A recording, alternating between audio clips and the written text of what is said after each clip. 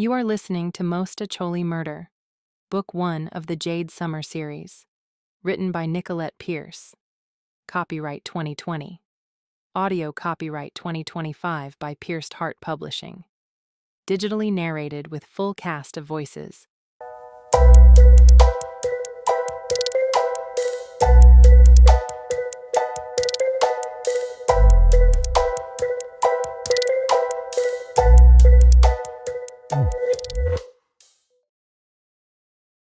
Chapter 1. I stared at the repulsively stained red polo shirt. The grease blotches that dotted the uniform were too numerous to count, especially while my brother, Ross, waved it in front of my face like a matador toying with his opponent. "It'll be fine," he said, still waving the offending shirt that reeked of BO and garlic. I refused to touch the uniform when he attempted to hand it to me. "I'm not wearing it." "Jade, please. You know I wouldn't ask you to do this if it wasn't an emergency." I scowled at the health hazard shirt, and then at Ross. "You run the restaurant. How is this the only uniform shirt you have left?" "We've had a lot of turnover. Employees don't always return their uniforms. But I have some on order. It'll be a few days at the most." When I still didn't take the shirt, he added, "Please, if not for me, then for Dad." My gaze swung from the shirt to him. "Don't bring Dad into it." "It's not like I gave him a heart attack to coerce you to come home. He gave a frustrated sigh. I have to cover for him while he's in the hospital. And Wayne, the delivery guy, hasn't shown up yet. Our rush is in less than an hour. I'm desperate." "If this is your only uniform shirt left, why didn't you wash it?" I asked. My desperation for not wearing it drove me to being difficult in an already difficult time. "Our line cook Lars quit at closing time last night. He said he couldn't take Aunt Dot anymore." Ross didn't have to explain further. Aunt Dot was a loving pain in the ass. Nothing was good enough for her. "All I'm asking is for you to do deliveries until Wayne shows up for his shift." A small part of me felt guilty. Ross had stayed in Chicago to help the family business. I had not. But when it came to my family, the old saying was true. Distance really did make the heart grow fonder, or maybe less annoyed, so I supposed one night of helping my brother wouldn't kill me. "You owe me," I said, snatching the disgusting shirt. "Give me one of your t-shirts, too. I know you keep spares here." "Why do you need a t-shirt?" "This polo is a health hazard. I'll wear your t-shirt as a protective barrier." Ross always kept extra clothes for himself in the restaurant office in case of spills and splatters, which happened often. As he dug through the cumbersome metal desk's bottom drawer that scraped like nails every time it was opened, I glanced around the cramped office, noticing not much had changed. Not even the dust bunnies that collected in the corners. I didn't mind the family restaurant too much. Piatto Perfetto was a slice of Italian heaven smack dab in Chicago's Chinatown. And our family's dirty little secret? Not one drop of Italian blood in any of us.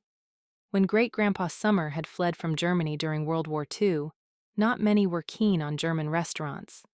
But Chicagoans love their Italian. Great-Grandpa used all of his money and opened Piatto Perfetto against the odds. I glanced at the old black and white photos that took up nearly every inch of the office walls. They were faded and cracked, but no one dared remove them. "Here." Ross said, straightening as he handed me a white t-shirt. "Dangerous color for this place," I said, taking it. "Everything I own has some kind of stain on it." I paused for a moment as I watched him organize papers on his desk. At 33, he looked older. Stressed. While he still had a mop of dark blonde hair that had enough gel in it to defy gravity with a swooping wave, his tired hazel eyes gave him away. "Are you happy?" I asked. He turned to eye me with suspicion. We hadn't talked much since I moved away a decade ago. My fault, I supposed. The years away had been strained, not because of bad blood or burnt bridges, just life. and me wanting a career that didn't involve the family secret marinara recipe. A family cardinal sin. I was the one who broke tradition. What do you mean? Am I happy? I gave a small shrug. You've always been a hard worker and seem to enjoy working for the family. I'm just wondering if it's too much. I'm fine. And if you get into uniform, I'll be finer. He paused, knowing his grammar would get him into trouble with Aunt Dot. You know what I mean. I smiled at him. I'll go change. Thank you. I gave a nod and was about to leave when it looked as though he wanted to say something else. I waited a moment in uncomfortable silence. He sighed as he rubbed the back of his neck. No, seriously, I mean it. I know you never wanted to work here after you left for college. And I know you're only home because Dad is in the hospital, but thank you. I gave another nod because I didn't trust my words, and I didn't want to knock myself off my temporary pedestal. Because the truth as to why I was home, Dad excluded, was not a noble reason. But there was no way I was going to share details of my situation with my brother. On my way to the minuscule employee bathroom, I heard the sounds of Aunt Dot bickering with someone in the kitchen. Her demanding tone swelled over clanks of pots and pans, and the soft melody of classic Italian music coming from the dining area. Songs like O Sole Mio, Volare, and Santa Lucia had been burned into my memory along with the scents that wafted from the kitchen day after day. Oregano and garlic were always the most potent fragrances. I ducked into the bathroom, grimacing at the old plumbing. Nothing in this restaurant was new. Not the plumbing. Not the red checkered tablecloths. And certainly not the menu. Heaven forbid they stray from 1950s Italian cuisine. Although my mom had tried in the past, it was futile to attempt to sway Aunt Dot from tradition. Quickly changing shirts, I avoided inhaling when I pulled over the uniform polo. Thankfully, my jeans were fine for the delivery staff's uniform. Wait staff and management had to wear black slacks. I glanced at myself in the cracked mirror and pulled my brown hair into a ponytail. I ignored the weariness that reflected in my brown eyes. A week ago, I was on top of the world. I felt like I could take on anything. Now, I looked defeated. I was not comfortable with the realization. After depositing my shirt into a dented locker, I headed to the kitchen to see if any orders were in. Aunt Dot spotted me right away, which didn't surprise me. It was impossible for her to miss anything with her bulbous round glasses that sat like binoculars on her nose. Her short, dark brown hair was now mostly gray, and was styled in a short bob as always. With her ultra-slender frame and colossal glasses, she reminded me of an aging mosquito. She had a verbal bite as well. You're back? She clipped as she inspected me from the other side of the stainless steel prep table. Hello, Aunt Dot, I said. It's nice to see you. How's Uncle Frank and Kobe? Useless as ever. She tisked. Grab an apron. I'm helping with delivery tonight. No orders yet. You can layer lasagna until then. Not wanting to argue with Aunt Dot, I grabbed an apron off the peg near the swinging door that led to the dining room. As I tied it around my waist, I walked to stand next to her.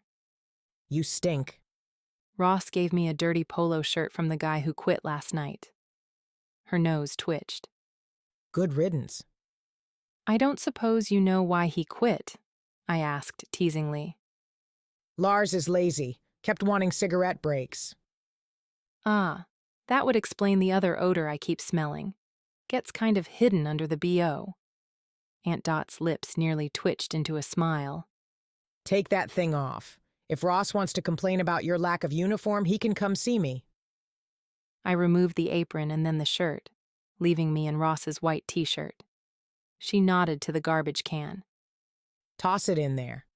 I obeyed her orders and gladly chucked the polo shirt onto vegetable peelings.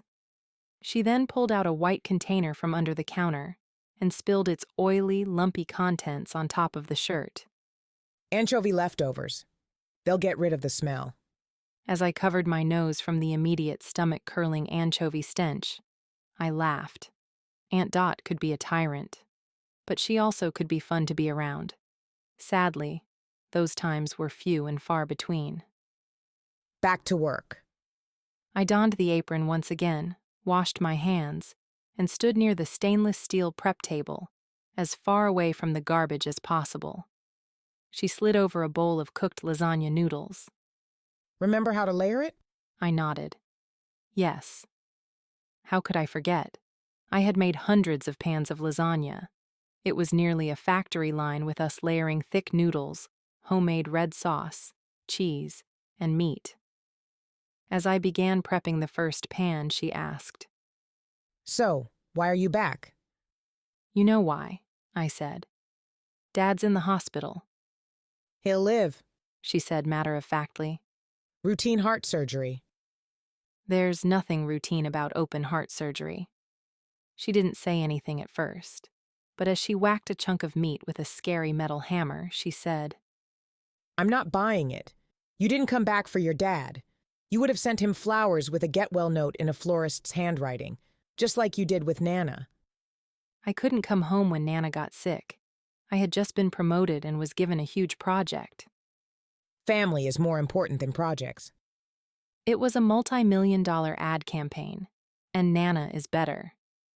Family is still more important. It's not like I never come home. I come once or twice a year depending on my schedule. She narrowed her eyes at me and then whacked the meat again. And so it continued. One more person telling me I had failed them. I guessed it shouldn't bother me so much. It wasn't like I was a horrible person. I didn't lie or cheat. I didn't steal or make people cry. I just had a dream to be the best in advertising. Was that so wrong? To Aunt Dot, yes. To the rest of my family, it was a tepid shrug. I'll make it up to Nana. I'm planning on staying a couple of weeks. Aunt Dot raised a brow but continued her assault on the meat, which was fine with me. I didn't want her to hound me with questions. The less she knew about my situation, the better. The less anyone knew, the better. Are you planning on helping out at the restaurant for the rest of your stay? I'll do what I can. She sniffed. I knew that sniff. She wasn't happy with my answer. I have to help out at home too, I said. You'll need Mom here to bake in the mornings. I'll have to take care of Dad then. She sniffed again. I willed my eyes not to roll. At 30 years old, I still felt like a child around her. The door swung open, and I nearly giggled with sheer happiness at seeing my cousin Kobe walk through. He'd messed up so many times in his lifetime that his mom's black mood naturally directed toward him and away from me. At 25, Kobe had a mass of brown hair that he liked to keep trimmed close on the sides and let go wild and tall on top. His hair reminded me of a field of untrimmed grass. "Hey, Kobe," I said. "You working today?" Every day. He said with a long-suffering sigh. Then get to it. Aunt Dot said. And keep an eye out for my favorite knife. I can't find it anywhere. I bet Lars stole it out of spite. Kobe shuffled over to the aprons in defeat. I felt bad for him. If anyone needed to escape the family business, it was Kobe. Under Aunt Dot's dominance, how could he even breathe? When Kobe was ready, he stood next to me and grabbed the bowl of sauce.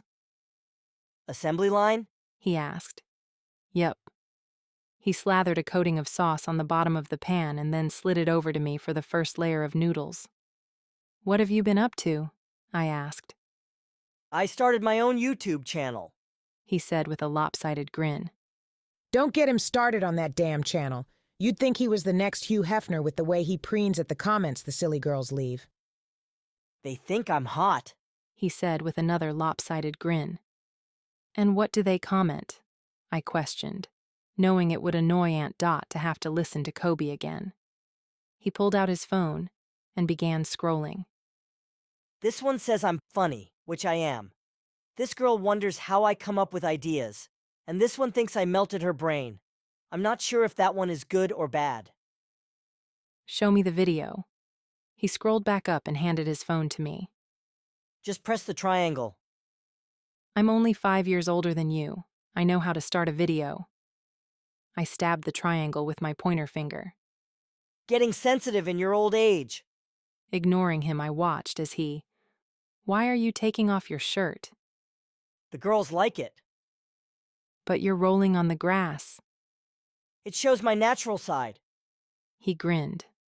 "What the hell am I watching?" I asked. Did you get to the part where I sing? Suddenly, an off-pitch crooning blasted through the phone speakers. "Is this supposed to be a music video?" I asked. No, a commercial. Just keep watching. I didn't see how this was a commercial. I worked in advertising, and nothing about this mess stated commercial. At the end of the flailing and noise, Kobe stood and said, If you thought that was good, go try Al's Hot Dog Shack. He took his phone back. What do you think? My brain melted, I said. Would you two get back to work? Aunt Dot scolded. How long are you staying? Kobe asked as he dumped a ladleful of marinara on the next pan.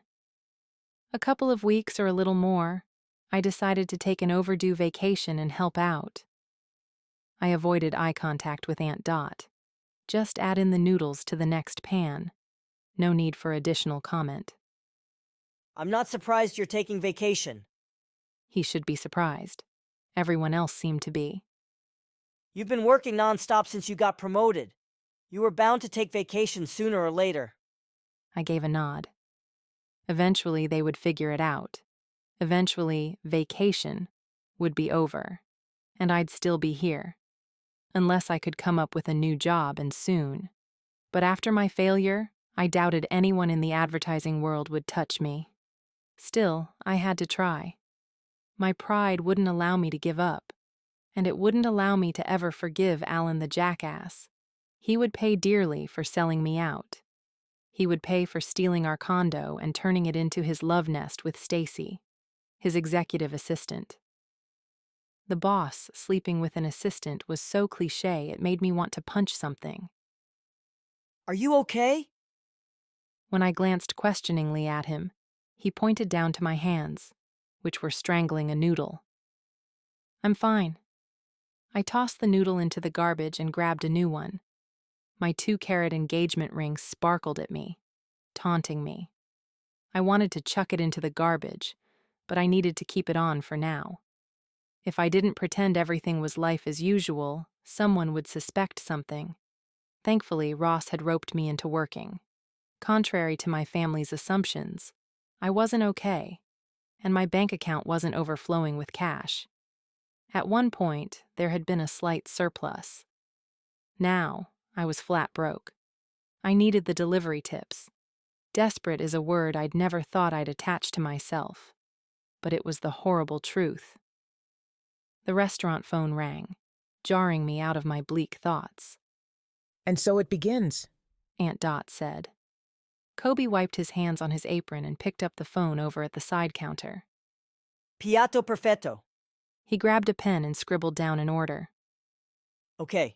Would you like garlic bread with that? Aunt Dot pointed to the keys on the hook by the phone. You better get ready. Wayne is a good-for-nothing oaf, but he normally fills up the gas tank for the next shift, so the scooter should be ready to go. Just double-check. Wayne might come in later, so you shouldn't have to work his whole shift. I gave a nod and took off the apron. Grabbing the keys off the hook, I headed to the employee room. Checking the delivery driver's locker, I found a helmet laying on top of a pile of dirty clothes. Grease marks dripped down the sides of the battered helmet. Disgusting. I'm not wearing this helmet, I yelled into the kitchen. Aunt Dot bustled into the employee room and peered into the locker. Throw it away along with the clothes under it. We aren't a laundry service. Won't Wayne get mad if we throw away his clothes? Aunt Dot shrugged. They're probably not even his. He never wore the helmet.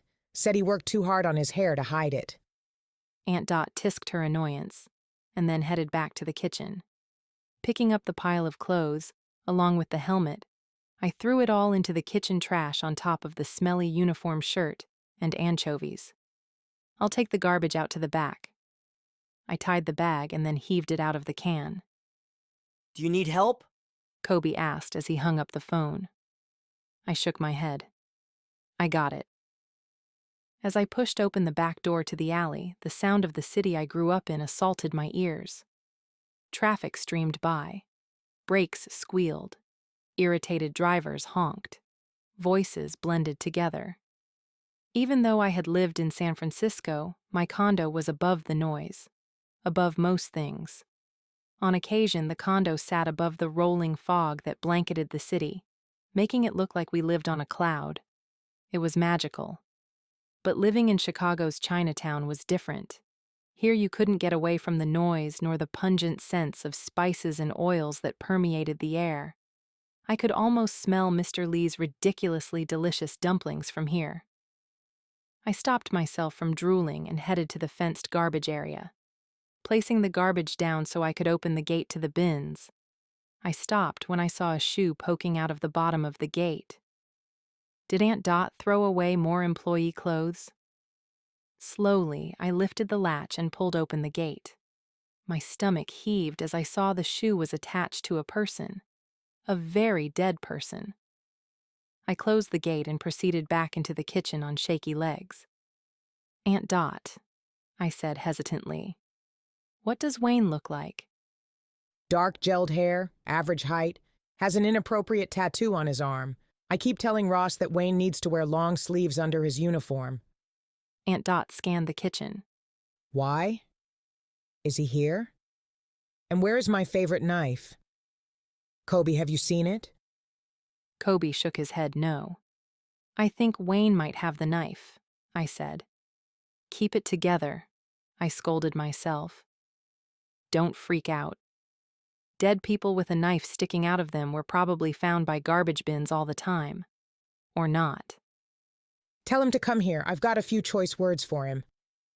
Aunt Dot, he's dead. What? Call the police, I said, trying to remain calm. Breathe in, breathe out. What do you mean he's dead? Ross chose that moment to walk into the kitchen. Who's dead? Wayne, I said. He's out back by the garbage. Ross rushed to the back door. The rest of us quickly followed behind. It's not that I wanted to see Wayne again, but my brain was having a hard time comprehending what I had seen. Ross opened the gate and swore. Oh dear, Aunt Dot said, shaking her head. Kobe wedged through us to see. That's disturbing. He's definitely dead. It was hard to refute his statement. With Wayne's glassy gaze rolled toward heaven and a knife stuck in his chest, he was a goner. how did this happen? That's my good knife. And why is there Mostaccioli all over him? Is that blood or marinara sauce? Since there's a knife stuck in him, I assume blood, I said. She gave a nod as if appeased it wasn't wasted marinara sauce, but eyed the knife as if she wanted to yank it out of him. Oh man, I should video this for my channel. Aunt Dot swatted Kobe. I'll call Logan. He'll know what to do. No! I practically shouted. I took a step back when everyone turned to stare at me. I just mean he's probably busy. It might be his day off. Just call 911. I'm calling Logan. He's a detective. I'd rather deal with him than someone I don't know. Besides, it's been 10 years since you've seen him. Get over it. We have bigger problems now. 10 years was not enough time. Fine, I said, knowing I wouldn't win this battle. I'd just make sure to have deliveries or some other reason not to see Logan. I glanced back at the body and shivered. I didn't know what was worse, seeing the dead body or hearing Logan's name again.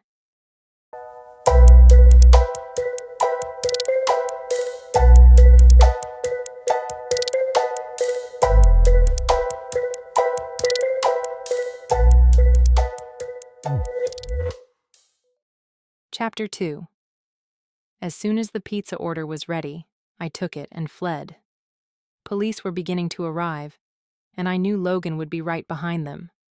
I wasn't so naive as to think the police wouldn't want to question me. However, I was hoping that Logan, once he knew I was home, would be kind and have another officer question me instead. He owed me that. After successfully navigating Chicago's streets on an ancient scooter that rattled when I accelerated, I grabbed the pizza out of the dented warming box, which was tied with frayed bungee cords to the back of the scooter. Confirming the address, I pressed the intercom for the apartment and waited. No one spoke to me, but the lock buzzed open. I pushed the door and walked through, finding apartment 2B on the second floor. The apartment door was slightly ajar, and I heard a light melody playing. Was I supposed to knock? Or was this an invitation to just walk in? I was not going to proceed without a verbal summons. Just as I was about to knock and announce myself, a woman's voice called from somewhere inside. Babe, I have the most amazing news. Pizza, I announced. There was a shuffling sound, and then a woman peeked through the opening. I mostly detected blonde hair, blue eyes, and pouty lips. The rest of her body was hidden behind the door. Who are you? I thought the fact that I was holding a pizza box made it pretty obvious. And since I had announced it was pizza, she should have had yet another clue. You ordered a pizza, right? I asked. Maybe Kobe wrote down the wrong address. I looked at the name on the order. Are you Summer? Yes, but where's Wayne? He's indisposed at the moment, I said. I didn't think it would be good business to tell customers he was murdered in the alley behind the restaurant with Aunt Dot's favorite knife.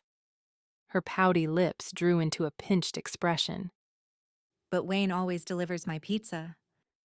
I'm sorry, he couldn't today. She rolled her eyes and opened the door wider, revealing she was wearing nothing more than a bra and underwear. I tried not to be shocked at the display, but the push-up bra made her ample chest jiggle over. She took the pizza out of my hands and swung the door closed. I knocked on the door. You owe me money. Tell Wayne to pay it since he stood me up. Stood her up? Was Wayne getting booty calls on company time? From her lack of outfit, I suspected he was. I had heard rumors in the past about other delivery drivers getting more than just a tip. However, I needed pizza money and a cash tip. I knocked harder. Please open the door, or I'll have to tell management you refuse to pay. Will it get Wayne fired? I paused. Yes. Good. With a sigh, I decided she obviously needed to hear the truth. He's dead. Dead? A moment later, the door cracked open again and she peered out. Wayne is dead? Yes. He won't be delivering any more pizza, and you still owe me. What do you mean he's dead? He was found unresponsive today. Tears sprung to her eyes and she opened the door wider. I'll give you back your pizza. I don't have the money.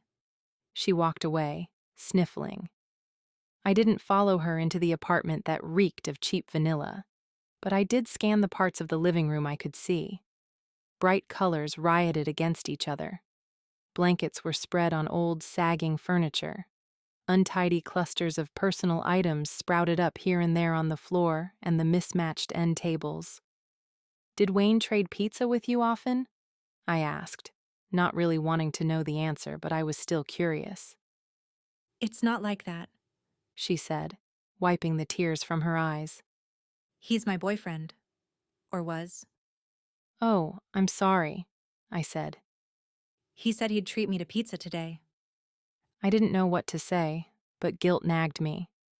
I had assumed she was just after a free meal. I'm sorry, I said again.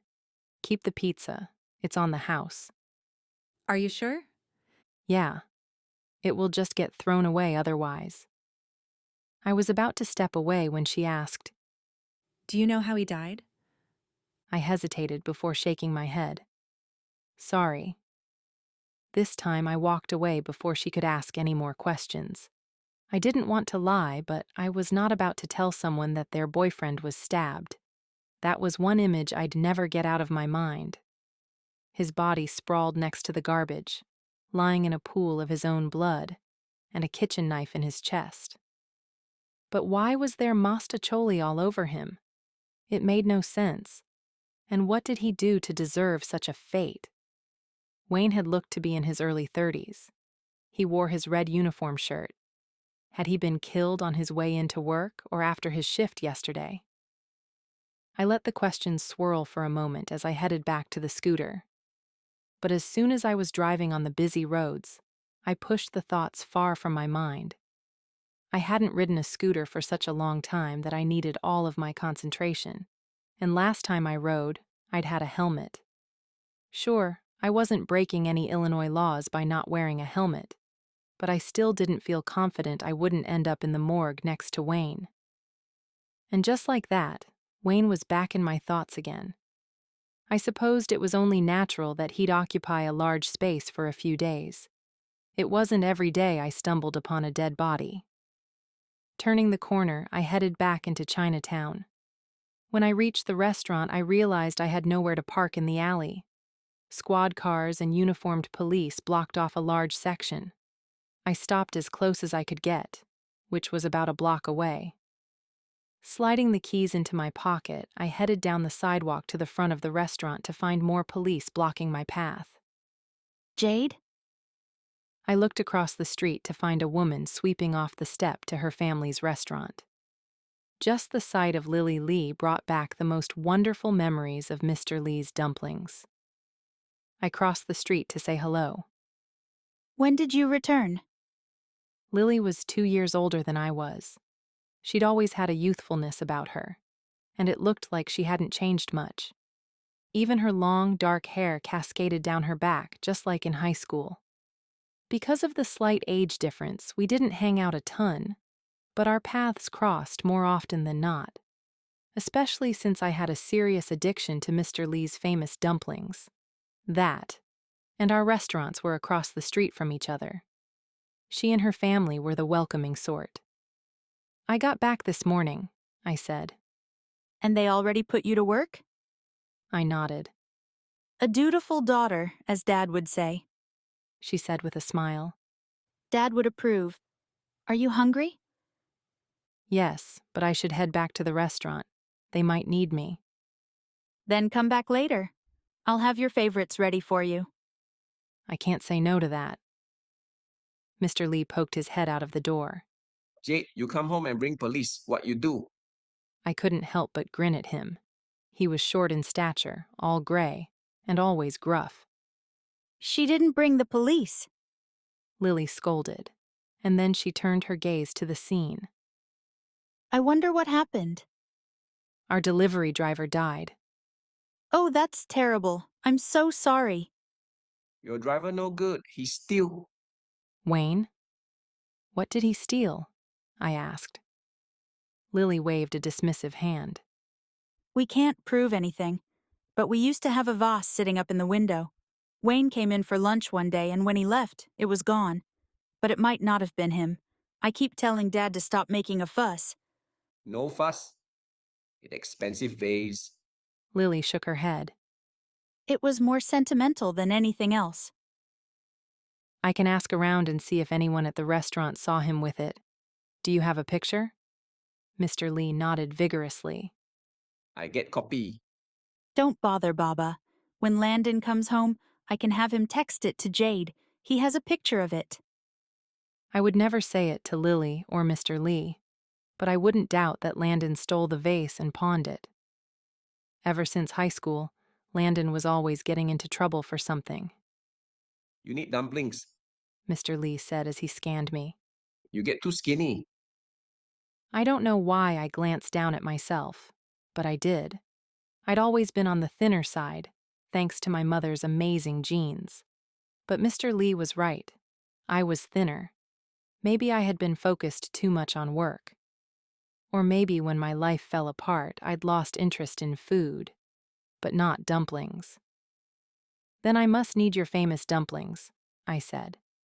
But I better go before Aunt Dot sends a search party after me.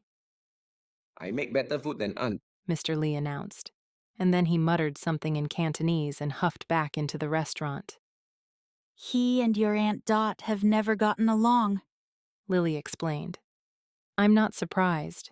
She doesn't get along with most people. I'll be back after my shift, or sooner if the police don't let me in, Probably sooner. she said, looking at the scene. With a small wave at Lily, I crossed the street and headed for the officer who was stationed near the door. Can I go inside? I asked as I neared him. I work here. What's your name? Jade Sommer, Wait here a moment. he said, and then he talked into his radio, relaying the information. He was then given instructions in staticky police talk to keep me where I was and that someone would be out to meet me. I stepped back and peered into the front window, but I couldn't make out anything through the red checkered curtain. Pulling my phone from my pocket, I texted Ross. What's going on? I'm stuck outside. After a minute, I heard someone say my name. No, not someone. I knew that voice. It might have grown deeper with age, but it still sent a heated shiver right to my core every time I heard it. The jerk, Logan. Instead of running like I wanted to, I glanced over at him as he closed the restaurant door and walked over to me. I couldn't get a good read from him. His brown eyes studied me as I studied him. Still athletically lean, he looked good in his button-down shirt that was tucked into black pants. His badge was clipped to his belt. Seriously, if there was any justice in the world, the jerk should look like an ogre for what he did to me. Even my ex-fiancé, who sabotaged my career, cheated on me and stole my condo, hurt me less than Logan. Double jerk. And yet, even as I hated him, I couldn't help but absorb him with my gaze. His dark hair was not overly styled, but groomed enough to let people know he gave a damn. And the stubble that ran along his jaw? Let's just say it made me hate him more. It's nice to see you. He said cautiously as he stopped near me. The feeling isn't mutual, but you already know that. Why is the restaurant closed off? His jaw tightened slightly before he said, It's an active investigation. Wayne was found outside, not inside. His gaze that always saw too much narrowed on me. Ross said you were the one who found him, right? Yeah, and don't bother trying to pin this on me. I never even met the guy. My flight landed this morning. I went to the hospital to see Dad, and then I came here, and Wayne was dead. He gave a slight nod. I didn't say you murdered the victim. I just have a few questions. I don't know anything, Jade, Mr. Lee yelled from his doorstep. you want platter to fatten you or just plate? My stomach rumbled, and I swear I nearly drooled. I was famished. Platter. Logan said. Mr. Lee hurried back inside. I glared at Logan. Don't answer for me. Your stomach growled so loudly the neighborhood could hear it. Scowling at him, I crossed my arms. Ask your questions so I can eat. He hesitated a moment, which wasn't like him. Go to Mr. Lee's. I'll be over in a few minutes. Be over? Be over where? He couldn't possibly mean to sit with me while I stuffed my face with dumplings. I'll be over to Mr. Lee's in a moment. Crap. He did mean it. No, let's just get this over with now. Or I'd end up with indigestion. Stubborn as always. But either you talk to me at Lee's, or I'll ask you to come down to the station for a formal interrogation. I knew he didn't mean it.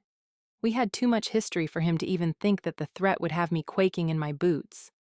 But the way he said it, I don't know. It felt like he was baiting me, like he wanted to get a reaction out of me. Fine, I said. Meet me at Lee's, but I'm not waiting around. He gave a nod and was about to leave when I stopped him.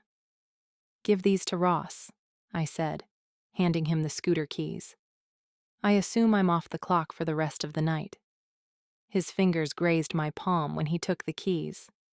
I'd like to say that after not seeing him for 10 years I'd be immune to his touch. But just like in the past, my body roared to life. I quickly dropped my hand to my side and turned to flee to Lee's. I should have never come home.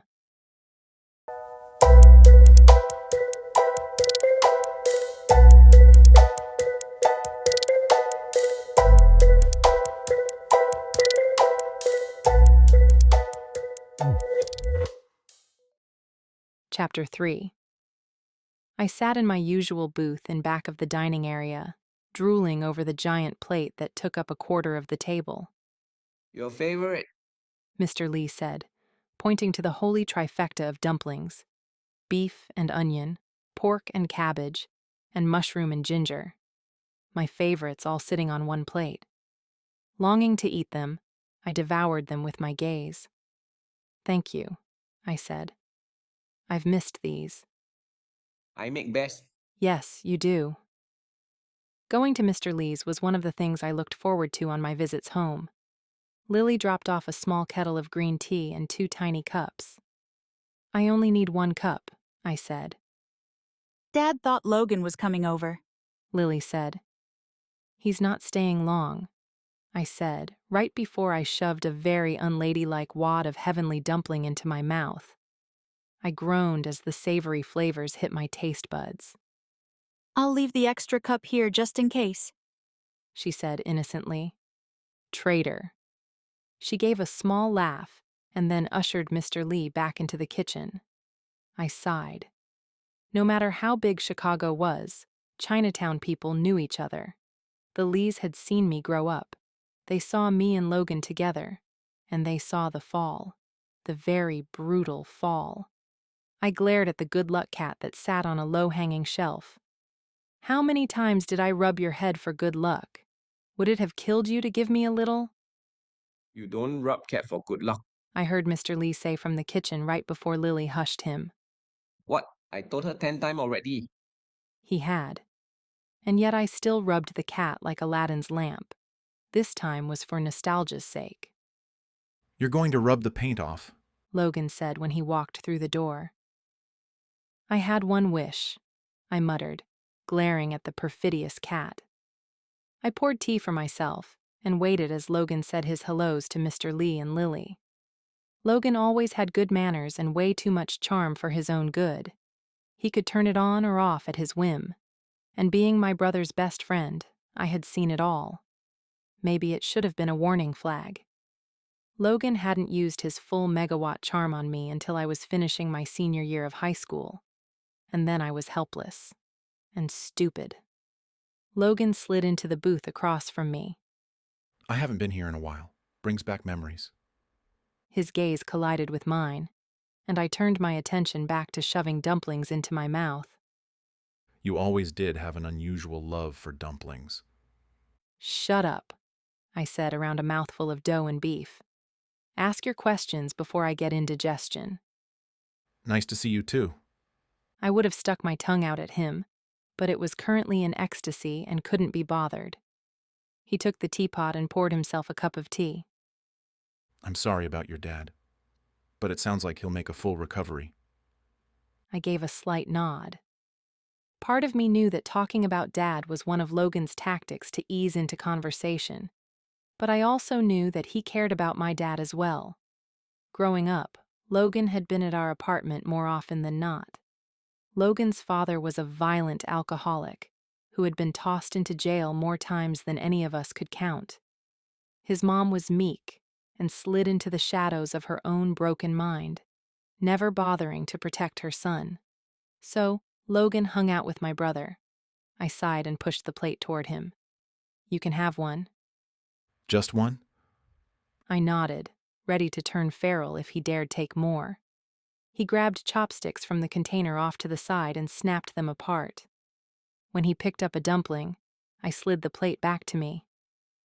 "I arrived this morning, dropped my suitcase off at home, then went to see Dad at the hospital. Ross texted and said he needed help. So, barely over an hour ago, I arrived at the restaurant." Front door or back door? "Back door."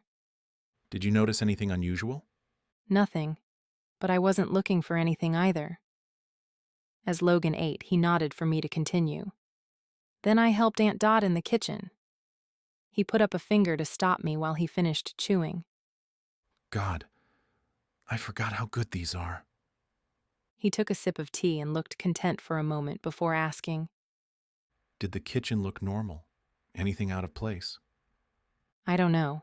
I haven't worked in the kitchen since high school, and Aunt Dot kept me busy with lasagna prep." Before I could stop him, he snatched another dumpling. "You're walking on thin ice," I warned. "I'm not above kicking an officer," Detective, he corrected with a grin that disarmed me for a second. if you're really that hungry, I'll buy more. So, you were working with Aunt Dot. And then what? There was a call for a delivery, so I went to get ready. How do you get ready? You know how. You were a driver for a while. Tell me anyway. I went to the locker to grab the helmet. It was disgusting, so Aunt Dot said to throw it away. And since she had already tossed anchovy leftovers into the garbage, I figured I would take out the trash. The smell was obnoxious. I opened the gate to the trash bins and found Wayne. Well, I didn't know it was Wayne, but the others confirmed it. Did Aunt Dot seem startled when she saw Wayne? Aunt Dot? I nearly snorted. I'm pretty sure she was more peeved that he had the indecency to die before his shift, especially with her favorite knife. The murder weapon was her knife. She seemed to think so. I fiddled with my chopsticks. Are we done? Can you think of anything else? No. Do you have my number? Why on earth would I have your number? He pulled out a business card. In case you see anything or think of anything. I'll tell Ross. He can relay the message. Jade, just take the card. He held it out to me. To encourage him to leave, I grabbed it and placed it next to me on the table. His gaze drifted to the engagement ring on my finger. When he looked at me again, he said, Take care, Jade. I didn't return the sentiment, but he already knew I wouldn't when he stood from the table. As soon as he left, Lily sat in his place. How did it go? Don't pretend you didn't hear everything, I said, looking down at my dumplings in dismay. My stomach felt like I had eaten an anvil. How is it possible he can ruin dumplings too? Maybe because you still care. I don't care. Says the person who lost their appetite. She leaned back. I know we weren't that close growing up, but any idiot could see you two were completely, disgustingly in love with each other. That doesn't just go away. I had thoughts of flinging my chopsticks at her, but I refrained. The last thing I needed was a lifetime ban from one of my happy places. It does go away, just like you are going to go away. I hear your dad calling you. She narrowed her gaze. Don't turn into one of those bitter people, Jade. I'm not bitter. I'm just tired. Then take a nap. It's not that easy. It really is. Have you always been this forward? I tried to think back, but we didn't talk much as kids. She was always busy helping her family, and when she wasn't, she had her nose in a book. She had always seemed the shy type. I'm taking an assertiveness course. I think you are getting your money's worth. She grinned, making her dark eyes shimmer. With her slim frame, pretty eyes, and genuine smile, she was very beautiful. If you're so smart about love, why don't I see a ring on your finger? I asked. She tisked. Because I'm smart, but you already fell into the love trap, so you might as well find a rope and let Logan pull you out. He's married. No, he's not. I stilled. He didn't marry her? If by her you mean Mindy, then no. They weren't even really together. I mean, he proposed because he felt obligated to, but that ended as quickly as it started. Didn't Ross tell you? We've always had a strict don't talk about Logan rule, which I am extending to you. She waved a dismissive hand. Listen, I have my own theory. Please don't tell me. She leaned in closer. I think Logan was framed, and he had to do the right thing and say he was going to marry Mindy. If it was the right thing to do, then why didn't he marry her? Lily shrugged. Only Logan can answer that. But I never liked Mindy, so I can't fault Logan for not going through with it. I can fault Logan. He was my boyfriend, and I found him in bed with my best. No, my ex-best friend. From what I heard, the party you guys were at got way out of hand.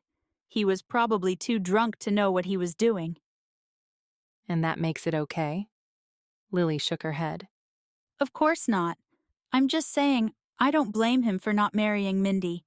Yes, he was stupid and careless, but that doesn't mean people have to get married. He got Mindy pregnant. I guess I'm just saying that forgiveness heals. Don't you think it's time to heal? Give me the number to your assertiveness instructor. I have a few words to tell them. Lily nudged Logan's card closer to me. At least take his card. No matter the past, it's scary to think someone from the restaurant was murdered. You might need him. I stared at the card. If you don't take it, I'll tell my dad you are banned from dumplings. Lily threatened.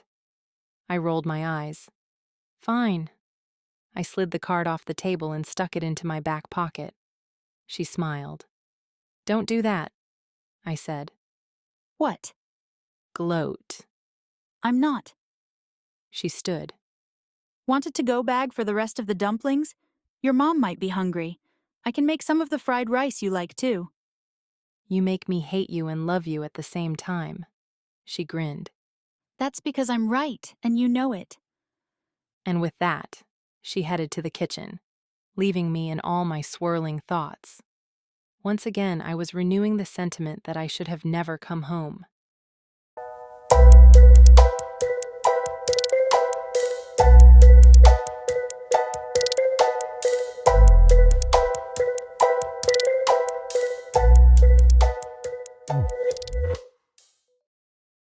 Chapter 4. I was just about to put the leftovers into the refrigerator and head to the hospital when Mom arrived home.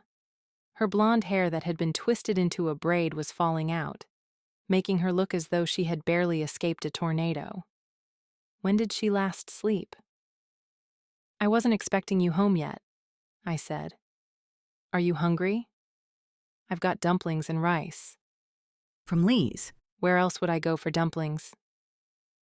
A faint smile appeared, slightly lightening the heaviness of her expression. Yes, I'll take some. I grabbed a plate and a fork and brought everything to the table. How's Dad? He's fine. Well, as fine as he can be. She sat down and folded her arms along the table, content to have me wait on her. After being in the restaurant business since she married Dad at the ripe age of 20, she deserved for someone else to wait on her for a change. They have him so drugged he doesn't even know who's in the room with him. He was having a conversation with the heart monitor. Thought it was Uncle Frank. That might be something I'd want to witness and record. She gave a dismissive wave. I figured he was in good hands, and I'm exhausted. When he gets home, I'll need energy to take care of him. I'm here too. About that, She hesitated. Is there something wrong? have you seen your room? No. Why? You might not want to stay here. You're, of course, more than welcome. But you might be more comfortable at a hotel or with Aunt Dot and Uncle Frank. Go look and see for yourself. I left the food with Mom and walked down the small hallway to my bedroom. The entire apartment wasn't very large. Living above the restaurant made commutes a snap, but it didn't allow for much space. At least, growing up, I'd had a room. Poor Ross had slept in the living room closet. His choice. As a child, he had abandoned our shared room, stating I kept him up with my snoring. He slept in the walk-in closet until he moved out when he was 18. Then he shared an apartment with Logan for a while. Shaking off my thoughts, I opened the door to my old room to find it filled. Along one wall was a desk topped with a sewing machine. A treadmill covered with bolts of fabric was stationed along another wall. Stacked boxes filled in the remaining space. No bed. No spot on the floor to put an air mattress. My safety net was withering. Still, there was the couch. I'd make do. When I returned to the kitchen and sat at the square table, Mom eyed me. Sorry, I kept my sewing in my bedroom for a while, but it was taking over. And Dad wanted a treadmill, but you can see how often that gets used. It's okay. I can sleep on the couch. I'm glad you're using the room. She smiled and patted my hand. Thank you. I didn't want you to think you aren't welcome here. And there's always Aunt Dot's place if you change your mind. When I cringed, she laughed. I thought you'd still be working. Was it a slow day at the restaurant? Or did Wayne finally show up? No one told you? Told me what? Wayne is dead. Didn't you see the police tape in the garbage area? Oh, She said, bringing a hand to her heart. I was so wrapped up in my thoughts I didn't even notice. That's horrible. Wayne was so young. Was it an accident? No, I can honestly say I doubt this was an accident. I found him with a knife in his chest. Her eyes widened. He was murdered? Logan is investigating it, but I don't see how it couldn't be murder. She shook her head. Poor Wayne. Oh, and his wife and kids. They must be devastated. Wife and kids?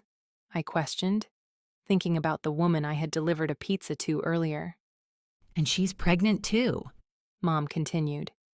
I know Wayne needed this job to make ends meet. How is she going to survive with a fourth kid to raise? I had snuck a peek at Summer's place. Nothing about it said kids lived there. And unless she was in her first trimester, I doubted she was pregnant, which meant yet another cheater. I'd say Wayne got what he deserved, but murder is a bit harsh. Mom stood with a flash of energy she had been devoid of moments ago. We'll have to figure out a plan for Jalen and the kids. We have plenty of food they can have. We'll start up a collection, put a donation box in the restaurant. Mom, I said, gaining her attention from saving the destitute family. It's getting late, and you looked like you were about to pass out a minute ago. Eat dinner, go to bed, and I'll help however you want tomorrow. But if she's hearing the news about her husband tonight, I doubt she'd want a flock of well-wishers beating down her door. Mom sat back down. I suppose you're right. We can enlist Aunt Dot's help tomorrow, too. I groaned. I know we're family, but how can you deal with Aunt Dot every day? She means well, and her food is excellent. Without her, I'm sure we'd have to shut down the restaurant. Plus, she's not that bad. She's just frustrated with Frank. She's been frustrated with him since I can remember. Why not divorce him? Mom shrugged. I have no idea, but she must have her reasons. Anyway, she has a good heart underneath all the bluster. I supposed Mom had a point. Aunt Dot did seem to care. She was just very bossy about it. Mom and I spoke a little longer as she ate dinner, but after a few bites, her eyelids began to droop. Go to bed, I said. Yeah, I suppose I should. I'll get you sheets and blankets for the couch. I know where everything is. I can do it. She stood with a yawn and then patted my head. You're a good girl. Thanks, I said, even though I was cringing inside. When she shuffled off to bed, I put the food away and placed the plate and fork in the dishwasher. I then dug my laptop out of my carry-on bag and sat on the couch. First order of business was to find a job, and fast. I opened my search globally and filtered for anything in the advertising world. Many jobs were listed, but they were for entry-level positions. I was not going to start from the bottom again. I had wasted too many years pandering to some buffoon stuffed in a suit. After several minutes of searching, I finally found 2 openings. One was a lateral move, and one would be a step up.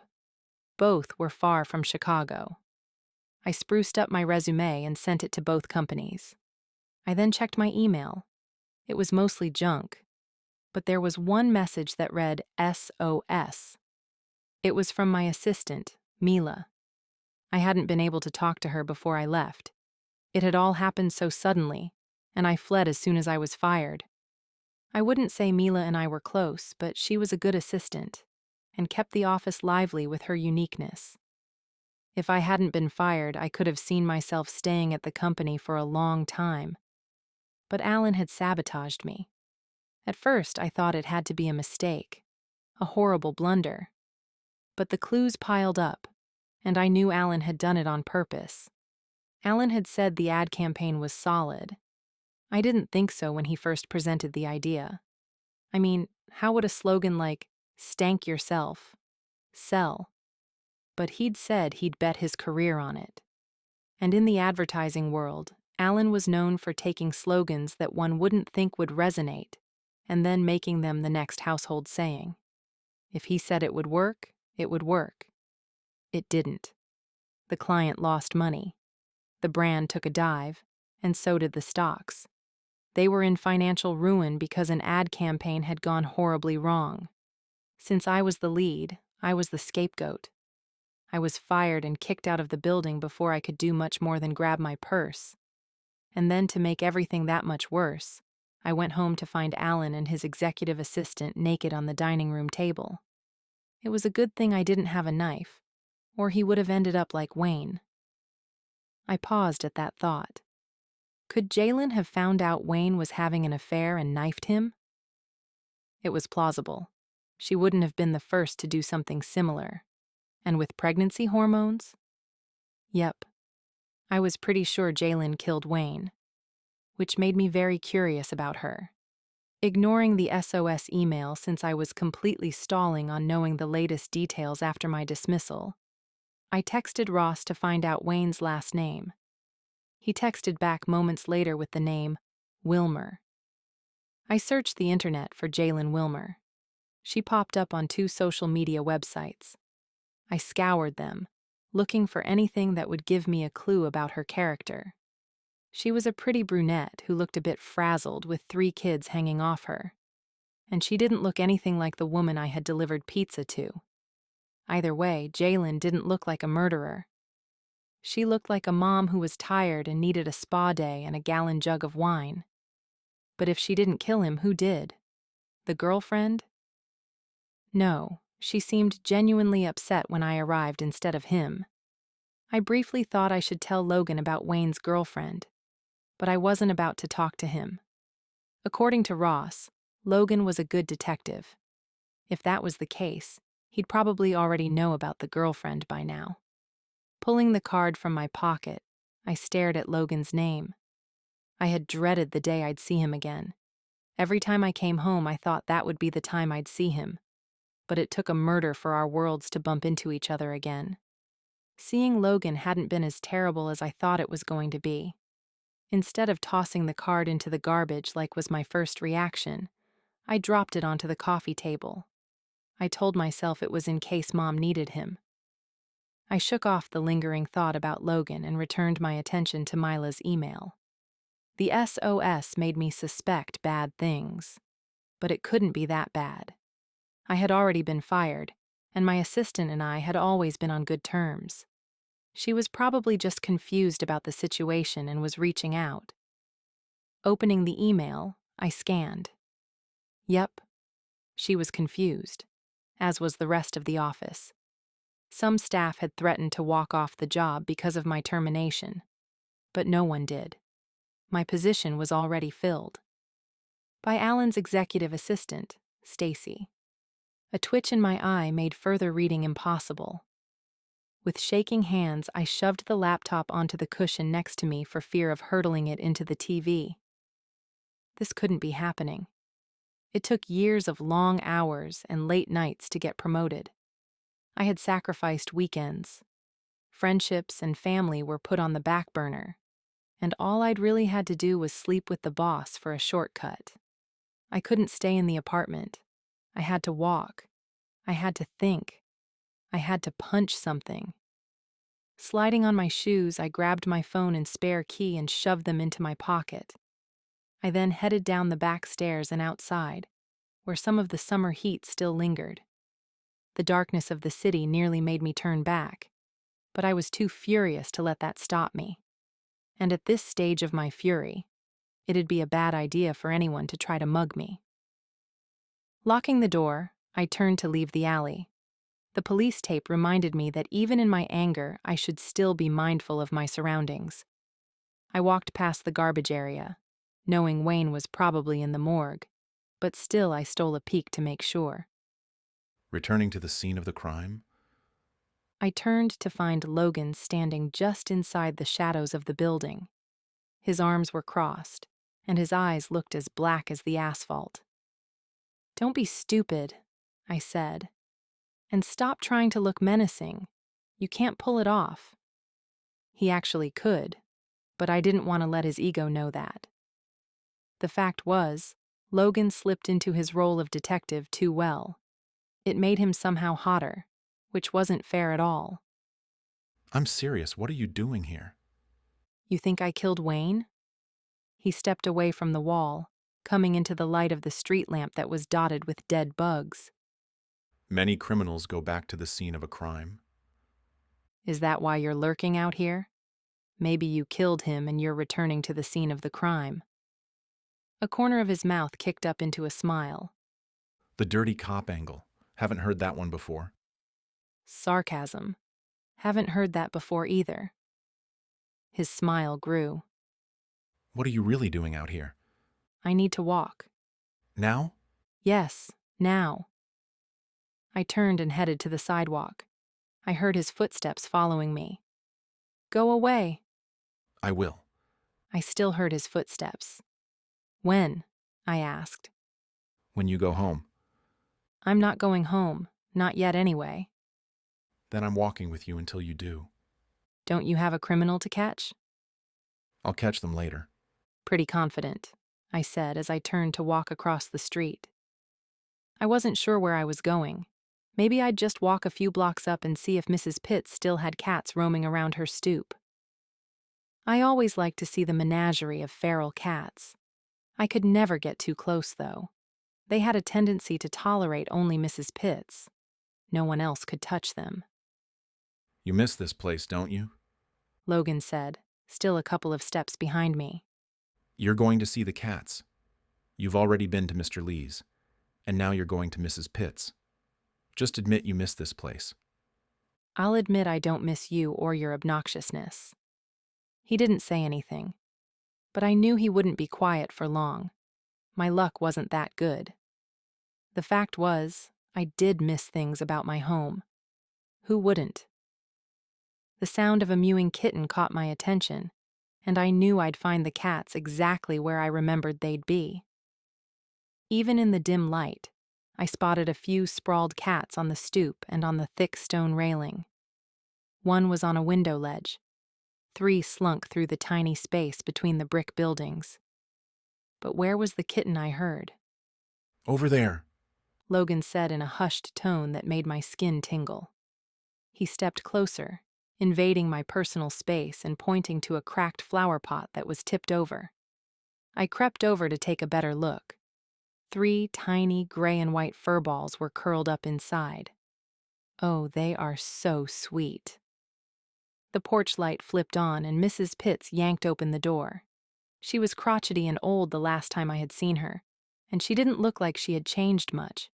Just a different floral housecoat. Leave the cats alone, or I'll call the cops. I glanced back at Logan. Want to tell her, or shall I? Neither. He said, taking my hand, which I resisted. But his steely grip made it impossible. I thought he was going to usher me back home and tell me to stay, like some misbehaving dog. But he surprised me by changing course and heading to the park. He let go as soon as we were out of Mrs. Pitts's range. You didn't have to strangle my hand, I said, shaking it to bring back the blood supply. Mrs. Pitts causes daily headaches at the station. I'd have to bring dessert to the station for a month if anyone found out I was the one who made her call the police yet again. I'd give him that. Mrs. Pitts's favorite phrase was, "I'll call the cops." We walked across the train tracks and into the park, following the path along it until we reached the river. It was a path we used to walk when we were together. Now it just felt foreign, cold. Logan must have had the same thought since he said, We should head back. I glanced down at the river. The water was black in the night. Only some shimmering ripples from the moon glinted. Yeah, I said. It was probably better. I was getting tired. And the sting of the email wasn't as sharp as it had been, though it still hurt. I should have known Alan would pull something like that. If I had been watching the drama unfold on TV, the reveal wouldn't have shocked me at all. Of course, the flirty assistant was going to sleep her way into my position. I was an idiot not to see it ahead of time. I led the way back home with Logan one step behind me. I wasn't sure why he didn't try to walk next to me, but I was thankful for the space. "Do people shock you?" I asked Logan. What do you mean? I shrugged. "You're a detective. I'm sure you've seen a ton of horrible and foolish things. Do people shock you anymore?" Not often. I wondered what his daily life must be like, but then I remembered he was Logan and I didn't care. We walked the rest of the way in silence, which didn't help stop my swirling thoughts about Alan and his assistant, and Logan in the past. Was I doomed to make horrible choices in partners? Did I look for the wrong men on purpose? I had heard about people who make bad choices subconsciously. Was I one of those people? We reached the back alleyway, and I headed to the door, trying to ignore the garbage area. However, it was like not wanting to look at roadkill, and then at the last second looking at it. I looked, but there was nothing to see except for police tape. Unlocking the door, I glanced back at Logan. "You going home or lurking?" Are you asking because you want to revisit the crime scene when I'm gone? Or because you care? Neither. I just don't like people lurking under my window when I'm trying to sleep. Your window faces the road. Not anymore. It's been taken over by a sewing machine and a treadmill. I'm couching it. Then I promise not to lurk. Just as I was about to step inside, he said, It was nice seeing you again. I glanced back. You know I'll never return that sentiment. I know. But if this is the last time I see you, I just didn't want to leave it the same way we did last time. You mean when you were in bed with Mindy? His eyes narrowed for a moment, but then he gave a nod. I walked through the door and then locked it behind me. It took me several seconds for my heart rate to return to normal. Why did he have to sound as if he cared? Did I care? No, I wasn't going down that road. Yes, there were obviously some lingering emotions, but I had a career to get back on track. I walked up the stairs and plopped onto the couch. Logan's card stared at me from the coffee table. With a sigh, I picked it up and read his number. I entered it into my phone to text him. Wayne was cheating on his wife. I delivered pizza to her. Her name is Summer. You can get the order information from Ross tomorrow. I figured since he hadn't been a total jerk today, I'd extend a courtesy. While I was a long way from forgiving him, I also felt it would be petty to withhold information related to a murder just because I didn't like the detective. After stowing the laptop into my bag, I got ready for bed and spread sheets and blankets onto the couch. Glancing at my phone, I saw that he hadn't texted back. That was fine. I didn't expect him to. But a thank you would have been polite. Hesitantly, I walked to the window and peered down at the alley. I couldn't see if he was down there, but a text message vibrated my phone. I glanced at it. Go to sleep. Stop lurking. Night, Jade. I returned to the couch and crawled between the covers, sighing with relief as the fatigue of the day eased away.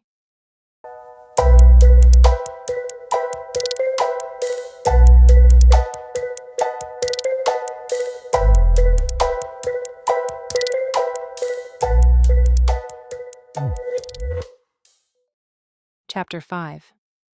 The next morning, I visited Dad while Mom baked for the restaurant. As far as everyone knew, the restaurant would reopen without police interference. Aunt Dot was nearly ecstatic with the news. As I navigated the hospital hallways to find Dad's room, my thoughts strayed to Logan. Would he question Summer today? He never did acknowledge my text. I inwardly groaned at myself. After only one day of seeing Logan, I was back to thinking about him. Not that he had ever strayed too far from my mind, but I had hated him then. Now, I just disliked him, and that alarmed me. Finding Dad's room, I knocked on the open door to gain his attention. He glanced over and smiled. Hello there, imp. I returned his smile. If he was calling me imp, then he was on the mend.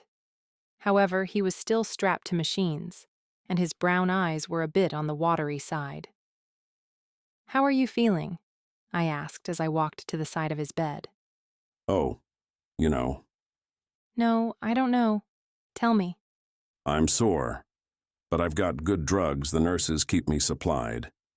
His gray-streaked blonde hair was standing up at awkward angles. I searched for his brush. Tell me how you're doing. I only saw you for a moment yesterday. "You saw me for longer than that. Those drugs made you forget." Well, how long are you back in town? "A couple of weeks." Did Mom twist your arm to stay? I know you don't like to leave work for too long. I can honestly say I didn't feel any arm twisting. Then why? "Can't I visit my family?" You mean your invalid father? I found his brush and brought it to him, but he was such a tangle of tubes, I decided it was best if I brushed his hair. "You're not an invalid. You're brushing my hair like I'm one. Would you rather have messy hair?" No. He didn't say anything for a moment, but then finally said, It'll be nice to have you home. I should be out of here in a few days. "I've picked up shifts at the restaurant so you don't have to worry about anything." Are we down a person? Or did Kobe make the ad we were talking about a few days ago and we have more customers? I rolled my eyes since he couldn't see me. "I guarantee it will never be because of an ad made by Kobe, but Aunt Dot ran off your line cook, Lars. And Wayne died." Wayne died? He seemed surprised, so either no one had told him or the drugs had made him forget. I finished flattening Dad's wayward tufts, and then sat on a chair next to him. "I'll cover his shifts until Ross can hire more people." How did he die? I filled Dad in on what I knew of Wayne's death. When I finished, Dad shook his head. What a senseless waste of life. I nodded. I bet your mom is trying to cook up a basket of food for Wayne's widow.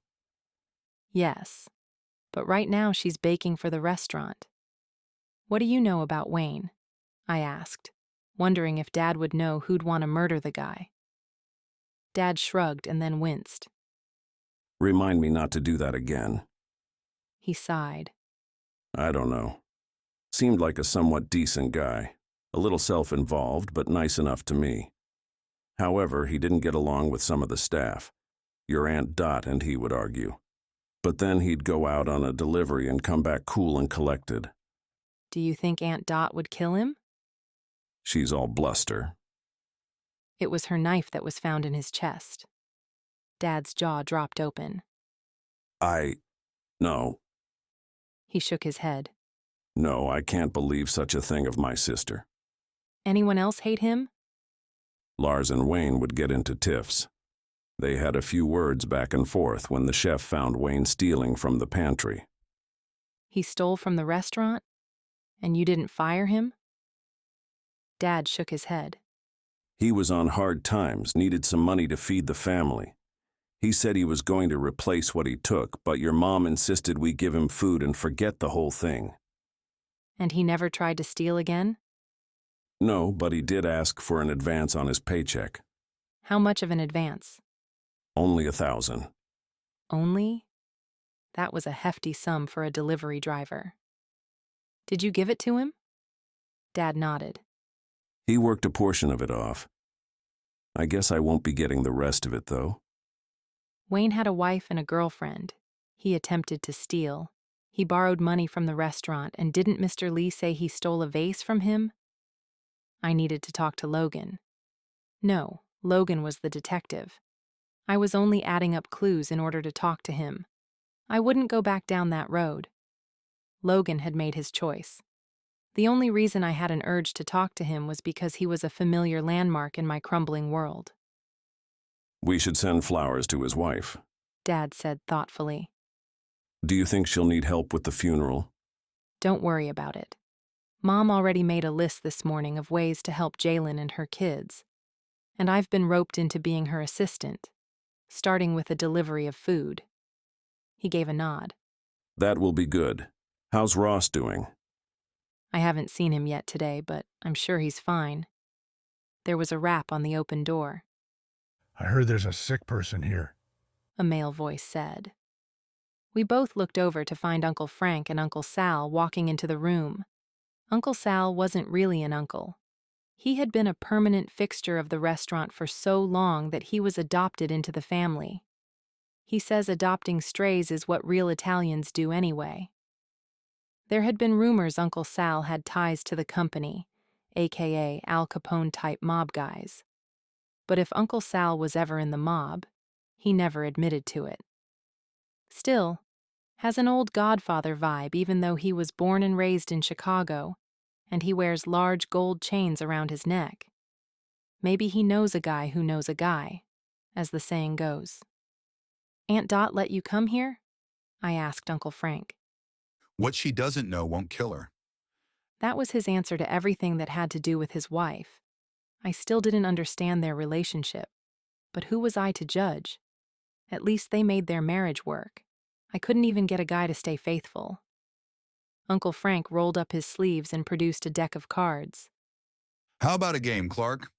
I'm up for the challenge, Dad said, scooching up in bed. You'll have to help with the cards, I said. I was counting on it. Uncle Frank said. Easier to cheat that way. Uncle Frank moved past me and commandeered a metal tray table on wheels. Uncle Sal took a seat and then grinned at me. Been too long since I've seen you last. You look good, kid. Thanks, Uncle Sal. I'll leave you guys to have fun. But not too much fun. Dad still needs to rest. They waved me out, and Uncle Frank proceeded to shuffle the cards. I took the cue and escaped. I knew what I would find when I arrived at the restaurant. Lists, chaos, and food. Lots of food. When Mom went into crisis mode, everyone was involved and the pantries were ravaged.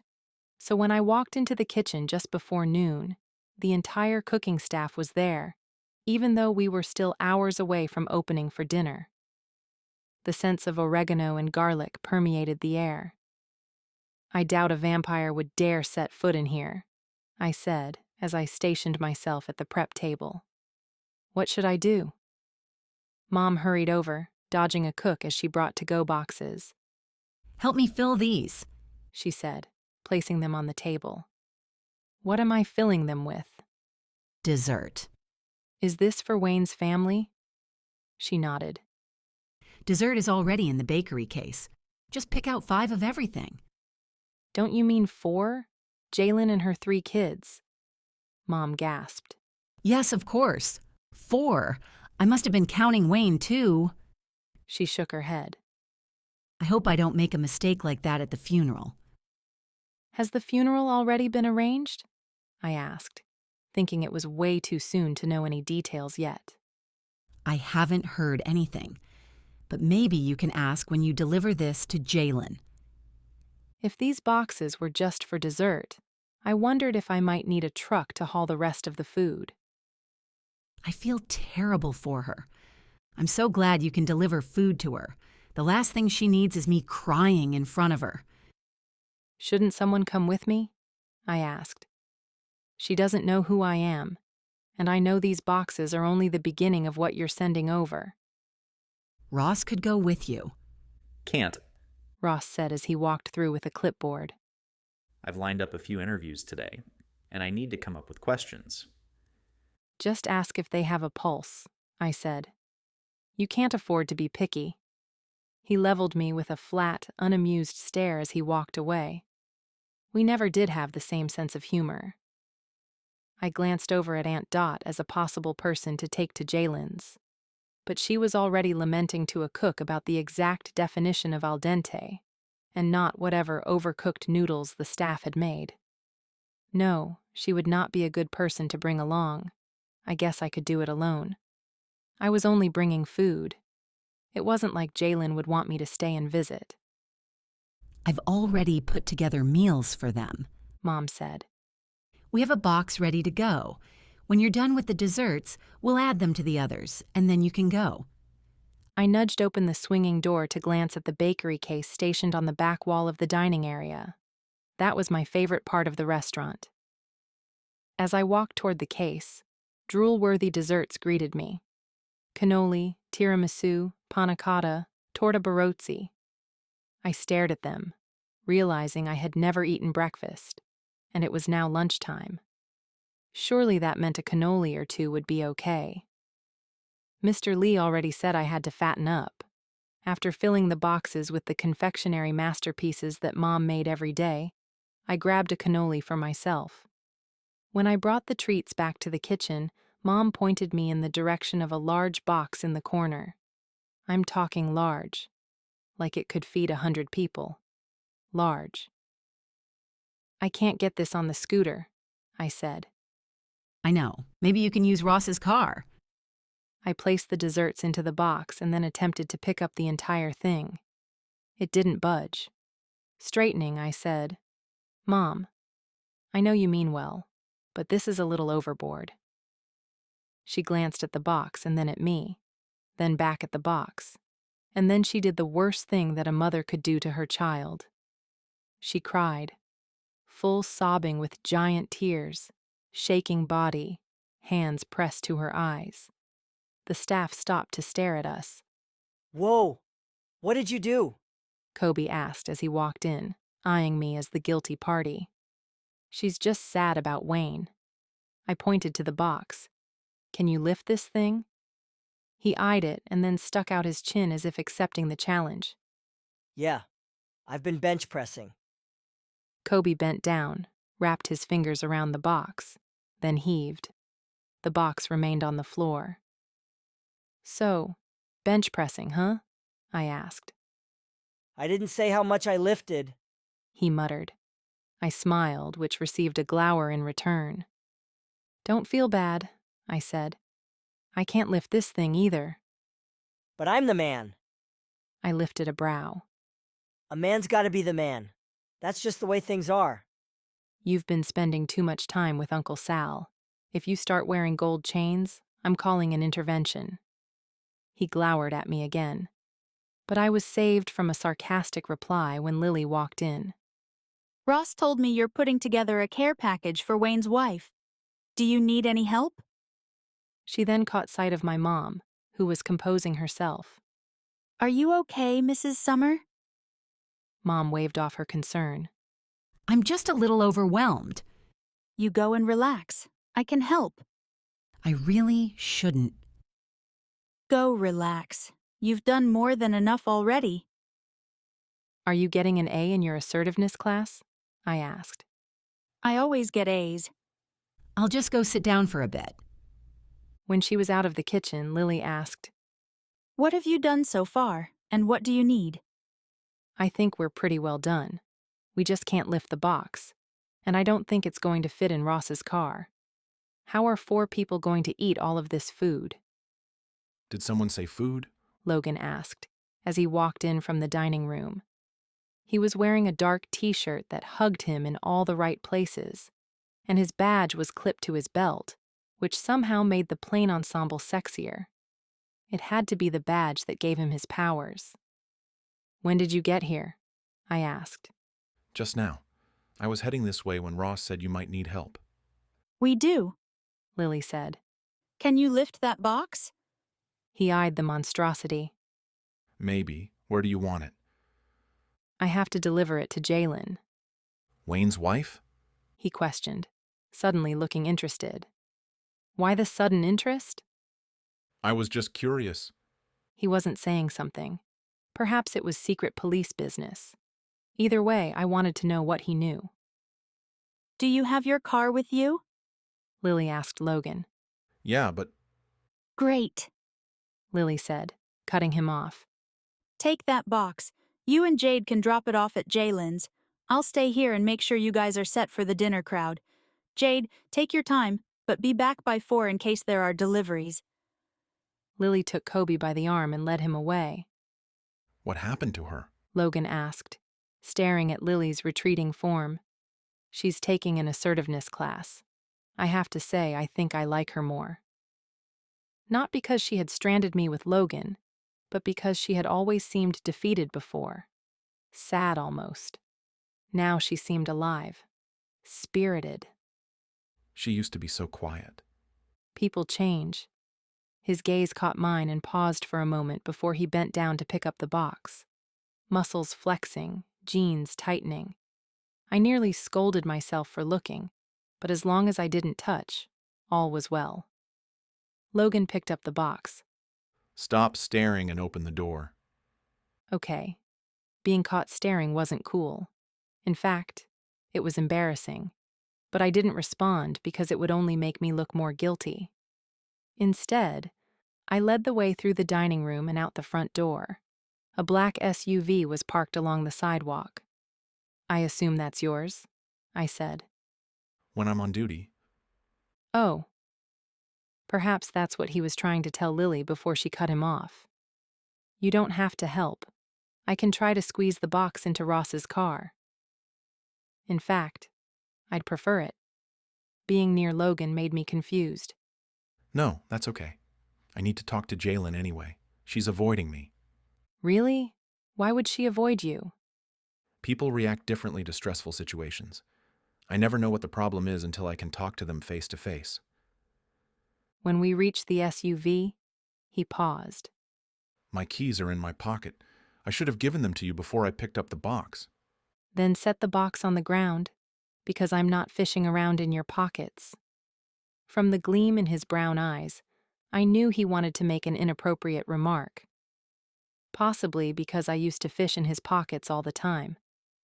But he knew better than to voice his thoughts. Instead, he set the box down near the trunk and withdrew his keys. Hop in front, he said, unlocking the doors.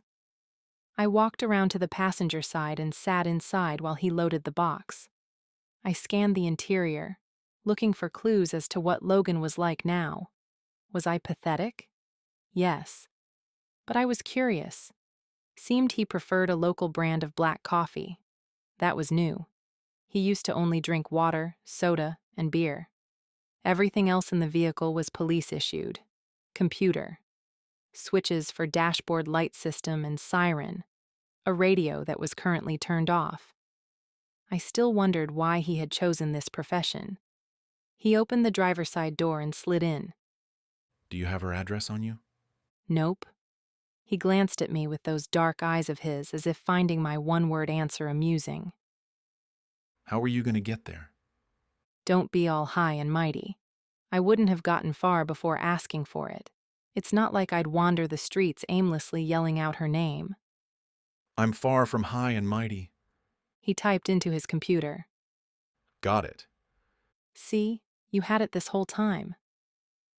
The ride to Jalen's was quiet. A few words about the weather, some thoughts on the new mayor.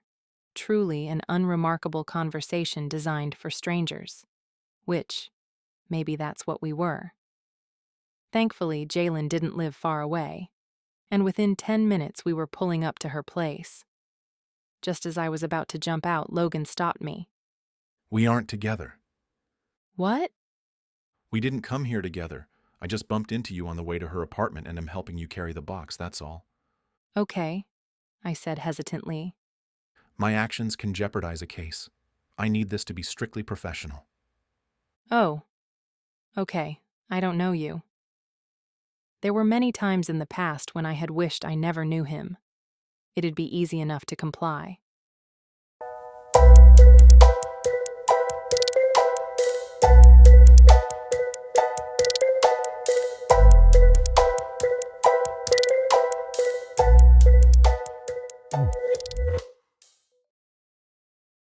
Chapter 6. Logan retrieved the box from the trunk while I walked to the door and scanned the names. I pushed the buzzer for apartment 32, just as Logan stepped near me with the box. Hello? A female voice said over the intercom. Hi, Jalen. I'm Jade from Piatto Perfetto. We have a box of food we'd like to give you. There was a pause before she said, I'm not a charity. I didn't mean it like that. It's just comfort food. We thought it might help. I don't need help. There was a clicking sound and the intercom went silent. I pressed her button again. Go away or I'll call the cops. Why did everyone want to call the cops on me? I glanced at Logan, who shook his head. She doesn't want the food. Let's bring it back to the restaurant. No, Mom will end up crying again. I pressed the button again. I'm calling the cops. I'm leaving a box on the steps. If you want it, take it. If not, just leave it for someone else. But there are really good cannoli in there. Logan hesitated, but he placed the box down and we both walked back to his vehicle. It's an unmarked box. Someone is going to call the station thinking it's a bomb. We'll just wait in the car for a bit, I said. If she doesn't take it in 10 minutes, we'll bring it back. 5. He countered. As we sat in the SUV, we both stared out the window. A few people passed by and eyed the box curiously, but then continued past it. Silence ballooned between us, making an already uneasy situation that much more tense. So? He finally said. Heard you're doing well in San Francisco. How's the job? I really didn't want to talk about my horrible life, but I didn't like the silence either. It's fine, I muttered. But I'm looking for a new job. He gave a nod. And you're engaged. Congratulations. I eyed him to see if he was seriously congratulating me. He didn't return my gaze, and all I could see was his profile, which only told me that his jawline had changed slightly from his younger self. It was sharper, more stubbly, too. Who told you I'm engaged? I overheard your mom and Aunt Dot talking when I was over at the restaurant about a month ago, and I saw your ring yesterday. I didn't want his pity, so I didn't correct him. How's your dad? Fine. He's playing cards with Uncle Frank and Uncle Sal. I needed to turn the conversation around. Logan was trying to be polite, but he was hitting on subjects I didn't want to talk about. How's your mom? His jaw muscle twitched. I silently cursed. While he hadn't known he was stepping on a painful subject, I knew I had just tromped on a sore spot. Sorry, I said. I didn't mean...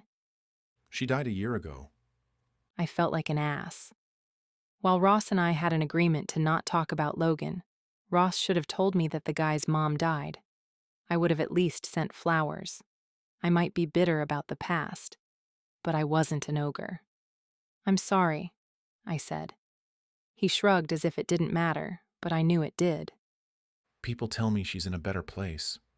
I didn't want to pry further, but the question was there, pressing me to ask.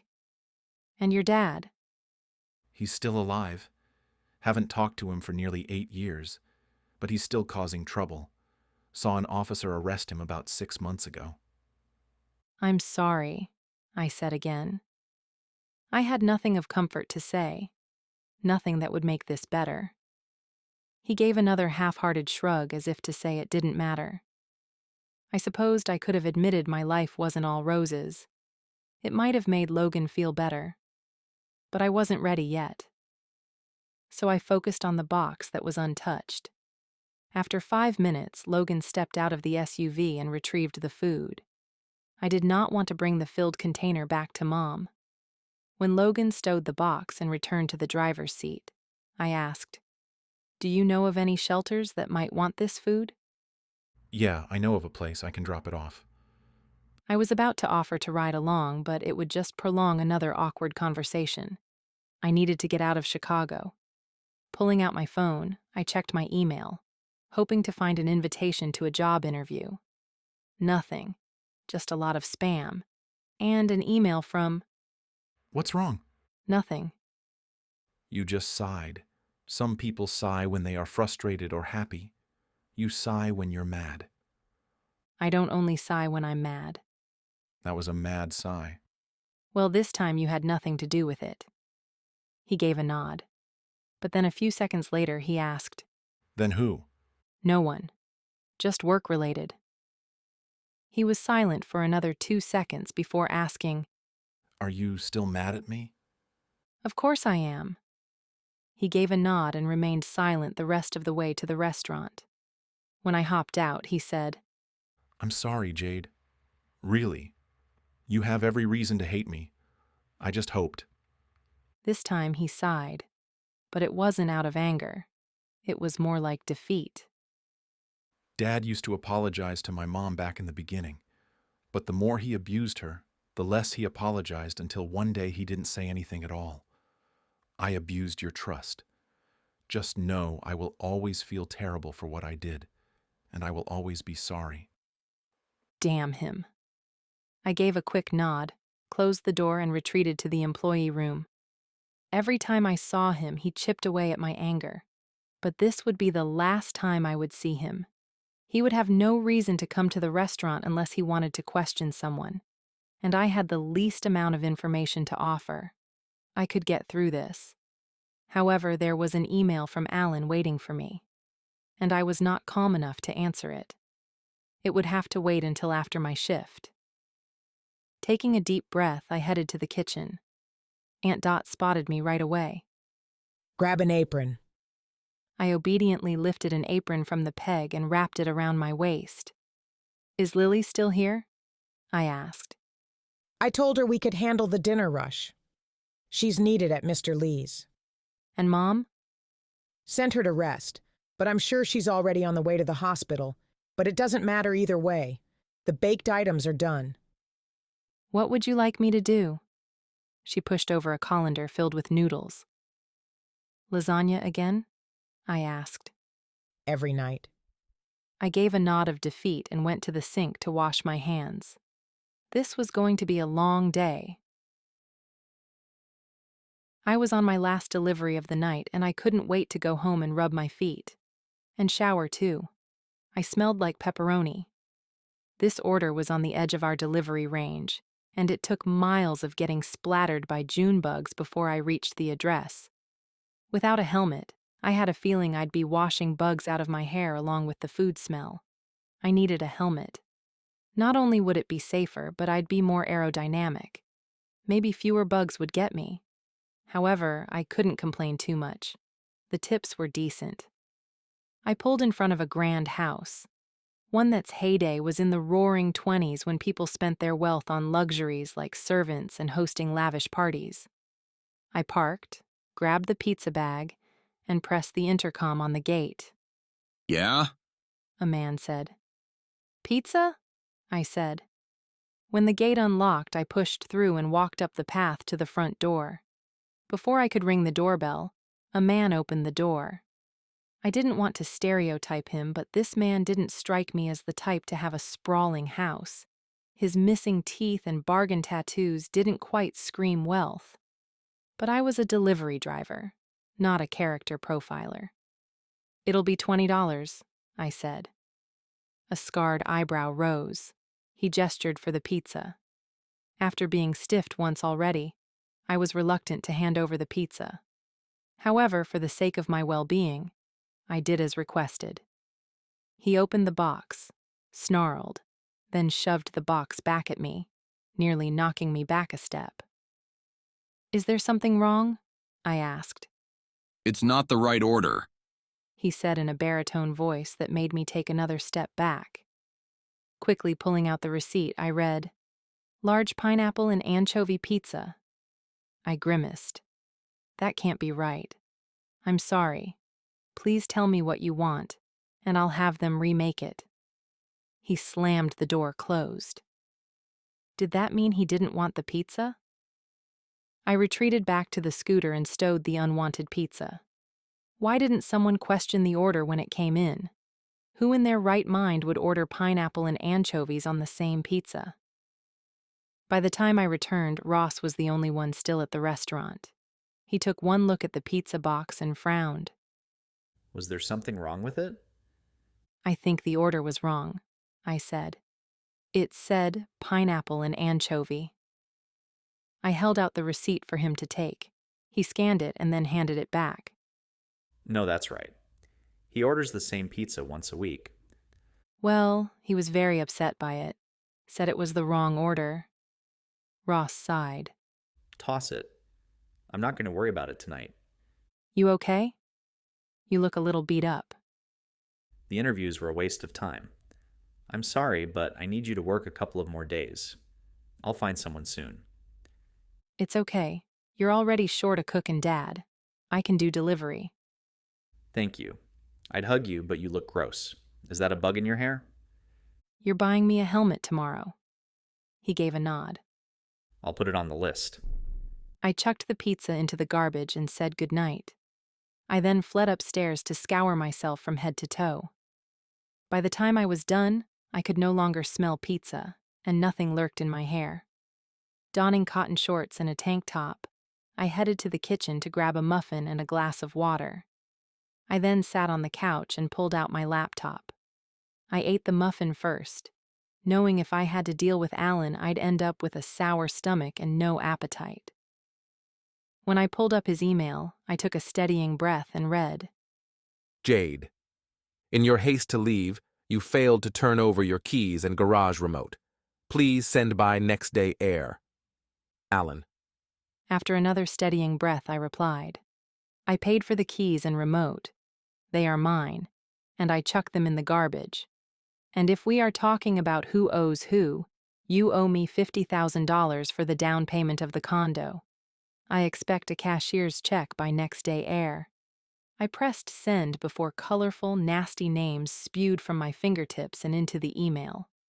Closing my laptop, I stowed it in the bag. I'd have to hire a lawyer because I knew that jerk wouldn't give me any money.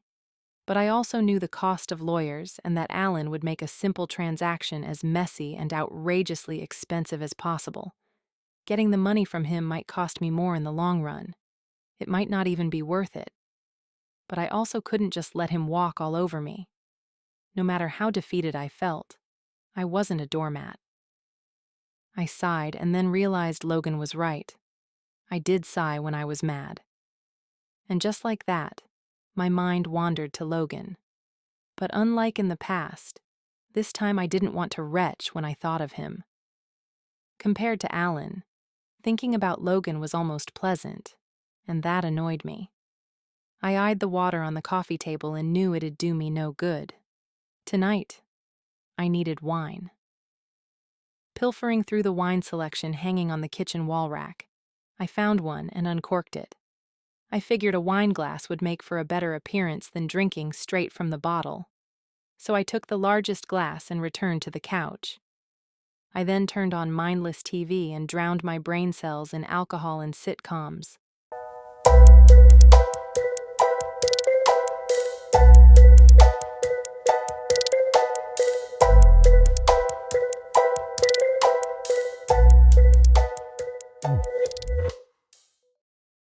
Chapter 7. Glancing out of the kitchen window the next morning, I watched a stream of people hurrying up and down the sidewalk as they raced to wherever they needed to be. Some in business attire, some carting children, and some running to catch transportation. It was odd listening to the bustle again. After being gone for so long, the sounds were no longer background noise, but an orchestra sounding a lot like toddlers banging pots against whatever was near. The merchants began setting out their wares. Decorative umbrellas were propped open, making the sidewalk look like a rainbow. A bang caught my attention as Mr. Lee's front door was slammed open, and a man emerged onto the sidewalk. The man turned back to the building as Mr. Lee's voice cut through the street. You go. Mr. Lee shouted. You don't come back until you good son. Son? I focused on the stranger until I realized he wasn't a stranger at all. It was Landon Lee. Well, Lan had definitely grown up since the last time I'd seen him. He had only been 13 when I graduated. He flipped the hood of his sweatshirt over his head, only allowing a slash of dark hair to emerge. He said something I couldn't hear. Whatever he said, Mr. Lee blanched. Lily hurried out and called to Landon, but Landon was already moving quickly down the street. He didn't look back even though he had to have heard her. I wondered what the fight was about, but I knew it was none of my business, and I wasn't about to pry. Still, Lily and her father stood on the sidewalk looking crestfallen. Maybe I could bring them some cannoli. It wouldn't fix the problem, but when was cannoli ever a bad thing? With that in mind, I hurried to shower and change. I then headed downstairs to see what Mom was baking, and, not to my surprise, an entire batch of cannoli sat ready. The whole kitchen smelled like sugar, chocolate, and everything yummy. "Do you mind if I take a couple of goodies to the Lees?" I asked her as she slipped a pan into the oven. Help yourself, she said.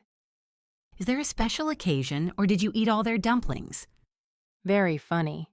No, I just saw Lan leaving the Lees. There was some kind of feud. Thought some goodies for breakfast might cheer them up. Poor Mr. Lee. He and Lan haven't seen eye to eye in a long time. Really? Why? I'm not sure. At first I thought Lan was in a rebellious stage, but he's old enough now to know better. He's been hanging out with a bad crowd. Like who? Uncle Sal said Lan's been seen with the Blood Dragons. When I left for college, the Blood Dragons were a gang just beginning to infiltrate Chinatown. If Landon was hanging around them, then his life expectancy had taken a plunge. I brought out a small to-go container and filled it with 4 cannoli.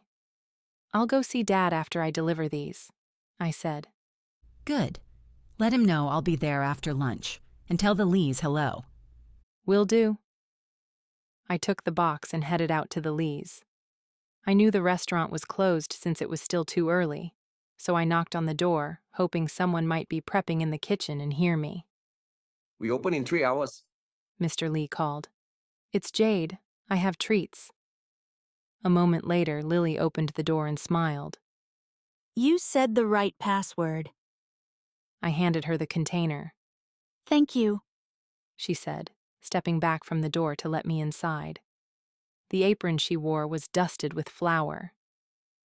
Come in. We have tea if you want. I don't want to disturb you, I said. Just thought you could use a cheer up. She looked quizzical for a moment before her expression cleared. Oh, did you see the little scene with Landon? Yeah, sorry. I didn't mean to. I just happened to be looking out my window. Landon stubborn boy. Mr. Lee called from the kitchen. Think he's smart. Think he know better. Lily rolled her eyes. Land's still mad about the missing vase. I keep telling him that if he's so upset, he should call the police. But then he just gets angrier. Did he ever text you the picture of it? I shook my head. No, but feel free. I can keep an eye out for it. I'll find a pic after Dad and I get prep done. Then I'll leave you to work. I have to head over to the hospital and visit Dad. How's he doing? Good. Recovering seems painful, but Uncle Frank and Uncle Sal keep him occupied. How is Ross handling the restaurant by himself? Ross is doing better than he'll give himself credit for, though I think he's stressed out. Lily's eyes twinkled right before she hurried into the kitchen, asking me to wait a second. Mr. Lee squawked about something, but she shushed him and then returned with a small packet. It's a calming tea, she said as she handed it to me. Tell him to drink it before bed. I didn't want to tell Lily that Ross wasn't a tea drinker, so I took it. If Ross didn't want it, I would happily accept it. After a night of tossing and turning on the couch, I'd accept nearly anything that would calm me. The saggy sofa was only part of my sleep issues. Too much brain energy was spent on the 2 men who had betrayed me. And why should I waste precious brain activity on them? It was maddening. But instead of spewing all my issues at Lily, I thanked her and left to go to the hospital. I found Dad walking the hall with the assistance of a walker and medical staff on each side. The exertion reflected on his face told me that he might as well have ran a marathon instead of walking a 50-foot distance. I paused as I watched him shuffle in his slippered feet.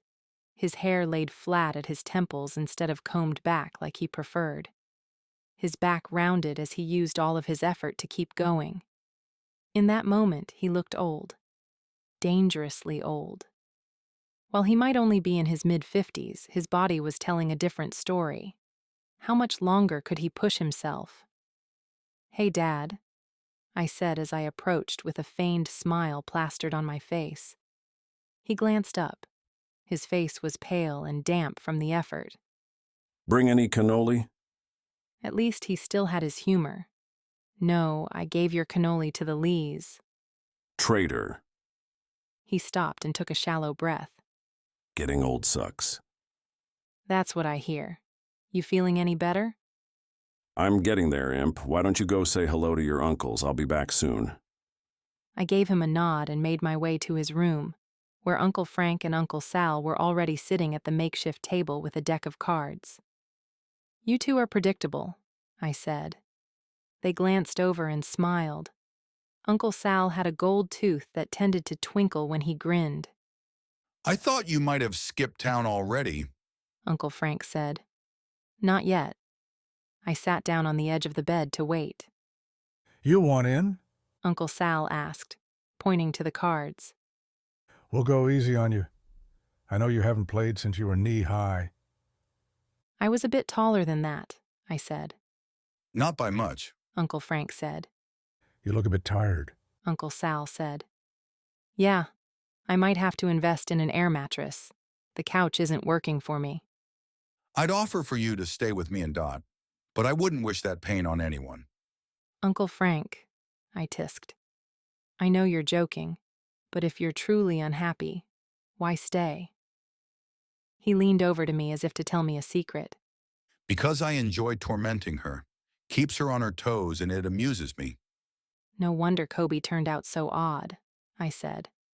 Uncle Frank winked. He's a good kid, just wrapped up in his own stuff. But that's what being young is all about. Uncle Sal nodded. Everyone has to find their path. You did, and it worked out well. And my path has been to drive your Aunt batty. I find I'm very skilled at it. "I'm sure she'd agree," I said. What are you hens clucking about? Dad asked as he huffed back into the room. I stood from the bed and cleared out of the way as the medical staff assisted Dad back to bed. I thought I was in shape, but one heart attack and now I can barely walk 2 feet. "It'll get better," one of the staff members said. "One day at a time." Maybe I needed to listen to the staff as well, at least where my train wreck life was concerned. It was midway into my shift when I got a text from Lily with a picture of the vase. Since I was at the restaurant at the time, I showed it to Aunt Dot and the rest of the staff to see if they had seen it. No one had. The vase was Chinese in design, with golden dragons on a red background. Swirls of gold filled out the vase in an intricate pattern. It was very pretty, but I didn't see why anyone would want to steal it. I had seen similar vases at the import store for a reasonable price. "You'll have an order up in about 10 minutes, Aunt Dot said. "Okay, I'll take a quick break now then." I headed out to the alley to get some air. Staying away from the garbage area, I sat on a rickety stool that had been there since I could remember. Next to it sat a smelly bucket filled with cigarette butts. I ignored the smell and scrolled through my email. Nothing from the companies I had sent my resume to, which meant they might not be interested. I'd have to continue my search again after my shift. "Hey, cuz," Kobe said, as he parked his bike next to the garbage gate. He wrapped the chain lock around the fence and secured it. His hair was more windblown than normal. "Hey," I said. "Are you coming to work?" He nodded. "I'm splitting an extra shift with the dishwasher to help out." "That's nice of you." He shrugged. "I need the money anyway. I want to invest in some equipment." "Really? Like what?" "Mostly tech stuff. Definitely need a new camera and tripod. My last one had a bad ending and I'm back to using my phone. I also want to make a soundproof audio room for voiceovers. And get a new editing program." Sounds ambitious. A part of me wanted to know what projects he was working on, but the sensible side of me knew that if I asked, I'd be dragged into it. And while I supported Kobe, my dreams were on a different track than his. "I better get inside before Mom wonders where I am." "See you later." He was one step through the doorway when he looked back at me. "Oh, be warned. There's talk about visiting Nana this weekend." "Thank you for the warning." Nana was the last of our grandparents. She lived 20 minutes west of the city in an active senior community. Feisty and snarky, she got into trouble faster than a 2-year-old searching for a cookie jar. I also hadn't seen her for a few years, so I owed her a visit anyway. I walked back inside, wondering if my order was up. Before I could check, the restaurant phone rang. Since everyone was busy, I answered it. Piatto perfetto, Is there a pineapple and anchovy pizza there? a woman asked. I was supposed to deliver a pineapple and anchovy pizza last night, I said, but it was declined. Whoever ordered it is calling me and demanding it. Who is this? Jalen. Oh, Jalen. How are you? I'd be better if I didn't have an irate guy calling me and threatening me about a damn pizza. I'm sorry. I'll have them make another one, and I'll deliver it as soon as it's done. While I didn't expect a thank you, although one would be nice, she hung up without even a goodbye. Jalen definitely didn't seem like a good-natured person, but she was grieving, pregnant, and had too many mouths to feed. I probably wouldn't be too pleasant either. I need a large pineapple and anchovy pizza, I shouted over the kitchen noise. Aunt Dot looked up from a bowl of lettuce. Again? He normally orders only once a week. When I showed up last night, he refused it. Now he's calling Jalen and asking her where the pizza is. Why would he call Jalen? I shook my head. I don't know. I'll try to deliver again. Maybe he's just used to having Wayne deliver it. He's been your delivery guy for a couple of years. Some people don't like change. Sounds fishy. Bring the pepper spray with you. We have pepper spray? Ross has some in his desk. Why? She gave a shrug. It's better to have it and not need it than to not have it and need it. And none of us feel safe with a gun. So, pepper spray. Plus, I confiscated it from Nana. She does not need pepper spray in a senior community. I turned and headed to the office, finding Ross staring at his laptop. His dark blonde hair was sticking up as if he had run his hands through it one too many times. Aunt Dot told me to get the pepper spray. For a moment, it looked as though he didn't hear me, but then he tore his eyes away from the screen to glance at me. Is there a problem? Not yet. I have to deliver another pineapple and anchovy pizza to that guy who refused it last night. He called Jalen and complained to her. Ross frowned. How did he get her number? I shook my head. I don't know, but they are both upset. I'll just deliver it again. He opened a desk drawer, the metal scraping in protest. I cringed at the sound. You need a new desk. I need a lot of things, but a desk is not one of them. He handed me the pepper spray and then resumed staring at the screen. I wondered what he meant by that statement. What kind of things did he need? Or was he just being flippant? Since it didn't seem like he wanted to talk, I backed out of the office and returned to the kitchen just as an order was being boxed. Head out with this one, it's close by. We'll have the pineapple anchovy pizza ready by the time you return. I grabbed the box and headed out to the scooter to find a man approaching. Seeing someone in the alley startled me for a moment before I realized it was Landon. For it being a warm summer evening, I didn't think he needed a hoodie with the hood up. It made him look menacing. Lan, you scared me, I said. Hey, Jade. Lily said she sent you a pic of the vase. She did. I asked around the restaurant, but no one has seen it. His jaw muscle twitched. Give me Wayne's wife's phone number. I'll ask her. I don't know her number, I said. Not that I would have given it to him had I known it. While he didn't scare me, I also knew he had changed. And, sadly, I suspected it was for the worse. What's this really about? I asked as I placed the pizza in the metal box on the scooter. Wayne stole a valuable vase, and I want it back. Your father and Lily don't seem to care too much about it. Did you hide something in there? Weed, perhaps? His dark eyes narrowed on me. Don't make me your enemy. I'm not doing anything except for my job, I said, sitting on the scooter and starting it. I'll keep my eye out for the vase. I zoomed away before I had to talk with him any longer. Landon must have been hiding something in that vase. Why else would he go to so much trouble to find it? And if it was drugs, Landon could easily find some down by the river. The neighborhood drug dealer, Sparrow, always had a supply to sell. Landon's rage was evident. I had felt it pouring from him, which made me worry for him and his family. Just what was he up to?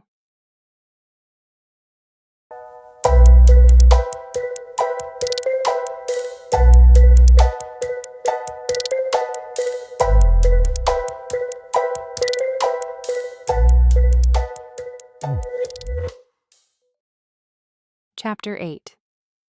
As I was on my way to deliver the pizza, I concentrated on the road. City drivers tended not to see nor care that I was there. I veered over as a taxi squeezed through, making his own lane instead of using the one that was already painted on the road. After 2 miles and lots of swearing, I finally reached the address and delivered the pizza. My reward was a door slamming in my face. At least he had the decency to toss a wad of cash at me. I counted it to make sure it covered the pizza. There was a quarter left for me. Gee, where am I going to spend this generous tip? I muttered. The man issued an order from beyond the door that I could stick my head in a very inappropriate and not at all reachable spot. No wonder Ross couldn't keep staff. Who'd want to deal with jerks all day for crap pay? It was a wonder any restaurants were open at all. I took a calming breath and returned to the restaurant to retrieve the pineapple and anchovy pizza for Mr. Cheerful. Thankfully, it was ready, and I was back on the scary road before too much time had passed. When I arrived, the gate was open. I jogged up the short walkway and rang the bell. Mr. Cheerful opened the door and glared at me. This better be the right order, he said right before he grabbed it and opened the box. His glare deepened as he cursed and chucked the pizza box to the ground. Are you screwing with me? No, I said. It's a pineapple and anchovy pizza. Where's my money? Money? What money? You tell that son of a bitch he better have my money by tomorrow or I'll come after him. My mind whirled as I wondered what he was talking about. His size, snarled expression, and wife-beater shirt all screamed at me to run away, yet my mind was still processing. Are you talking about Wayne? Who the hell do you think I'm talking about? Give him the message that I want my money or I'll come after you too. He's dead.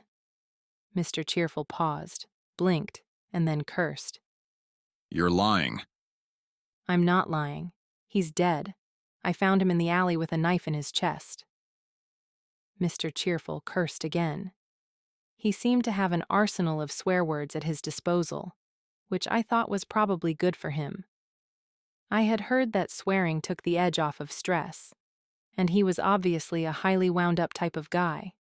I inched my way backward, fearing he would demand from me whatever Wayne owed him, and I had no money, unless you counted the quarter, which Mr. Cheerful most undoubtedly did not. He stepped forward, reaching out for me with bulky hands. I jumped back and pulled the pepper spray from my pocket. That wouldn't stop me if you sprayed it, he said, even though he halted at the sight of it. I'll check on what you said. If I find out you're lying to protect that bastard, I'm coming for you. And you'll need a hell of a lot more than a squirt of that to keep me from killing you. Mr. Cheerful retreated back into the house and slammed the door. I stood rooted in my spot for a second before my body unparalyzed itself, and I Scooby-Doo scrambled back to the scooter. I rushed back to the restaurant and found Ross helping on the food line. What's wrong? He asked when I came to a skidding halt in front of him. That guy is a lunatic, I said. Pineapple and anchovy guy? Ross questioned. I nodded. We've never had a problem with him in the past. That's because Wayne wasn't delivering just pizza. He was delivering money. What are you talking about? What money? I have no idea.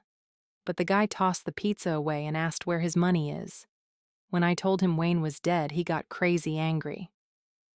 I paced along the small space in front of the food line. Wayne was up to no good. Pineapple guy. Mr. Smith. What? His name is Mr. Smith. And I bet his first name is John, I said, thinking if I was a thug, I'd come up with one of the most common names, too. It had to be an alias. Ross shrugged. Anyway, whatever his name is wanted money, Not only that, but Lan has gone off the deep end looking for a vase that he thinks Wayne stole. Dad said Wayne had taken an advance on his paycheck. Wayne also has a very cross wife and a needy girlfriend. Who else am I going to run into on his deliveries? You need to talk to Logan about this. I'm not talking to Logan. Before, I had avoided Logan because I was angry and hurt. But seeing him again? I don't know. Whatever I had been feeling was slowly morphing into something else. Something I didn't want to dissect. I'll call him. He can come over and we can talk to him together. He'll want to know this for his investigation. I told you everything I know. You can tell him. Jade, I don't have time for this. Stop being a baby. I hated when he called me a baby. I was always the baby.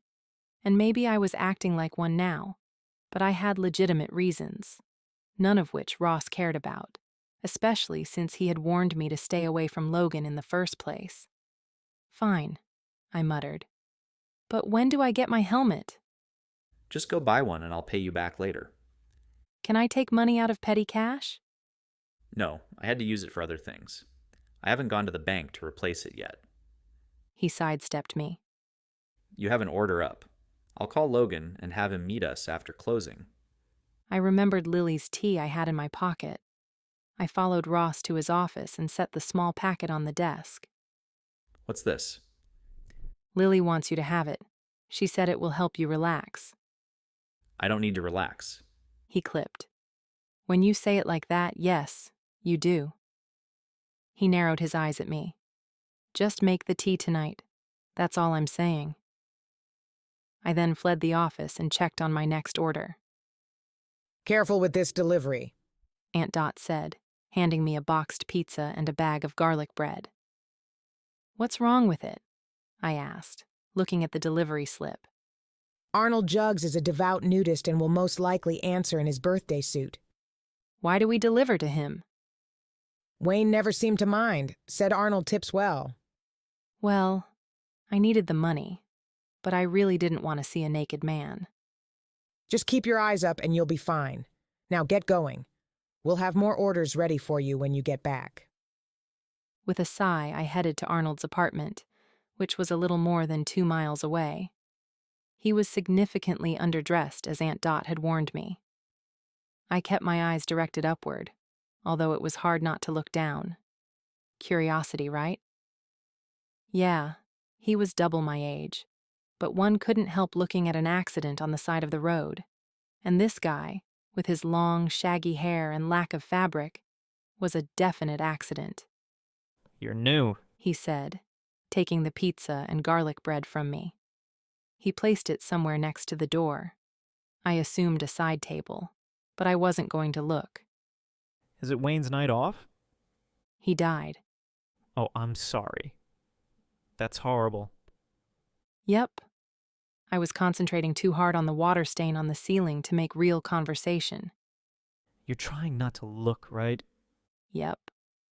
We were born naturally into the world just like animals.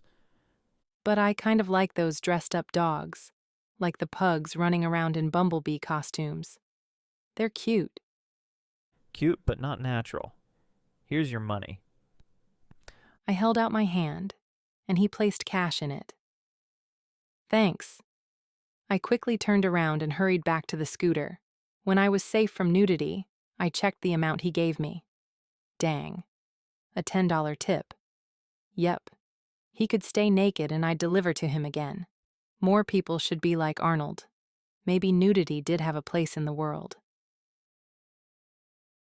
Sometimes I wanted to kill my brother. This was one of those times. Just on the edge of Chinatown, the rusty screw stood out from the flare of Asia with its overall drabness and flickering neon signs. As I walked through the nearly empty dive bar, I wondered how I would carry out the dastardly deed. Death by noogies. He'd hate that. Perhaps a vicious purple nurple attack. I spotted Logan sitting at a corner table staring at a half glass of clear liquid.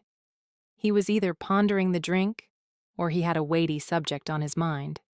Probably the latter. Either way, I wasn't going to ask. All I was going to do was tell him about the nutcase people from today and go home to drink a bottle of wine. I took a seat across from him, jarring him from his thoughts. He glanced at me, and then his gaze swept through the bar. "Ross isn't coming," I said. "He said he was going home to sleep, which is what I want to do, so let's make this short." Logan gave a nod and downed the rest of his drink. Today started with Lan being upset by a missing vase. I pulled up the picture on my phone and showed it to Logan. He thinks Wayne stole it. I've asked around the restaurant, but no one seems to know anything about it. Send me the pic. I quickly sent it and proceeded. Then Jalen called the restaurant about the pineapple anchovy guy, aka Mr. Smith, or Mr. Cheerful as I like to call him. He wanted his pizza. When Logan looked at me with a quizzical expression, I backed up to tell him more details about my encounter with Mr. Cheerful. That seemed to interest him, so he nodded for me to proceed. Anyway, I dropped off another pizza to Mr. Cheerful, pineapple and anchovy, just like all of his other orders. He chucked it on the ground and asked where his money was. I had no idea what he was talking about, but I told him Wayne was dead. What did he do? He thought I might be lying and threatened me, but then he went back into the house, and I left. And the guy had Jalen's phone number? I nodded.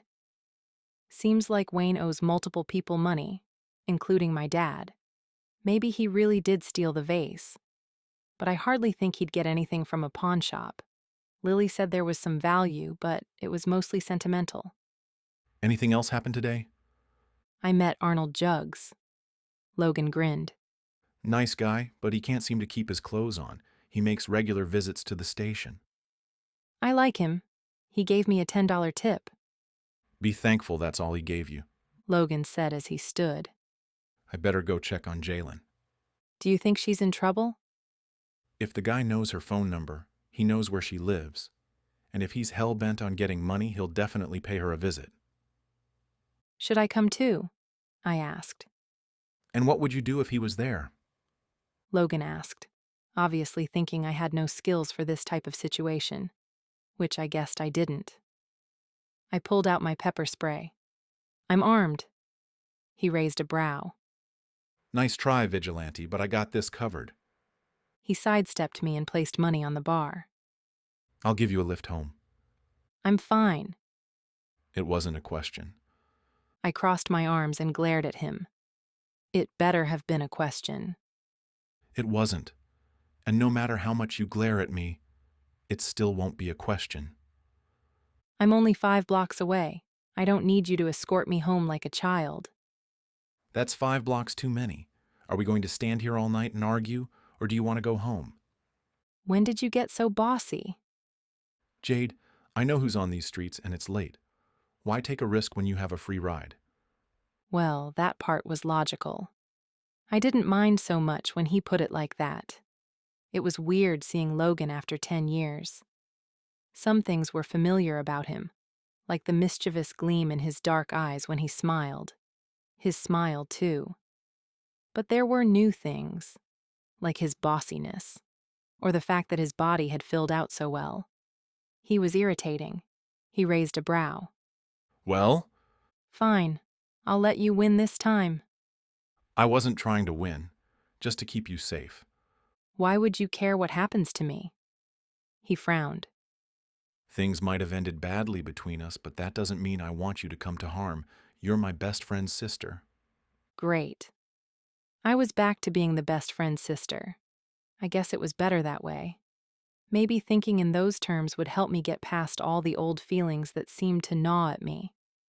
Still, I didn't like being pressed back into the category I never wanted to begin with. Let's go, I said. I followed him to his SUV, which was parked just down the block. He'd have a straight shot to drop me off, but as soon as we were buckled in, his phone rang. I have to take this, he said to me as he answered the call. As I waited, I looked out the window to the dark city. Just how many bad guys had Logan run across in his line of work? I'm on my way. Logan tossed his phone into the cup holder and started his car. He did a U-turn. Where are we going? There's a disturbance at Jalen's address. Mr. Cheerful? I don't know. Squads are heading there now. I need you to stay in the car just until I see what's going on. Stay in the car? I'm not a dog. Please don't argue with me on this. This could be a dangerous situation and I shouldn't bring you in the first place. I've been running into dead ends with Wayne's case. This could be the lead I need. I didn't want to wait in the car, but I also didn't want to get in the way of an investigation just because of my own curiosity, which was currently spiking through the roof. Was it really Mr. Cheerful, or some other kind of disturbance? There was no way to know for sure until Logan checked it out. And then he was going to tell me everything he knew, whether he wanted to or not.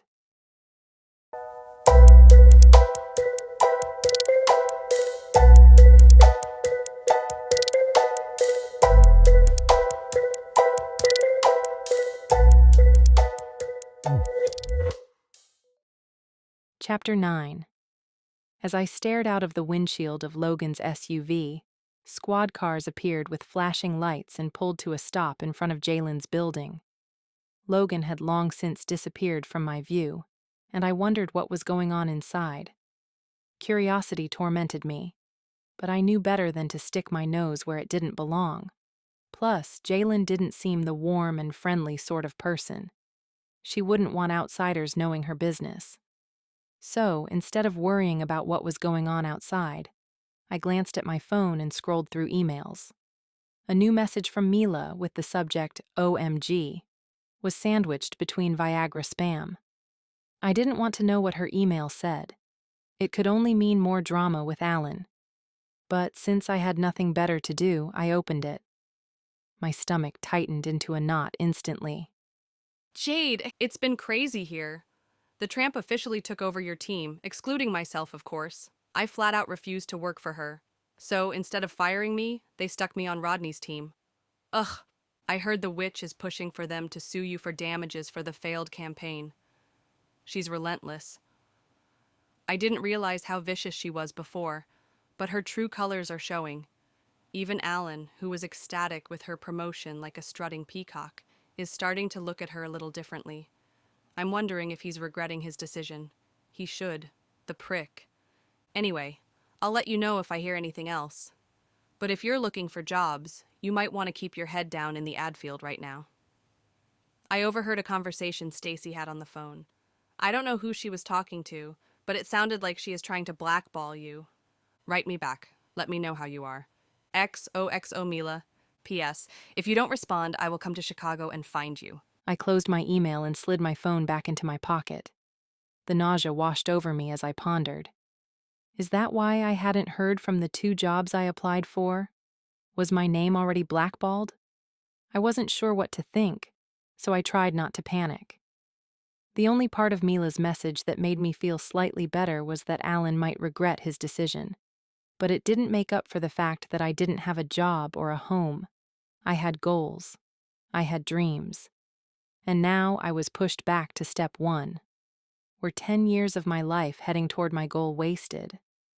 A flash of blonde caught my attention and pulled me out of my wallowing. I looked over to find a woman staring at Jalen's building from across the road, and even though she wore a baseball cap and sunglasses at night, she looked familiar. Was that Wayne's girlfriend, Summer? I watched her for a moment, and before I could talk myself out of it, I gently eased open the passenger door and stepped out. I walked lightly as I headed toward her, not wanting to startle her nor wanting her to see me right away. I wasn't sure what she was doing out here. Was she feeling guilty about something? From our previous conversation, she was probably the one person Wayne didn't owe money. It sounded more like she was the sponge of the relationship. My movement drew her attention to me. She looked over and gasped. "Sorry. I didn't mean to startle you," I said. "You're Summer, right?" "You're the pizza delivery driver," she said in recognition. "What are you doing here?" I didn't want to say I was here with a member of CPD, especially if she was guilty. She'd clam up, and I'd never get anything out of her. I wondered why I'd want to get anything out of her to begin with. Closing this case was not my responsibility. I was not a detective, but I was curious, and that kept me from telling her the truth. I shrugged. I needed fresh air. I've been couch surfing at my parents', so I thought I'd take a walk. Ah, She said, sounding appeased. She then returned her gaze to the building. I don't know. I guess I'm just sad and looking for a way to see Wayne again, even if it's at his wife's place. She took off her sunglasses. I didn't want her to recognize me. I know she hates me, and she has every right to. She knew about your relationship with Wayne? She nodded. Neither of us meant for any of this to happen. How did it happen? Wayne delivered pizza to me one night, and I was broke at the time. I thought I had just enough to pay him, but I didn't. I felt really bad about it, but he said it was on the house. Some guys would have used the situation to their advantage, but Wayne didn't. And after that, we just chatted here and there when he delivered a pizza to me. And then one time, he stayed. She shrugged. He's been wanting to leave his wife for a while now, and then she got pregnant. Which I think is suspicious. Wayne and Jalen hadn't had sex in a long time. He said he didn't want to cheat on me with her. I know that seems backwards, but he was trying in his own way. And now she's pregnant? Maybe it was one night, I said. He'd have to be somewhat physical with her to keep up appearances, right? I don't think so. Wayne wasn't the only one cheating. I think Jalen's been cheating on him for a while now, which made me feel a little better about the situation. I think the child belongs to someone else, and Wayne was just biding his time. Do you know who? She shook her head. No, Wayne didn't tell me much. When we were together, it was as if his other family didn't exist. It was just the two of us. I'll miss that. I know he loved me and he wanted to be with me, but he was trying to do the right thing with her too. I don't want to be hard on him, but sometimes I wish he had picked me. Sometimes I wish he had cared more about my feelings than Jalen's. Something about what she said prickled resentment in me. What would it be like to have someone so important in your life that you'd fight for them? I thought of Alan, who I didn't fight for. He'd never fight for me, obviously, since he was having the affair. But I never felt that drive to fight for him. I fled. And then I thought of Logan, who I was so devastated and hurt by. He could have fought for me. Why didn't he? It was an answer I didn't want to dissect. Otherwise, I would have asked a long time ago. I better go.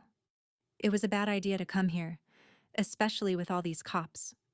I wonder what happened. I don't know, but take care. You too, she said, and then she hesitated. Don't take this the wrong way, but I probably won't order any more from your restaurant. She gave a shrug. Memories, you know? I nodded. Memories are hard. She walked down the street, keeping her head tilted down, and I withdrew to the SUV. A hand touched my shoulder, gently shaking me. Jade, time to wake up. You're home. I opened my eyes to find I was still in Logan's SUV. He looked at me apologetically.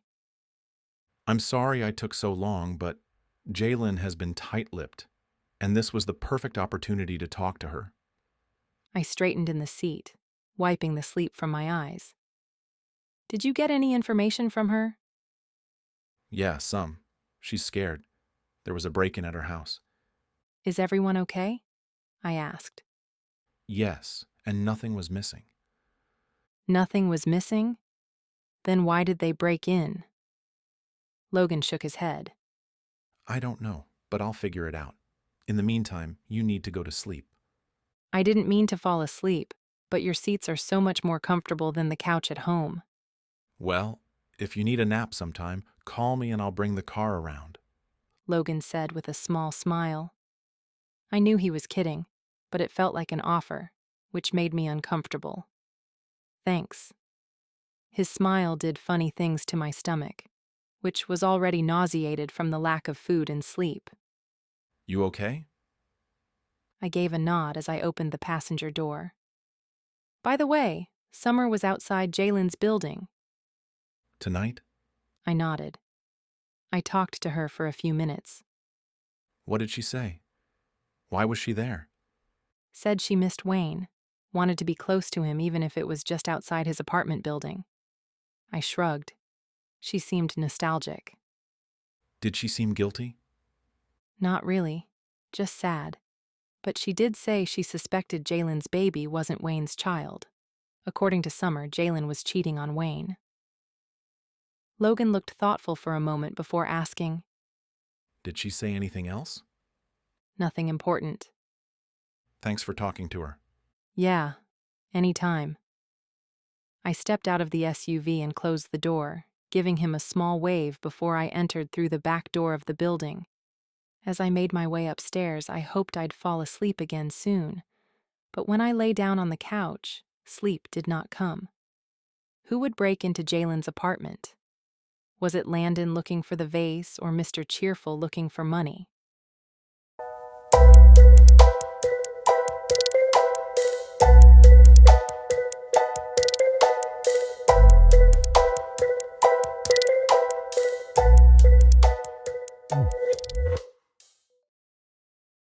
Chapter 10.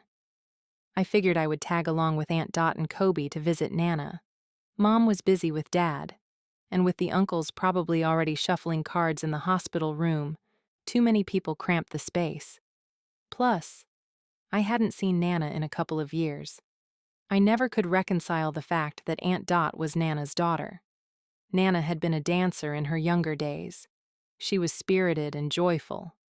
Aunt Dot, not so much. Aunt Dot drove us to Your Time Acres. The community was touted as an oasis for active seniors. I wasn't so sure about that. However, as we passed through the gated community, we did pass a few perky seniors who wore jogging gear and visors. The community was lovely with its grassy areas trimmed to perfection. The condo living arrangements were like little hives clustered in 4-unit sections along the pathway. People zoomed about in golf carts along the many walking paths. Aunt Dot nearly got clipped by a cart, and she had a thing or two to say about it in a very loud, scolding voice. They shouldn't allow golf carts here, Aunt Dot complained. Most of these people don't even have licenses anymore. It's a wonder they don't all run each other over. Does Nana have a golf cart? I asked. Aunt Dot tisked, which I took as a yes. Maybe you can talk some sense into her. None of us can. If Aunt Dot couldn't sway Nana, there was no way I could. Kobe recorded with his phone as we drove through the community, which made Aunt Dot roll her eyes every time she glanced in the rearview mirror. Why are you recording? There's nothing interesting here. He gave a shrug. Last time we visited Nana, she was judging a cannonball competition. Never know what we'll find. Cannonball competition? I asked. Aunt Dot sighed. Kobe nodded. She's always up to something. Aunt Dot sighed again. This should be interesting. When we reached Nana's condo, Aunt Dot parked and we walked up the concrete sidewalk to her door. Aunt Dot sharply rapped on the door. Mom, it's me. No answer. She might be on her patio, Aunt Dot said as she began walking the perimeter of the condo. Kobe and I followed her. It's nearly lunchtime. Maybe she and the girls met up for lunch, but I told her we would be coming. Which means she's probably hiding somewhere, Kobe whispered to me. I didn't doubt that. However, we did find her on her patio. She was not alone. A man with a full head of gleaming white hair sat next to her on the wicker love seat. Hello, Mother, Aunt Dot said, ignoring the man who was holding Nana's hand. Not just holding. He was stroking the side of her hand with his thumb. A very subtle caress, but it was there. Nana was getting some action. When Nana saw me, her smile widened, taking years off her aging face. Her blue eyes twinkled. Jade, when did you get back? She asked as she stood and tugged me into a bear hug. Her hugging muscles were still in prime condition, and her Mountain Dew yellow hair was pulled up into a knot at the top of her head. "Not too long ago," I said when she released me. "I've been helping out at the restaurant since Dad is in the hospital and they are short a few employees." How is Clark feeling today? I went to go see him yesterday and he looked pretty good. He was playing cards with the boys, so he can't be all bad. "I think he's doing good." Well, have a seat. This is Walter. Walter, this is my granddaughter Jade. You know the other two? Aunt Dot sniffed as if she smelled something unpleasant, and then took a seat farthest away from Walter. Walter just smiled. "Nice to meet you," I said, taking a seat next to Nana in a wicker chair. "It's nice to meet you too," Walter said, looking as if he meant it. I'm not sure why Aunt Dot was in such a fuss about Walter. He seemed nice. I'd have to ask Kobe later. He was off videoing a butterfly that was fluttering near a geranium. "How are you feeling, Mom?" Nana waved her off. I'm fine, always am. So, Jade, She said, turning to me. have you seen Logan since you've been back? Nana asked the same question every time I visited her. Not that I wanted to, but yes, I've seen him. Why? I saw him when they brought Clark into the hospital. He's looking good. From her tone, she'd had no shame eyeing him up. Why was Logan there? I asked. You know he loves Clark just like a father. Of course he'd be there. That's nice of him, I said, glancing over to Kobe for rescue, but Kobe was now onto a bumblebee. I just thought maybe it was time to mend fences. The fences are okay as they are. "You know she's engaged," Aunt Dot said. "Stop meddling." I'm not meddling, Nana said, but the devious twinkle in her eye said otherwise. "Mother," Aunt Dot warned. Oh, fine, I'll stop. We all knew she wouldn't. How's life here? I asked, changing the subject. We keep busy, don't we, Walter? He gave a dutiful nod. See? We're good. Anyway, I want to hear the juicy news. What's going on with the dead delivery guy? Do they have any leads? Logan's taking care of it, I said. "It's all handled," Aunt Dot said at the same time. Ever since Nana caught a dine and dasher in the restaurant 20 years ago, she fancied herself part police officer and part ninja. Anytime there was a whiff of trouble in the neighborhood, she'd be the first one to start asking questions and poking her nose in. Feathers were always ruffled, and yet she persisted. Nana waved us off. Do they have any leads? "We wouldn't know. The police don't go around telling people about their cases. Either way, it's over." I wonder who did it. And why noodles? It had to be that line chef who quit. Who else would have access to the kitchen knife and a strainer of noodles? Aunt Dot sighed. Has anyone talked to Lars? I'm sure Ross gave Logan all of the information. Maybe you should call Logan and check, Nana suggested. Aunt Dot sighed again. You should get your lungs checked out, Nana said to Aunt Dot. You sound like you're having trouble breathing. "I'm fine, Ma." If you say so. Well, this is fun, I said, hoping my sarcasm didn't come through. At this point, I'd rather read another email from Mila than sit here. As it was, I still hadn't answered any of her messages. I felt bad. But what could I say? The sting of what happened hurt like hell, and I had no control over whether the company was going to sue me. What could I reply back except to say thanks for the update and take care?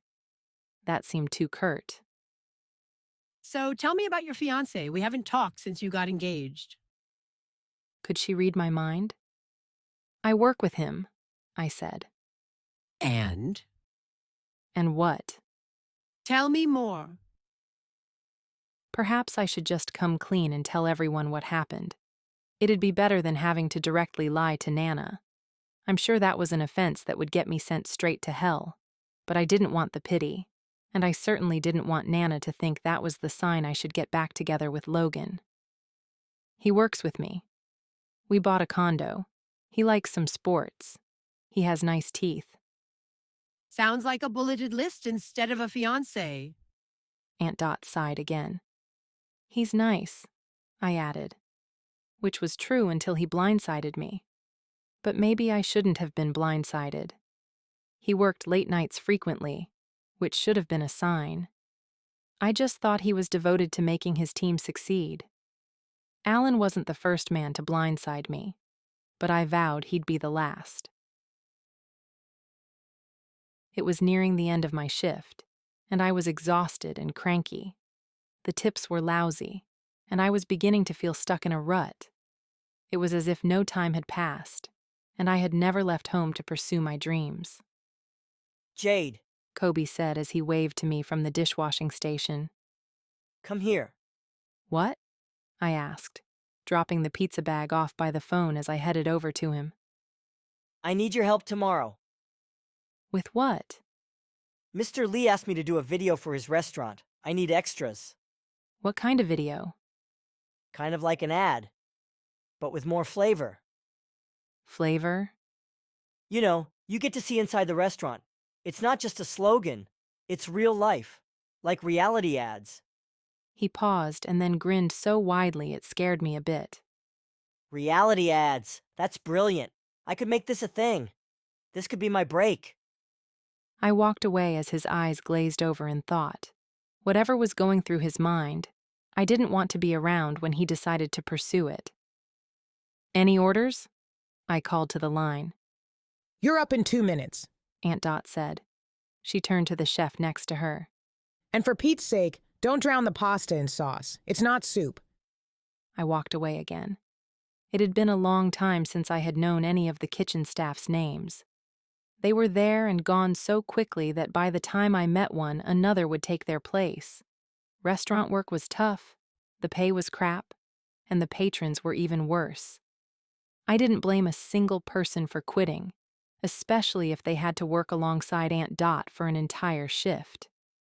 Being related to her was one thing. Working for minimum wage in a hot kitchen with her was another. Perhaps Chef Lars did kill Wayne. Maybe Aunt Dot got him so wound up that he killed the first person he saw, which happened to be Wayne. I headed over to the office. From the doorway, I saw Ross sitting at the desk. Hunched over his computer, he looked as if someone had scolded him. "Did you have a fight with Aunt Dot again?" I asked. Ross tore his eyes away from the screen. No, but... A server wedged inside the office, bumping me into the doorframe. Sorry. Ross, some lady is yelling at Paula about the food. Paula is about to break the tray over the woman's head. You know Paula has a short fuse. Perhaps Paula killed Wayne. Ross nearly sprinted out the door, knocking into me. Apparently, I was invisible. As I waited for Ross to sort out the problem, I sat in the office chair and spun in a circle until my eyes came to rest on the computer. The financial app was open. While I didn't have a degree in accounting, I did know that a negative sign in front of a number wasn't good. Looking closer, I scanned the screen. The restaurant was losing money. I clicked to open up the history and found it had been losing money for quite some time. Jade, order up. I grabbed a sticky note and scribbled a message onto it. We are talking about this later. I slapped it on the screen and headed out to get my order. After placing the food in the warming box on the scooter, I zoomed out of the alley and past Lee's. Something from the corner of my eye caught my attention. I only had a second to look before my view was cut off. A dark figure slammed another figure against the brick wall next to Lee's. As soon as I had an opportunity to turn around, I returned. Ordinarily, I might not be brave enough to interfere in a physical squabble, but it was right in front of Lee's. I couldn't ignore it. I pulled alongside just as the figures broke apart. The larger of the two people passed under a streetlight for a moment before glaring at me and disappearing into an SUV. Mr. Cheerful. What was he doing here? And who was he fighting with? I glanced back at the smaller figure. Landon. You okay? I asked. Fine. He muttered. Since he was hooded and it was dark, trying to see if he was telling the truth was difficult. What does that guy want with you? None of your business. Go back to slinging pizza and stay out of my way. Wayne owed that guy money. Do you owe him money? Is that what the vase thing is about? Stay out of it, Jade, or you'll regret it. He stalked off in the opposite direction. Did Landon just threaten me? I wasn't sure, but I knew enough to back off for now. However, the connection between the three men nagged at me. Something was going on, and Landon was in over his head. If he wasn't careful, he'd end up like Wayne.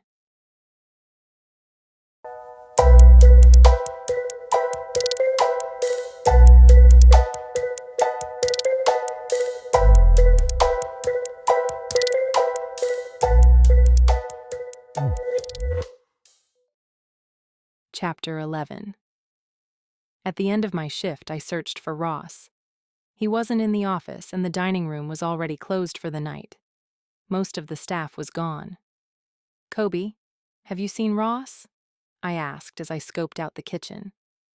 Ross had nowhere to hide in the open space, but maybe he'd said something to Kobe about going into the food storage room. Or perhaps Ross ditched me so he didn't have to talk to me. The latter was more probable. Kobe shook his head. No, but are you free tomorrow before work? I want to start shooting. Send me the details, I said, as I pulled out my phone and texted Ross. Where are you? While I waited for his answer, I put the scooter keys away and dropped off receipts on the desk. I then counted my tips. I sighed. It hadn't been a busy night, but I had hoped for something that could contribute to a flight to my next job destination. Well, I was getting closer. But these tips wouldn't get me onto a plane anytime soon. When I didn't get an answer from Ross, I decided to track him down at his apartment, which wasn't too far away. Instead of walking, I snatched the scooter keys again and zoomed over to his place. I parked along the side of the red brick 4-story building and buzzed the doorbell. The summer humidity was off the charts even at night. My hair clung to my temples. I buzzed again. And again. Pulling out my phone, I texted him. I'm outside your apartment. Where are you? I'm not going away. As I waited, I glanced up at the building to see if any third-floor lights were on. All windows were dark. Where else could he be? As far as I knew, he didn't have a girlfriend. Logan. He must be with Logan. Hopping back on the scooter, I headed to the rusty screw. I yanked the heavy, beat-up metal door and stepped in. Logan was at the bar, paying for a beer and a glass of clear liquid. I discreetly followed Logan to the corner, where I found Ross sighting at one of the tables. His elbows were on the table, hands cradling his head. Logan sat down and slid the beer in front of Ross. Just as Logan lifted the glass of clear liquid to his lips, his gaze caught on me. We've got company, Logan said to Ross, never taking his eyes off of me. Ross glanced up at me and then dropped his head back into his hands. Making myself comfortable at the table, I asked, Well, are you going to tell me now? Or do I have to annoy you until you give up and tell me? Silence. Logan raised a brow. Both he and Ross knew I could be quite annoying if I wanted to be, which meant whatever Ross didn't want to tell me was pretty bad if he was willing to endure my torture. I looked at Logan. Did he tell you? Logan shrugged, which meant yes. If I tell you something about your case, will you tell me what Ross told you? What about the case? Just something I saw earlier. What did you see? Are you going to tell me what you know? I asked him. I knew he wouldn't betray Ross, but I also knew he'd want to know about the case. It was worth the gamble. Withholding evidence can get you into trouble. What kind of trouble? I asked, pushing to see just how much he didn't want to betray his friend. Logan's gaze narrowed. but not into the type of stare that would scare me into backing off. It was the type of stare that heated the blood and made me remember just what kind of chemistry we'd had together. Since I didn't want to go down that path again, I said, "Fine. I was going to tell you anyway." I saw Landon and Mr. Cheerful outside Lee's restaurant. Mr. Cheerful shoved Lan against the wall. I think Lan might owe him money. Maybe that's why Lan's so bent on getting the vase back. Maybe he wanted to sell it. Logan looked thoughtful for a moment. Did you confront Lan? Only to ask how he was. He wasn't hurt, but he did seem upset and told me to go away. And he's been wearing a hoodie with the hood up. It's too hot for that, so I think he's hiding. Who's Mr. Cheerful anyway? Like a loan shark or something? Obviously, he's not the pineapple anchovy pizza connoisseur that he pretends to be. He's definitely not a pizza connoisseur, but I doubt you'll have to worry about him now that he knows Wayne is dead. And obviously, he didn't kill Wayne. Otherwise, he would have known Wayne was dead before he ordered. How does Lan fit into this? I've got some leads. But you're not going to tell me, I surmised. He smiled. Jerk. Just so you know, I saw Nana today. She's very interested in the case. She thinks she can help. Logan's posture stiffened for a moment before he took a drink and pretended he didn't care. But he did, and that made me smile. So, Ross, are you going to sit here and wallow in misery, or are you going to tell me what's going on so I can help? I grabbed Ross's untouched beer and claimed it for my own. It wasn't like he was drinking it, and the more he wallowed, the warmer it became. That was not acceptable. I already know the business is in the red. How long has this been going on? Ross sighed and sat back, looking at me as though I was his grade school teacher and he was in trouble. Talk to me, I said. Otherwise, I'll follow you home and hound you there. I'll hound you at work. I'll be like a fly you can't get rid of. You need to tell her, Logan said, finally coming to my aid. She has ad experience. Maybe she can help. Fine, Ross said on a long sigh that seemed to leave him deflated. He ran his hand through his already messy hair, leaving it that much more disheveled. We've been on a downhill slide for at least a year now, but we've always managed to scrape by. These last few months have been bad. I didn't realize how bad until I tried to post payroll. We have no money. I pulled from my savings to cover, but now I'm tapped out. I can't pay our employees, and another payroll is in a few days. Everyone will walk, and then we are completely done. I figured it was bad, but closing in a few days? That was beyond bad. I tried to imagine life without the restaurant, and I couldn't. If I can find money to cover payroll, can we still pay other bills, like electricity and the lease? I paid those with the last of my money. I have a feeling Dad has been subsidizing the restaurant for a while, so he's probably tapped out as well. But we're good with bills until the end of the month. Which was only a couple of weeks away. But it doesn't matter, because even a couple of weeks won't fix the problem. We need more customers. How many more? He gave a shrug. Inventive restaurants are opening all over the city. We just can't compete. Yes, our food is great, but it's an old menu that hasn't changed since World War II. So, make the change. He narrowed his gaze. You forget about Aunt Dot. I've tried to get her to update the menu. She refuses. Does she know what kind of trouble the restaurant is in? Maybe that will be the push to change her mind. I was going to let Dad tell her. He can handle her better, but now with the heart attack, I just can't put him in that position. A fight with her could wipe him out for good. Okay, I said, taking a fortifying sip of beer. We'll figure this out. There's nothing to figure out. Not even a loan would fix this, nor would a bank lend to us. We're done. He put his forehead on the table and groaned. I glanced at Logan. Do you have any ideas? He shook his head. No, but if you give me coupons, I'll sprinkle them on desks at the station. That might get a few more people in. That would help slightly. Not enough to stop the downhill slide. I'd have to talk to Alan and demand that he repay me.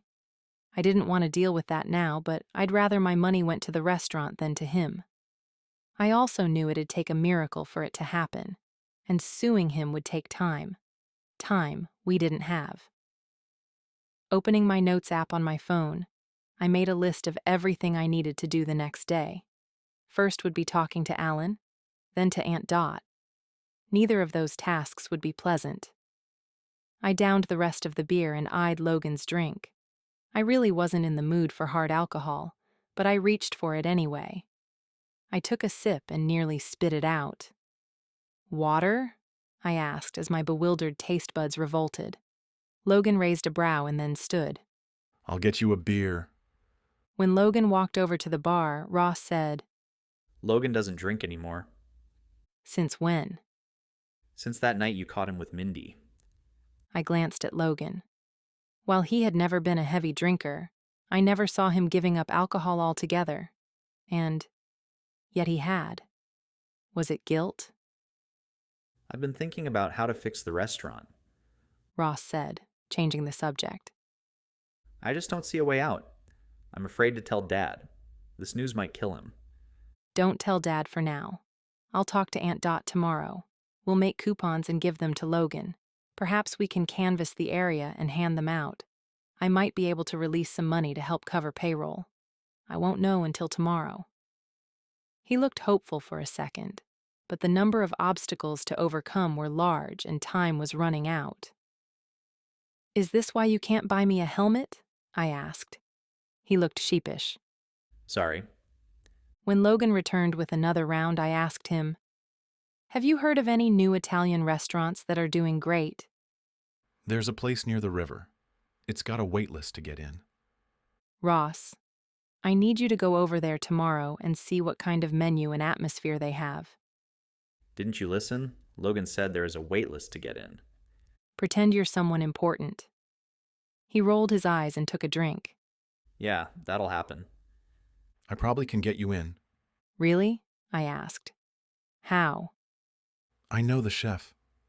"Great. Take Ross there tomorrow for lunch." "He might have other plans." If he had other plans, he wouldn't have offered. "He didn't offer to take me. He offered to see if he could get me past the wait list." Logan glanced between us when we both looked expectantly at him to settle the matter. "I can move things around." "Great," I said. Ross looked as though he was about to get sick.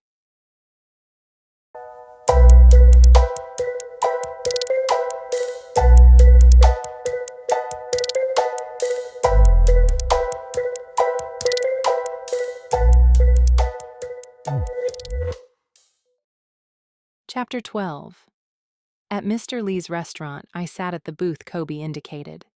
A few of Kobe's early 20s friends sat around me, making me feel like the old lady of the group, especially as they were taking selfies of the monumental acting gig. I wanted to leave, but this was for Kobe and I promised I would help him.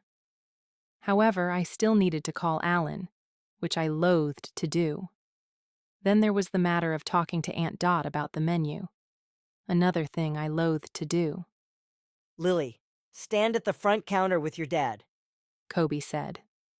Lily, who was dressed in a pretty floral sundress, stood next to her slightly shorter father, who wore a ridiculously tall chef's hat that made him appear that much shorter. They both looked expectantly at Kobe, who was now giving directions to someone at the door who held a clipboard. "This is exciting. Mr. Lee said. We will be movie stars." Lily smiled at her father, but she knew no one would be a star from this reality ad. Kobe walked over to his phone, aka camera, that was attached to a mangled tripod. "Okay, people, we're about ready to shoot. Everyone take their places. Mr. Lee, make sure to project your voice. My boom mic isn't that great." Boom mic? I glanced around Kobe to find a fuzzy microphone wired to the phone. As far as microphones went, it was one step above the built-in camera microphone. "Mr. Lee, do you remember your lines?" When Mr. Lee nodded, Kobe addressed the rest of us. "Extras, just pretend you're having conversations, but don't actually talk. Otherwise, we won't hear Mr. Lee." I gave a nod of understanding. I'm going to do a sweeping shot through the restaurant first before landing on Mr. Lee. Mr. Lee, when I point to you, that means it's time to talk. Mr. Lee gave an affirming nod, which jostled his chef's hat. Lily quickly reached up and positioned it back into place. Okay, people. In 3, 2. Kobe turned the camera in a panoramic sweep through the restaurant. I tried not to look at the camera, knowing extras were not around to be noticed. However, I made a rookie mistake and looked directly at the camera. Cut! Kobe frowned at me. I failed to mention one thing. Unless you are Mr. Lee or Lily, don't look at the camera.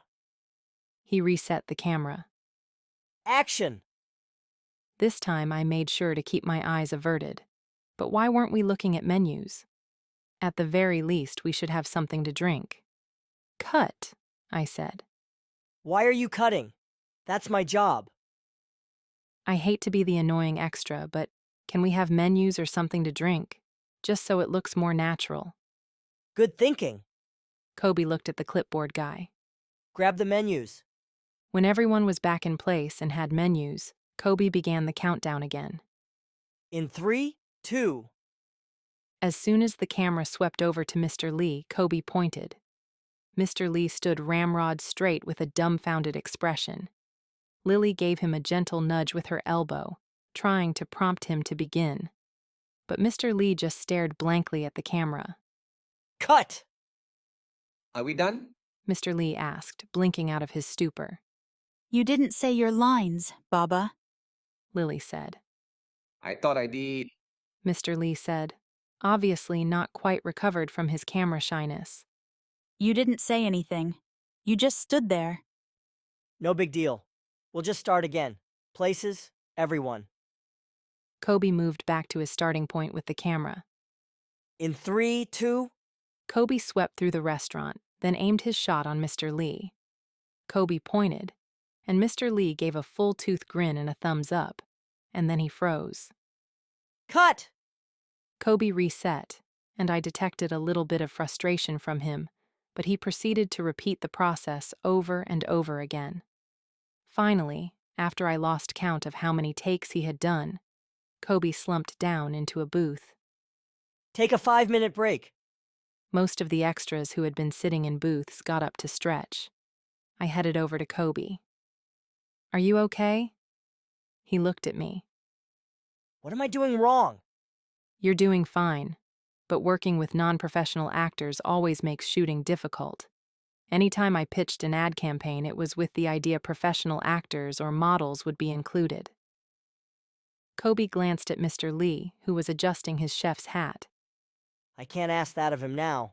I don't think he has the money to hire a professional, and he was so excited to be a part of it. Then you have to think of a way to adjust. Maybe he can still be in the ad, but in a different role. Everything can be fixed in editing. How long is this commercial supposed to be? I was thinking about 30 seconds, no more than a minute. Do you have enough footage of the restaurant? Kobe nodded. Just see what you can coax out of Mr. Lee, even if it's a word here or there. And then see if you can get footage of the food. Have Mr. Lee make a couple of his signature dishes. You'll have plenty of footage then. That's brilliant.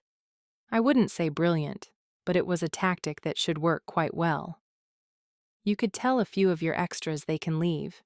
You already have enough footage of us. That might help Mr. Lee's stage fright. I was hoping that extra person would be me. However, Kobe let the others go. I sat back in the booth and waited for Kobe to finish shooting. As he walked Mr. Lee through one-bite segments, I pulled out my phone and scrolled through my emails. There was another one from Mila. She threatened to report me as a missing person if I didn't respond. I quickly emailed her back that I wasn't missing, and I was fine, but I was just busy working. She instantly texted me instead of emailing. Did you get a new job? What ad firm? Are they hiring? No, I'm just helping out my family at the restaurant since my dad is in the hospital. Is he okay? He will be. Tell him I hope he feels better soon. Do you need help there? I'm ready to pack my bags and come to Chicago. Just say the word. She must be desperate to leave. But as great of an assistant as she was, I would not drag her into this mess. But instead of saying that, I gave a smiley face emoji. I figured that was the end of the conversation. However, she continued. The witch is making everyone's life hell right now. Even Alan's? I couldn't help but ask. Yeah, he's been staying away from her. She took over the entire office, and the bosses let her. Which makes me wonder if she's not sleeping with one of them too. I bet she is. We have a pool going in the office if you want in. No, that's okay. I'm done with them. Don't want to think about them ever again. You and me both. I'll keep you updated on what happens here. I gave a thumbs up emoji. It was well past an hour of filming when Kobe gave up. I think I have enough footage. I hoped for his sake he was right. With Mr. Lee being tight-lipped and throwing a thumbs-up gesture every 2 seconds, there wasn't a whole lot of audio. However, I didn't say anything, and was about to escape when Landon walked into the restaurant. When he saw me, he turned and retreated back to the sidewalk. That was odd. Perhaps he was embarrassed I had seen him getting roughed up by a pineapple-loving thug. Lily noticed Landon's reaction to me as well. She came over and sat across from me in the booth. What was that about? Landon wouldn't want me to tell Lily what had happened. But this craziness with the vase and a murder was too much not to gossip about. I saw him last night. A guy had him pinned to the wall. I think he was demanding money. Lily frowned. He's been acting odd since puberty, but ever since the vase was stolen, it's like he's lost his mind. What if it's not really about the vase? I said. What if he hid something inside of it? Lily looked thoughtful for a moment. It's possible, but what? Something that was worth money. He doesn't have anything of value. I wasn't so sure about that. And the way Lily's mouth twisted as she pondered made me suspect she wasn't so sure about it either. I'll talk to him. The last thing I need is Dad to get involved. I gave a nod and was about to slip out of the booth when she stopped me. Did Ross drink the tea I made him? I gave it to him, but I'm not sure if he drank it. Oh, okay. I leaned back in the seat, watching as she tried to mask her disappointment. You like him, I said. Who? The innocent look she displayed didn't fool me. Ross, you like him. She dipped her head, her cheeks turning rosy. That's a yes. I laughed. Don't tell him. I won't. But why don't you tell him? She shook her head. I couldn't. Why not?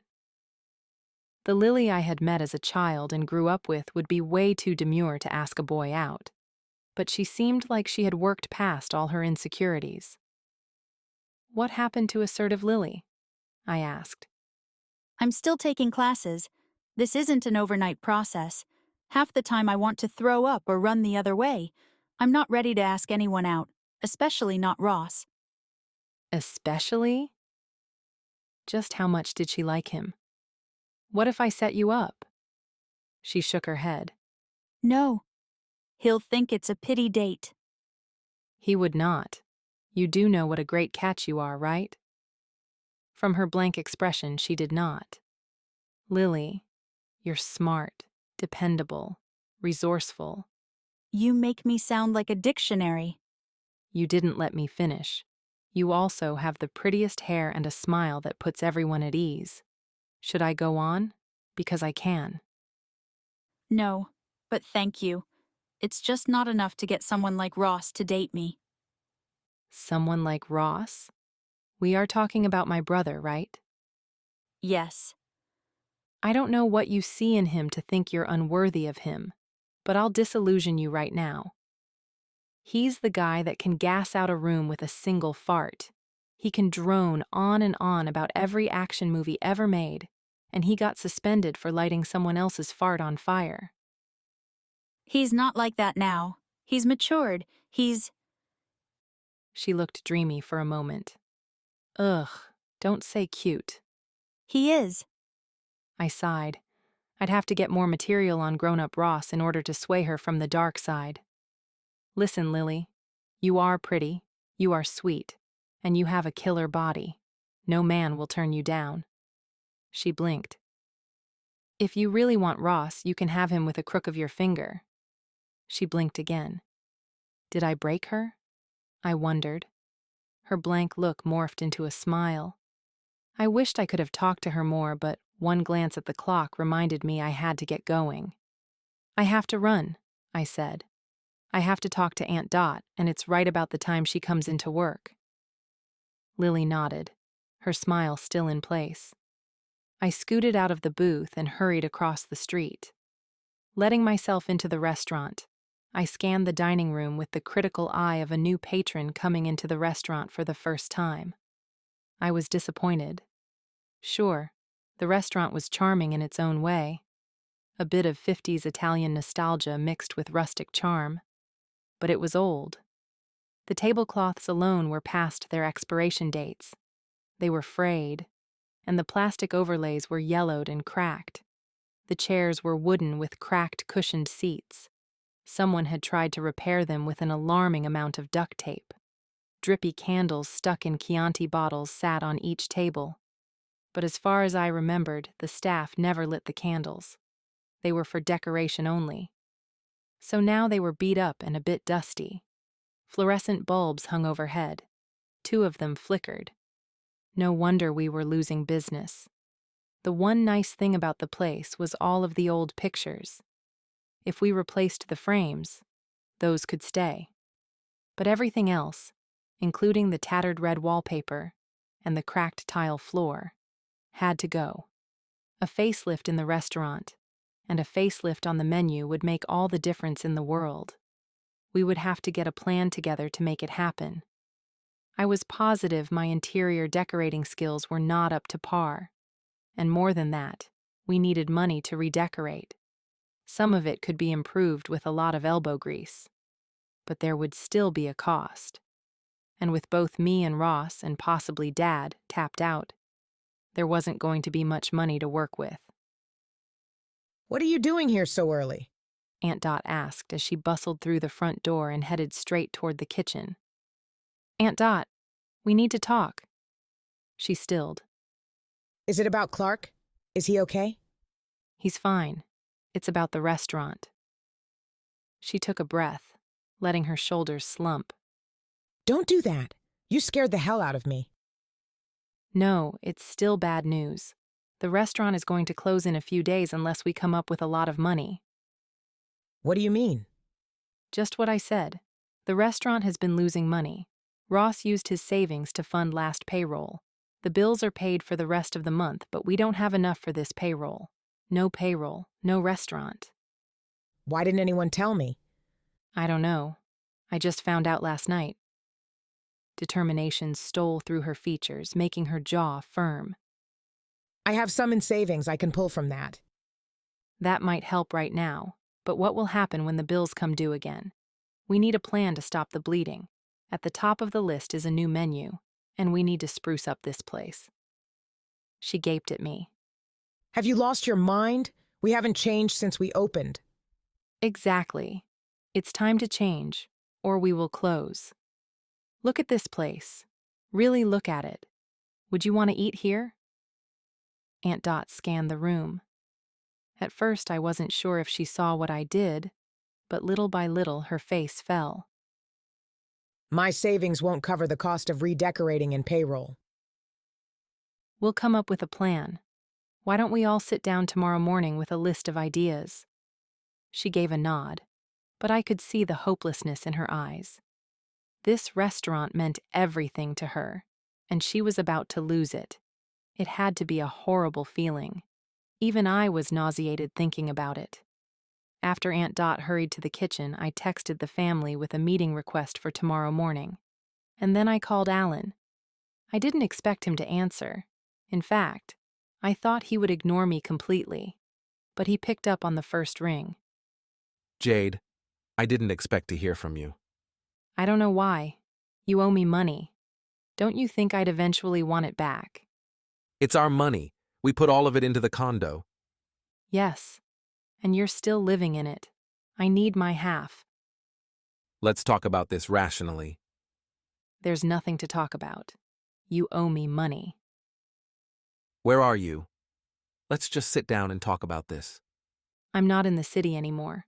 You'll have to transfer the money to me. I don't have that kind of money at my disposal. I'll need to sell the condo. That will take time. Then get a real estate agent today. Jade, let's talk about this. I made a mistake. Let's not ruin everything because of one little mistake. One little mistake? You slept with your assistant. You got me fired. I lost my home. That was not one little mistake. If he was trying to smooth things over with me, it meant he was in a bind. All I'm asking for is the money I put into the condo. That is all. Jade, be reasonable. Be reasonable? I gaped at my phone, wondering if I had heard him correctly. But I knew I had. Was he going to try to play the victim? Be reasonable? You stole my life from me. I'm not going to be reasonable. I want to see the condo listed by tomorrow. If it's not, I will get lawyers involved. I hung up and then sat in one of the old chairs with the duct tape, wondering if my threat would work. I really had no money to hire a lawyer, but if it meant bringing the jerk to his knees, I would. I'd just have to sit back and wait and hope that he would do the right thing. Judging from history, he would not.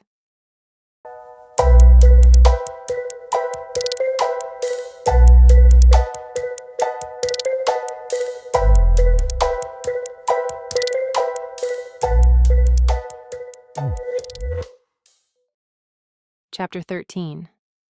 After my talks with Aunt Dot and Alan, I was in the mood to escape.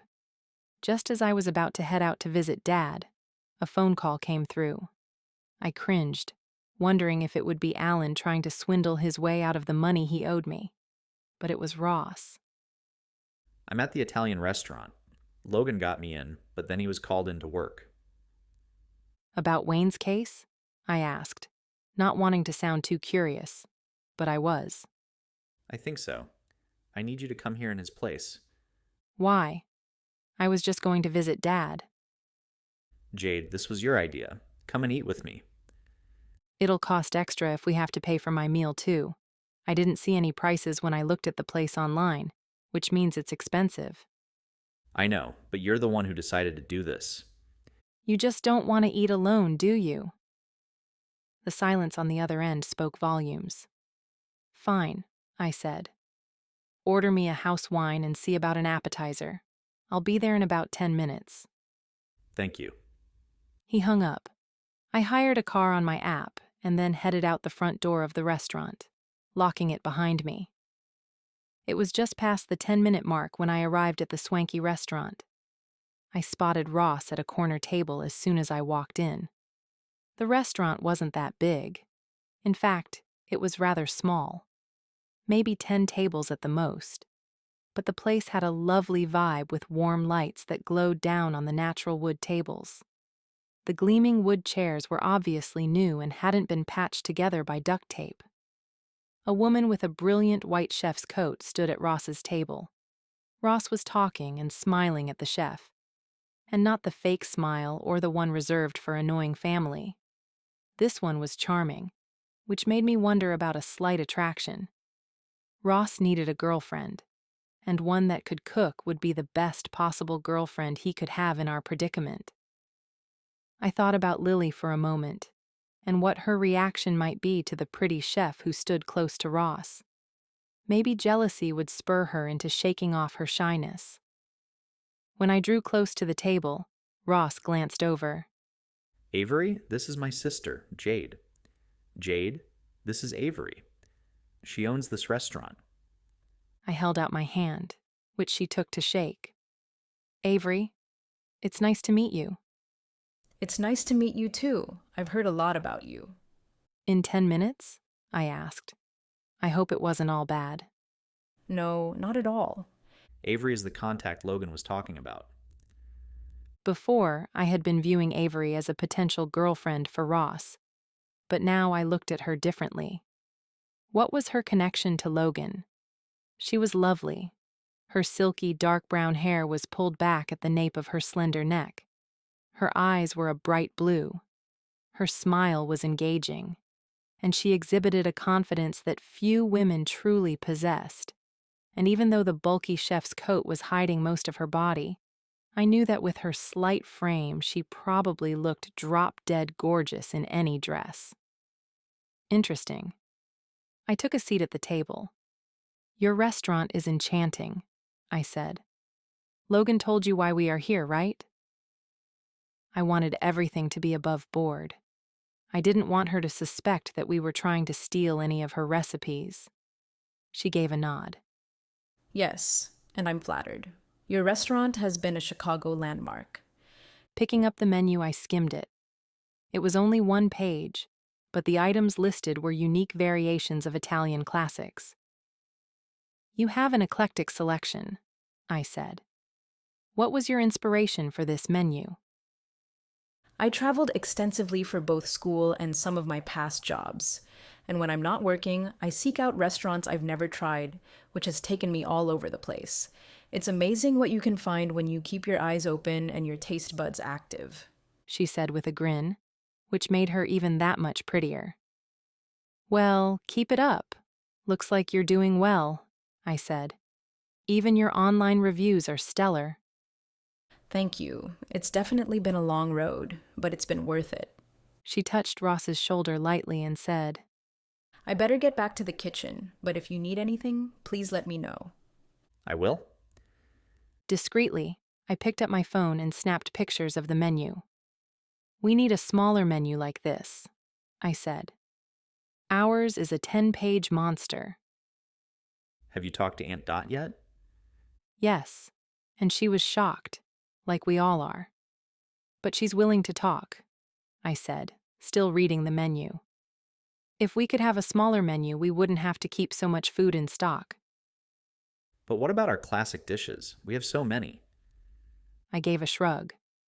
We can still have them, but maybe we can rotate some as daily specials instead of regular items. But what I want to talk about is you and Avery. What do you mean? She touched your arm and gave you extra time she could be using to prepare for the lunch rush. I'm wondering what that means. She was just being nice. Is that all? Of course. Anyway, she's Logan's friend. I supposed it was none of my business, and I had to focus on the yummy task ahead. Do you think we should open for lunch too? I asked. Maybe only opening for dinner is hurting our bottom line. We'll need more customers before we can do that. It would require extra staff hours, and we don't have the money. I supposed he was correct. Still, it could be a plan for the future. Soon, our table was filled with decadent food that made all other thoughts come to a halt. Just like I expected, lunch was amazing. Everything was made from scratch. Complimentary appetizers and entrees lined the table. The flavors went from light and delicate to a savory boldness that had me groaning a few times as Ross and I ate from several shared dishes. After the dessert course, I was about ready to ask for a wheelchair to get me and my food belly out to the curb. Then Logan walked in. He sat down at the table, making himself comfortable and eyeing the leftovers. He picked up a fork and began sampling from our plates. Hey, I was eating that, I said. You look like you're going to explode. I won't argue with you there. I leaned back, trying to allow the food to move through my system. You're right about this place. The food is ridiculously good. That's why I suggested it.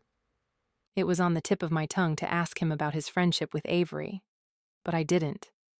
If I was honest with myself, I was afraid of the answer. All right, if someone could help me up, I'll go visit Dad at the hospital, I said. Logan stood and offered me his hand. Tell your dad I say hello. I gave a nod and grasped his hand, dropping it as soon as I stood. So, what was so important that you ditched Ross? I got a lead, but it was a dead end. I knew that was all the information I was going to get from him. I doubted even Avery could get much more.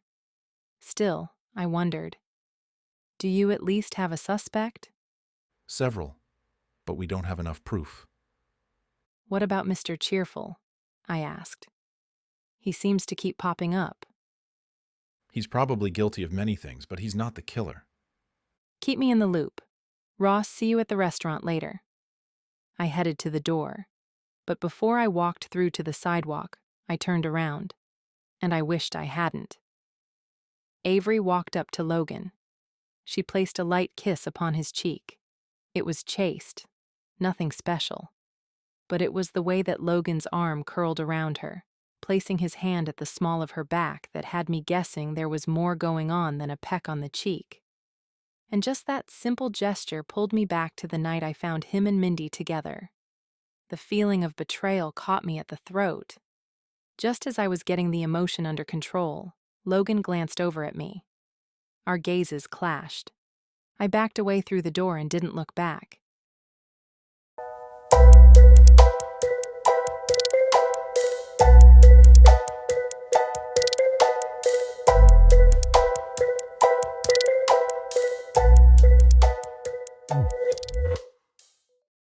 Chapter 14. After my delivery shift, I trudged upstairs to find Mom sitting at the kitchen table with a notebook and calculator. Her concentration was so focused on the notebook that she didn't notice me come in. It wasn't until I walked around her to get a glass of water that she blinked up at me. "Hi, Mom. I thought you'd be in bed by now. What are you working on?" She leaned back and scrubbed her face with her hand. I talked to your brother about the text you sent today. I knew you were out on deliveries, but I wanted to know more about tomorrow's meeting. Sorry, Mom. I know it's not what you wanted to hear. She sighed. Why wouldn't your father tell me this? Why would he keep it to himself? I don't know. Maybe you should ask him. I sat down at the table across from her. She shook her head. Not right now. He needs to recover, and I'm too angry. We'll just have to figure this out without him. But when he's better, we're having a serious conversation. Until then, Ross and I have a few ideas and we can talk them over tomorrow. And I'm trying to free up some money to help. Mom shook her head. No more funneling money into the restaurant. If it can't stand on its own 2 feet, we're done. I saw the resignation in her eyes. We're not done yet. She pushed the notebook over to me. We aren't just broke. We're over our heads in debt. I glanced at the staggering numbers on the notebook. How did this happen? I don't know. I pulled out all the finances from Clark's desk. I found loan after loan, credit card after credit card. I didn't know about any of this. There's no coming back from this. And if the restaurant closes, I'm afraid we might have to go bankrupt. Restaurants typically didn't have a high profit margin. The amount of debt would be almost impossible to pay off even with a healthy restaurant. And ours was not healthy. I thought about the money that Alan owed me, but not even that would be enough to cover this debt. I think we should close. It will break Aunt Dot's heart, but I don't see how to get out of this pit. Let's just sleep on it. We'll come up with a plan tomorrow. If that means a closing plan, then that's it. But there might still be hope. Very little hope. It was past midnight, and I was sitting on the couch with my laptop. A giant goblet of wine sat next to me. I had already gone through the job listings, wondering if I should find a recruiter instead of hunting myself. Some of the larger companies left their searches to recruiters, so I might be better off going that route. But I had to admit my heart wasn't into searching for a job at present. While I wanted to get out from under the restaurant, it needed me right now. I didn't want to bail on everyone. But how much could I realistically do? Saving the restaurant required more than a bandage. It needed a miracle. I glanced at my email. Hoping for a wire transfer message from Alan, I was again disappointed. I'd give him until the end of tomorrow, and then I'd call him. My next dreaded task was logging into social media. It wasn't a chore I wanted to do, but I needed to begin the Alan purge. Slowly, of course. I wasn't sure how much my family paid attention to my pages, but I didn't want questions if I went nuclear on all things Alan. I started with images first, deleting one picture after another. His dazzling smile. Delete. His expensive suits. Delete. Him on a client's yacht. Delete. And him at a company party. I stopped. Stacy stood behind him in the background. Her intense gaze was on him. It was the stare of a predator on the prowl. I studied her for a moment and then moved to the date of the picture. Alan and I had been engaged for a week when this was taken. She had been after him since the beginning. With a calming breath, I deleted the photo. Shutting my computer, I slipped it back into my bag. I had much more to purge, but I felt the burn of tears threatening to spill, and I had promised myself I wouldn't cry over another man again. I drained the last of the wine and placed the glass in the kitchen, turning off lights as I made my way back to the couch. Snuggling under the covers, I hoped sleep would come quickly. However, my mind whirled, making sleep impossible. I wasn't sure how long I lay awake, but judging from the blanket twisting around me, I must have tossed and turned for a good hour. It was then that I heard a scratching noise.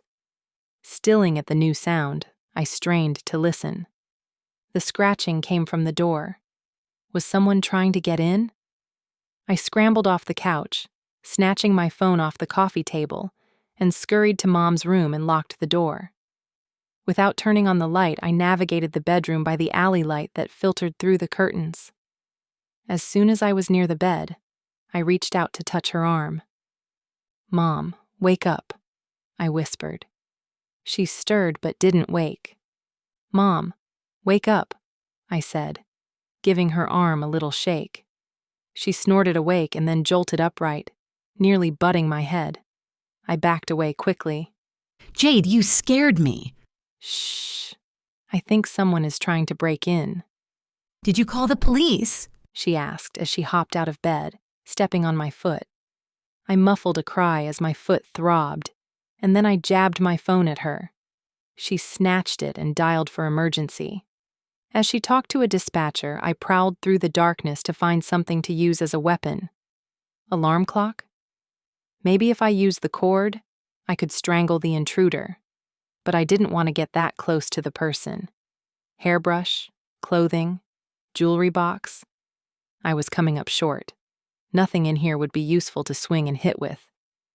Now I knew what I was getting them for Christmas: a baseball bat. As I continued my search, I listened for sounds beyond the locked door, but all I could hear was Mom whispering to the dispatcher. She was amazingly calm. I was not. My heart thudded. My pulse raced. And I was pretty sure my skin was conducting electricity the way it bristled and hummed.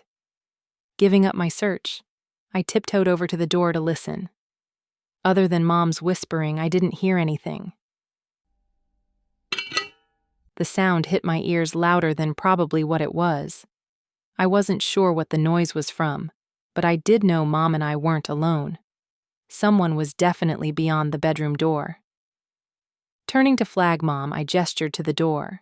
Her gaze was already locked on the door, indicating she might have heard the sound as well. I backed away to the window to peer down at the alley below. Would we survive a jump?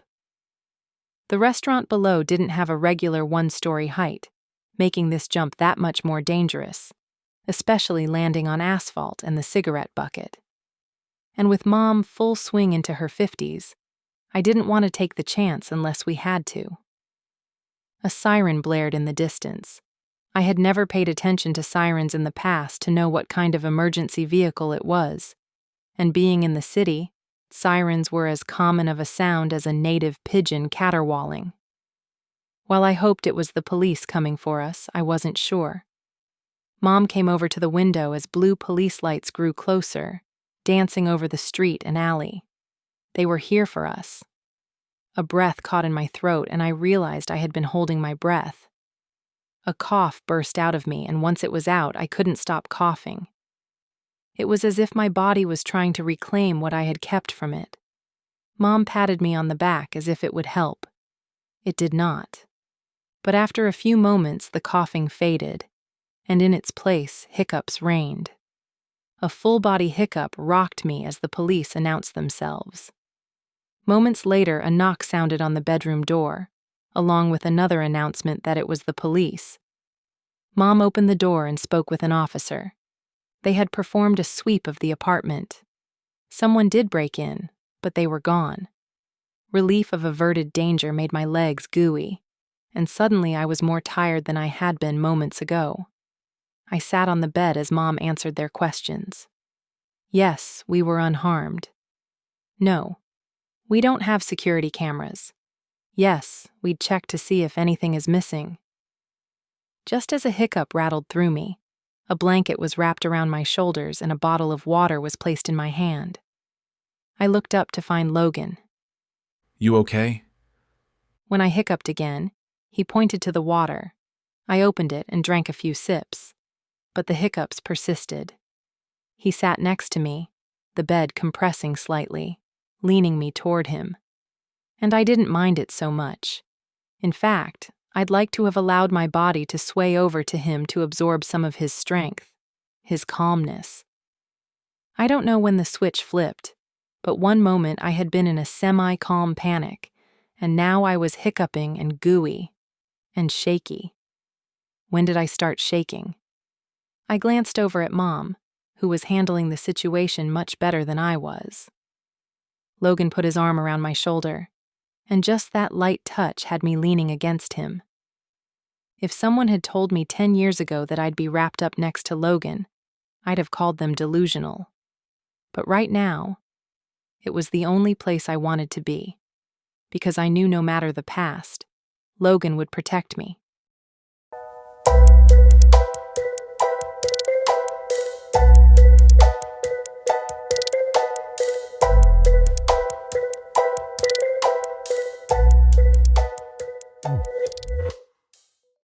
Chapter 15.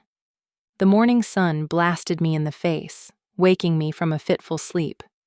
I thought I had closed the shades, but I must not have. I stilled. Was the sound from Mom or another intruder? Bacon? The scent wafted to me in a heavenly cloud, making me nearly drool on the spot. That had to be Mom. But if a burglar wanted to make me breakfast, I was okay with that too. Mom, are you making breakfast?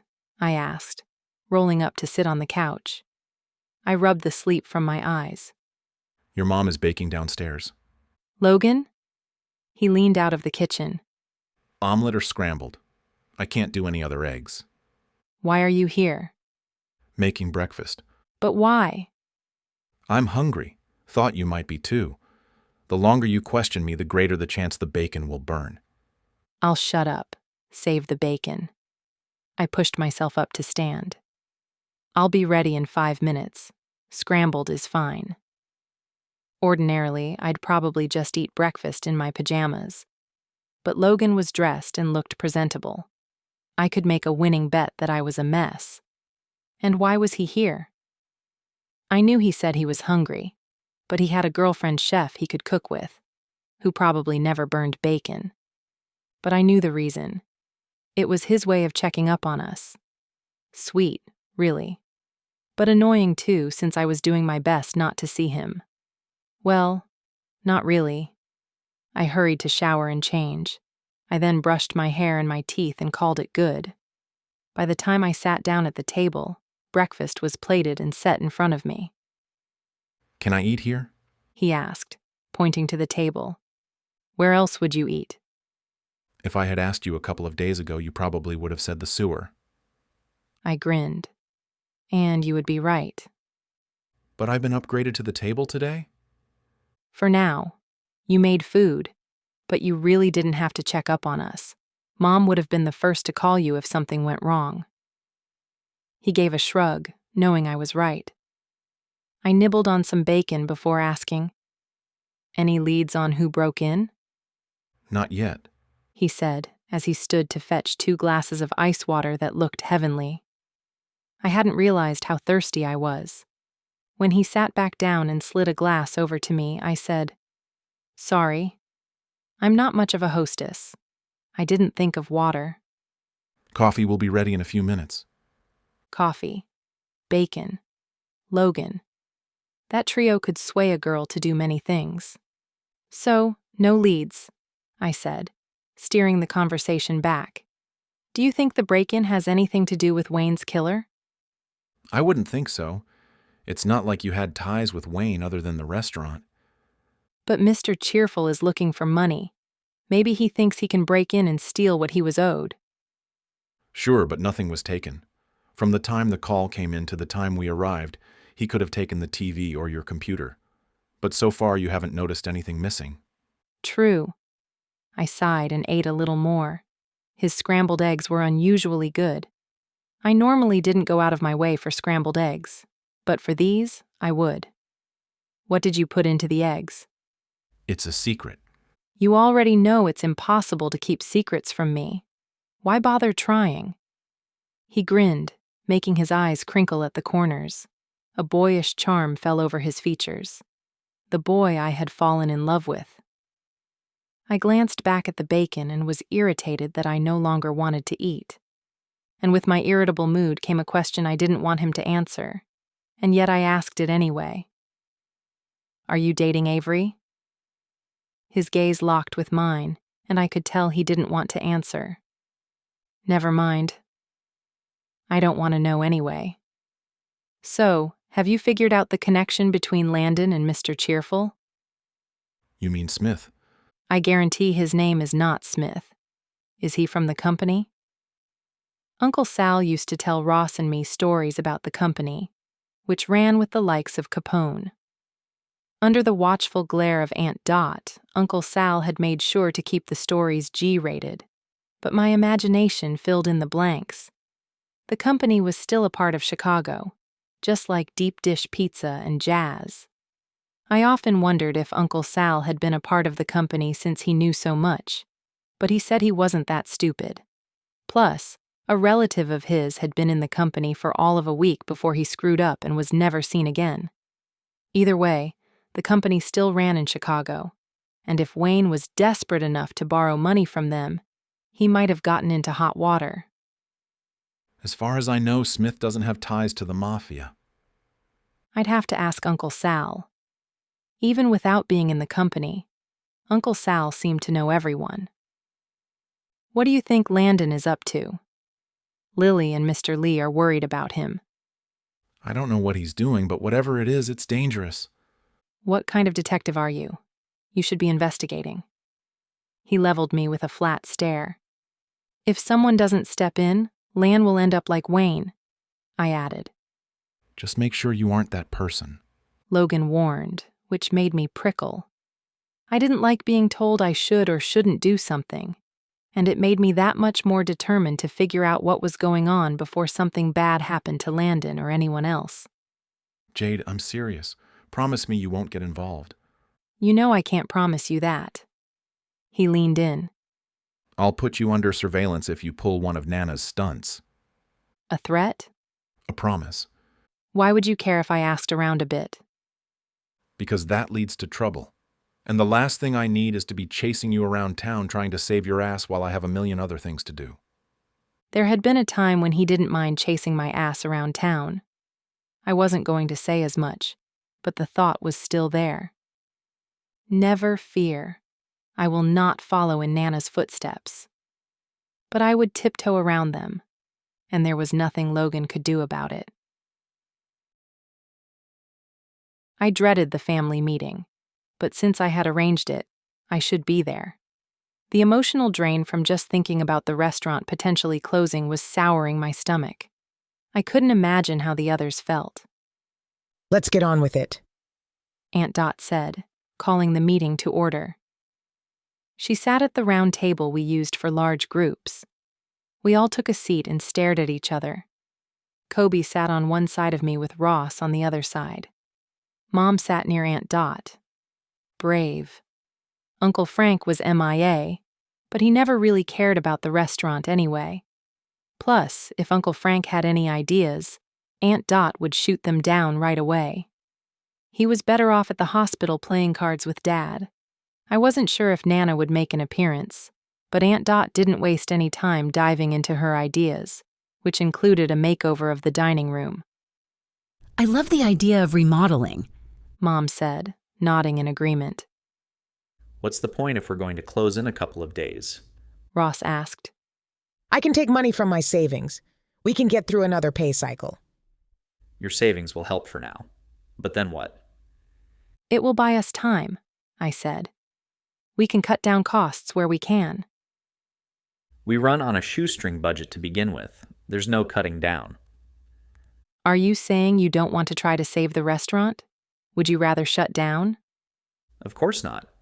I'm being realistic. Even if we cut costs, remodel, and update the menu, we still need double or triple the customers. I just don't see a flock of people suddenly beating a path to our door. And we don't have money to advertise. Kobe straightened. I can help with that. I wasn't sure Kobe's version of advertising would help us. More likely, it would harm us. But I couldn't say as much. The hopeful look in his eyes made me feel like I'd be kicking a puppy if I dumped on his contribution. I will help with advertising as well, I said, hoping that would help curb Kobe's tendencies. I'm also working to free up some money, but I can't guarantee anything. Keep your money for now, honey. We'll take Aunt Dot up on her offer to use her money first. We will put it in the budget to repay everyone in increments once the restaurant is profitable again. If Aunt Dot can pay for the next payroll, what about the cost to remodel? Mom frowned, and I knew she was thinking about the massive debt lingering upstairs. Maybe do it in phases, I said.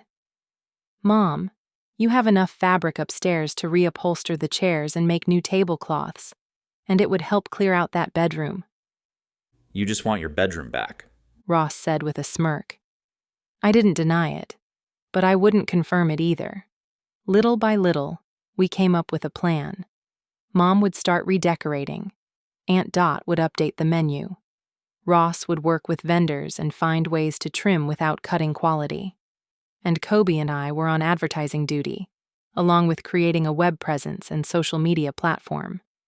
In this day and age, I was shocked we weren't on the internet already. When we broke from the meeting, I was overwhelmed but hopeful. Aunt Dot bustled into the kitchen to begin prepping food for the day. Ross went to his office to call vendors. Mom hurried to finish baking and then headed over to see Dad. And Kobe and I sat in the dining room. What should we do first? Do you know how to build a website? He nodded. Then I want you to build it and start up social media accounts. I had been hesitant to hand over the responsibility to him, but I'd realized that once I found a job, he'd be the only one able to run everything. It'd be better for him to have control over it now. But we need to brand our image first, I said. Do you know any graphic designers? One guy I know dabbles in it, but restaurants aren't really his thing. What is his thing?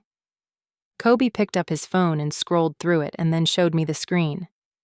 Okay, we won't ask him, I said, shifting my gaze away from the site. You could have just told me he wouldn't work. Now I'm going to have nightmares about vampire harems. Kobe grinned. When should we shoot a video for the restaurant? I wanted to stall the video. I didn't think it would benefit the restaurant, and there were other effective ways to advertise with social media.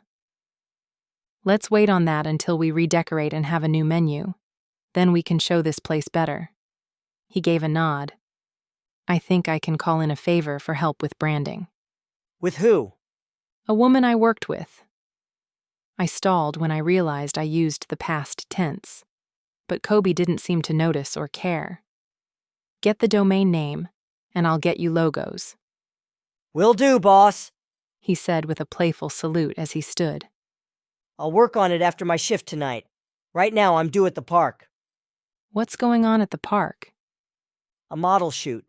I raised a brow. The girls are willing to model for free. He picked up a backpack from under the table and slung it over his shoulder. Later. Slipping my phone out of my pocket, I pulled up email and sent a quick message to Mila. While she had been my assistant and mainly performed office work, she was also proficient in graphic arts. The ad firm didn't think she was quite on point for their needs, but she did have skills. Mila, want to brand a restaurant? It doesn't pay, but it would be great for your portfolio. Hopefully she'd bite. Otherwise, I'd have to come up with a plan B. But that was a problem for later.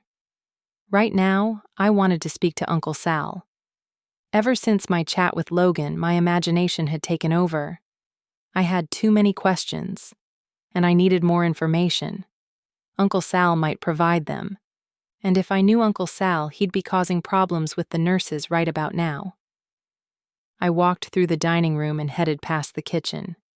Before I could get out the back door to the alley, Ross stopped me. I didn't want to bring it up at the meeting, but Logan filled me in on the break-in. Is Mom okay?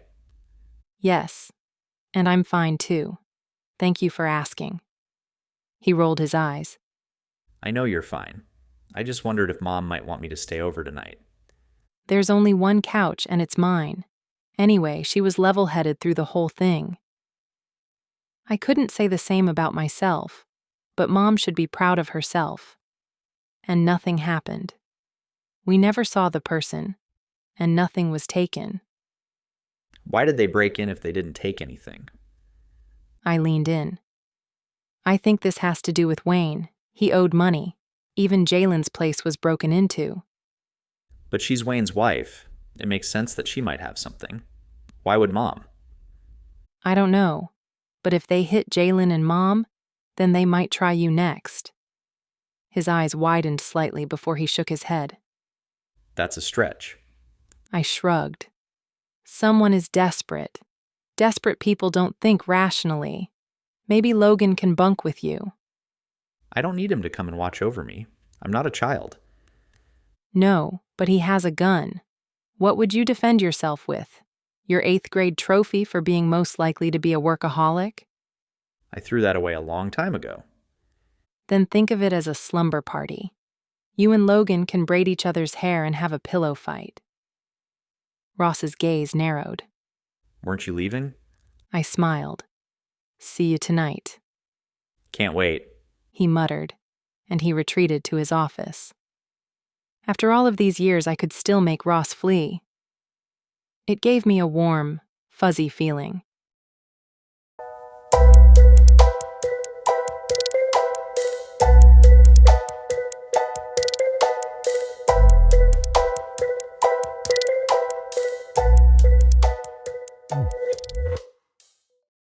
Chapter 16. When medical staff shooed visitors out of Dad's room so they could tend to him, Uncle Sal and I walked down to the cafeteria. He had a slight shuffle to his step, so the walk took a bit longer, but that was okay. It gave us more time to talk. I'll buy you an ice cream cone. It'll be like old times. I never turn down ice cream. I happily accept. But where's Uncle Frank? I thought he'd be here too. Dot called him a few minutes before you arrived. Sent him on errands. Thank you, Aunt Dot. That left me and Uncle Sal to talk without Uncle Frank speeding us along to get back to cards. Then you can tell me stories about the company. The company? He questioned with a chuckle. Why do you want to hear old tales? I haven't heard them for a while. Do you have any contacts in the company? Me? You're dreaming, girl. No more cousins who ticked them off? He chuckled again. No, poor old Alfie was the only one.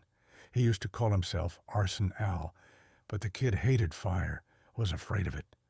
But everyone had to have a nickname, just in case they did something worthy of getting into the paper. No one would care about plain old Alfie. But Arson Al was a different matter. Never had to start a fire, though. Tony the Trout killed him before he could establish the name. Why did they call him Tony the Trout? Sent people to sleep with the fishes? I'm glad you never got into all that. But could Wayne have been involved with them? He said with a nod. Now I see what you're getting at. You think the company bumped off Wayne. He owed money to people. What if he owed some to the company? Then I don't doubt they'd kill him, but most likely they'd beat him first, make him suffer in case he was holding out on them. They don't kill when they can recover their money by busting a couple of kneecaps. You saw Wayne's body. Did he have any bruises or indications of a struggle or beating? I thought back to the scene. Wayne was laid out by the garbage, noodles everywhere, and one favorite knife stuck in his chest. No bruising or black eyes. Nothing that indicated he had been in a fight or tortured. I don't think so. But I wasn't really looking for marks either. I was more focused on the knife. Frank thinks Dot killed Wayne. He does not. Anyone who knows Dot knows that she would never use her favorite knife on anything but food. If she killed Wayne, she would have used someone else's knife. Uncle Sal barked a laugh. You got that right. It made me wonder if maybe the chef that quit had used Aunt Dot's knife as payback, setting her up to take the fall. But why would Lars kill Wayne? Did Wayne owe him money? I'd have to look into that angle too, especially since the company angle wasn't adding up. That was a bummer. It'd be easy to blame a mob organization. After my talk with Uncle Sal, I sent him back for more game time. I then headed to Mr. Lee's. It was nearing lunchtime, and a few dumplings would round out the ice cream. That, and I hoped for an opportunity to talk to Landon. A part of me feared it was Landon who broke into the apartment. When I walked into the restaurant, I waved to Lily, who peeked out of the kitchen. She gave a wave back. I'll be right out, she called and then ducked back into the kitchen. Take your time, I said as I settled into my favorite booth. Hello, Cat. He not talk. Mr. Lee shouted from the kitchen. He cat. I grinned and pulled out my phone as I waited. It was just the beginning of lunch, so the restaurant was deserted except for a couple in the front booth. It gave me the perfect opportunity to talk to Lily and feel out what she knew about last night or where Landon might have been. I wasn't sure why I wanted to pursue investigating, but the case had become personal when the apartment was broken into. If someone was willing to murder and break in, what else were they willing to do? I wanted answers. And if I asked a few questions, what was the harm? I glanced at my emails, hoping to see one from Mila. No answer. Maybe she didn't want the design job. I then searched through junk mail to see if I'd missed an email from Alan about my money. Nothing. Instead of having to listen to his excuses, I texted him. Do you have my money yet? I knew he'd stall replying to me, so I placed the phone on the table and relaxed back in my seat. Even though I was in the back of the dining room, the restaurant was small enough that I could see out the front window. From my vantage point, I saw the front of Piatto Perfetto. I watched as people walked past it, not bothering to look in the window. It was like the restaurant had sat there so long it became scenery, and not a destination. Maybe we needed something in the window to draw attention. I picked up the phone and texted Kobe. Talk to me later. We need to come up with an idea for a window display.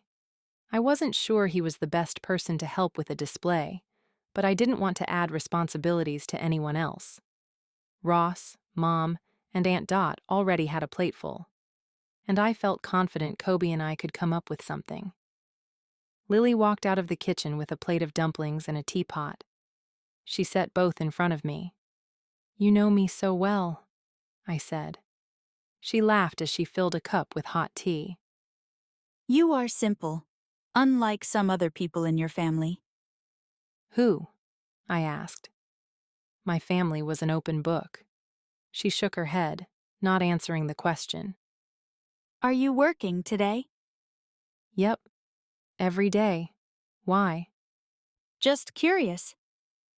Do you have a few minutes to sit with me? A few, she said, sliding into the seat across from me. What's up? I was just wondering how Landon is. Is he still looking for the vase? I haven't seen him. Dad and I are worried about him. I'm sorry. I wanted to be tactful, but I also wanted information. How far do you think he'd go to find the vase? She gave a small shrug. If you'd asked me a few months ago, I'd probably have said he'd forget about it in a day or two. He's not the kind to dwell on things, but it's like he's a completely different person, and that scares me. Do you think he'd do anything to land himself in jail? Maybe. Did you hear something? Is that why you're asking? I shook my head. No, I'm just concerned. I didn't want her to worry more, especially since the burglar might not have been Landon. There's been some weird stuff happening, and Landon and Wayne had a connection in common. When the phone rang, Lily scooted from the booth. I better get that. Dad tends to shout into the phone.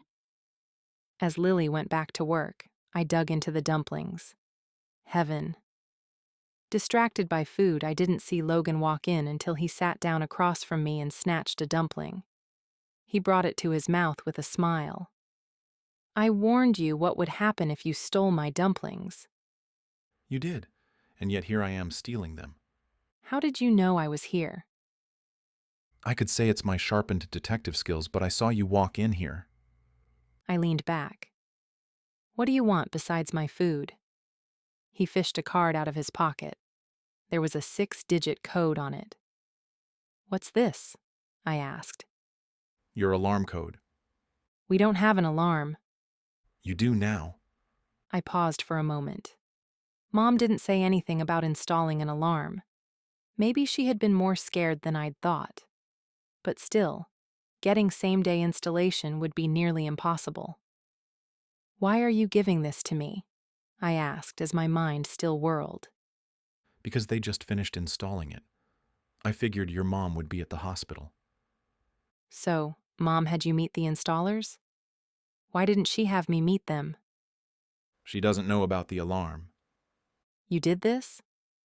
He gave a nod and stole another dumpling. I didn't know if I was annoyed with him for installing the alarm or thankful. Why? I asked.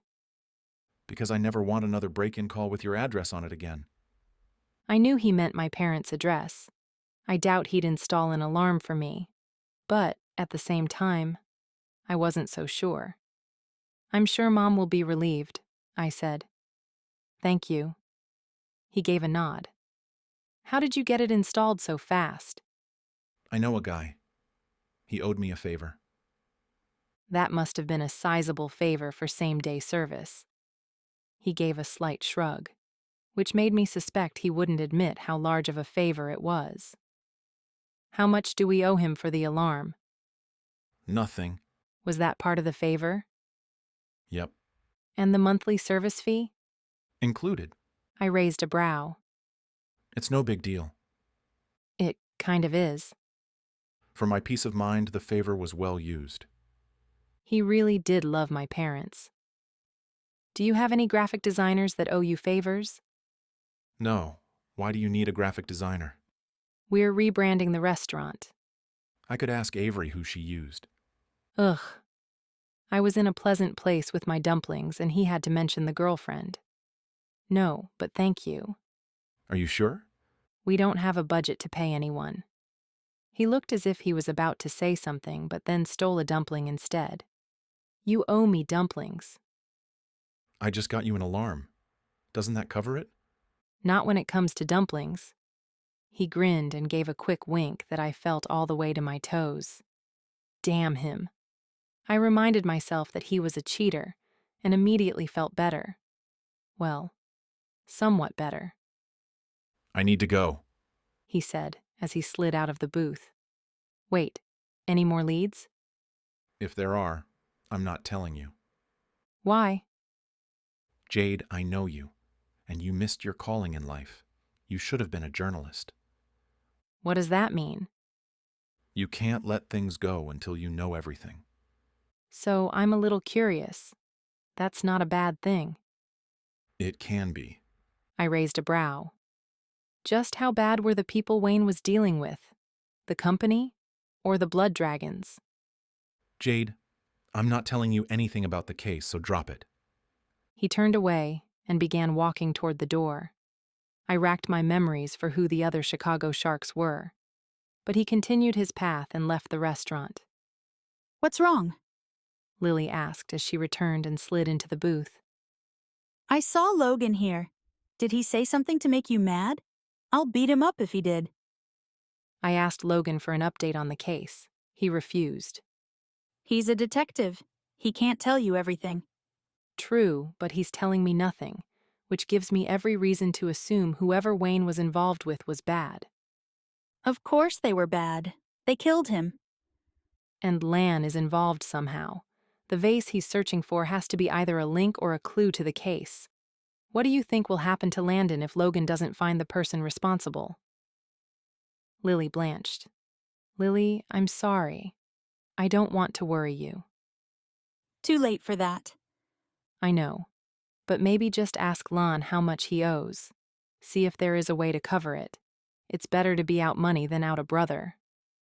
He won't talk to me or Dad. Her gaze targeted me. But he might talk to you.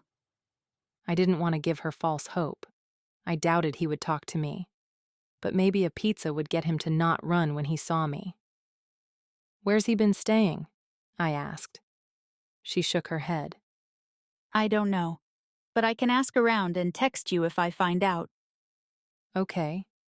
And Lily, you and your dad need to be careful. My parents' apartment was broken into last night.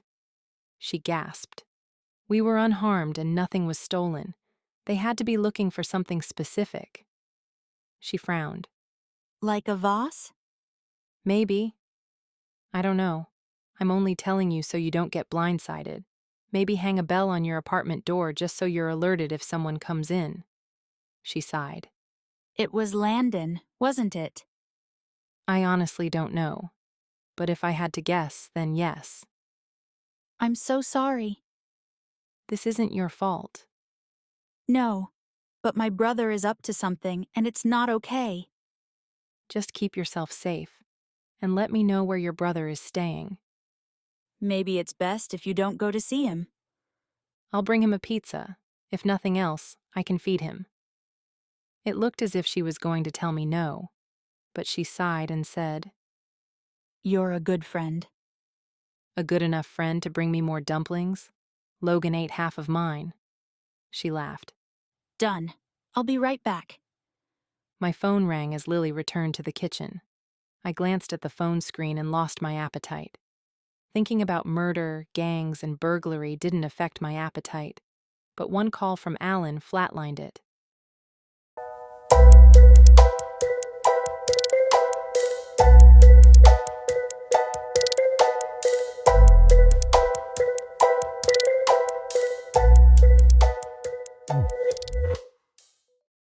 Chapter 17. With a deep, calming breath, I answered Alan's call. Do you have my money? No, but Jade, honey. Alan's smooth, practiced voice made me hate my ears. The only thing I want to hear from you is how quickly you'll get my money to me. That's what I'm trying to tell you. He paused. I have a little problem.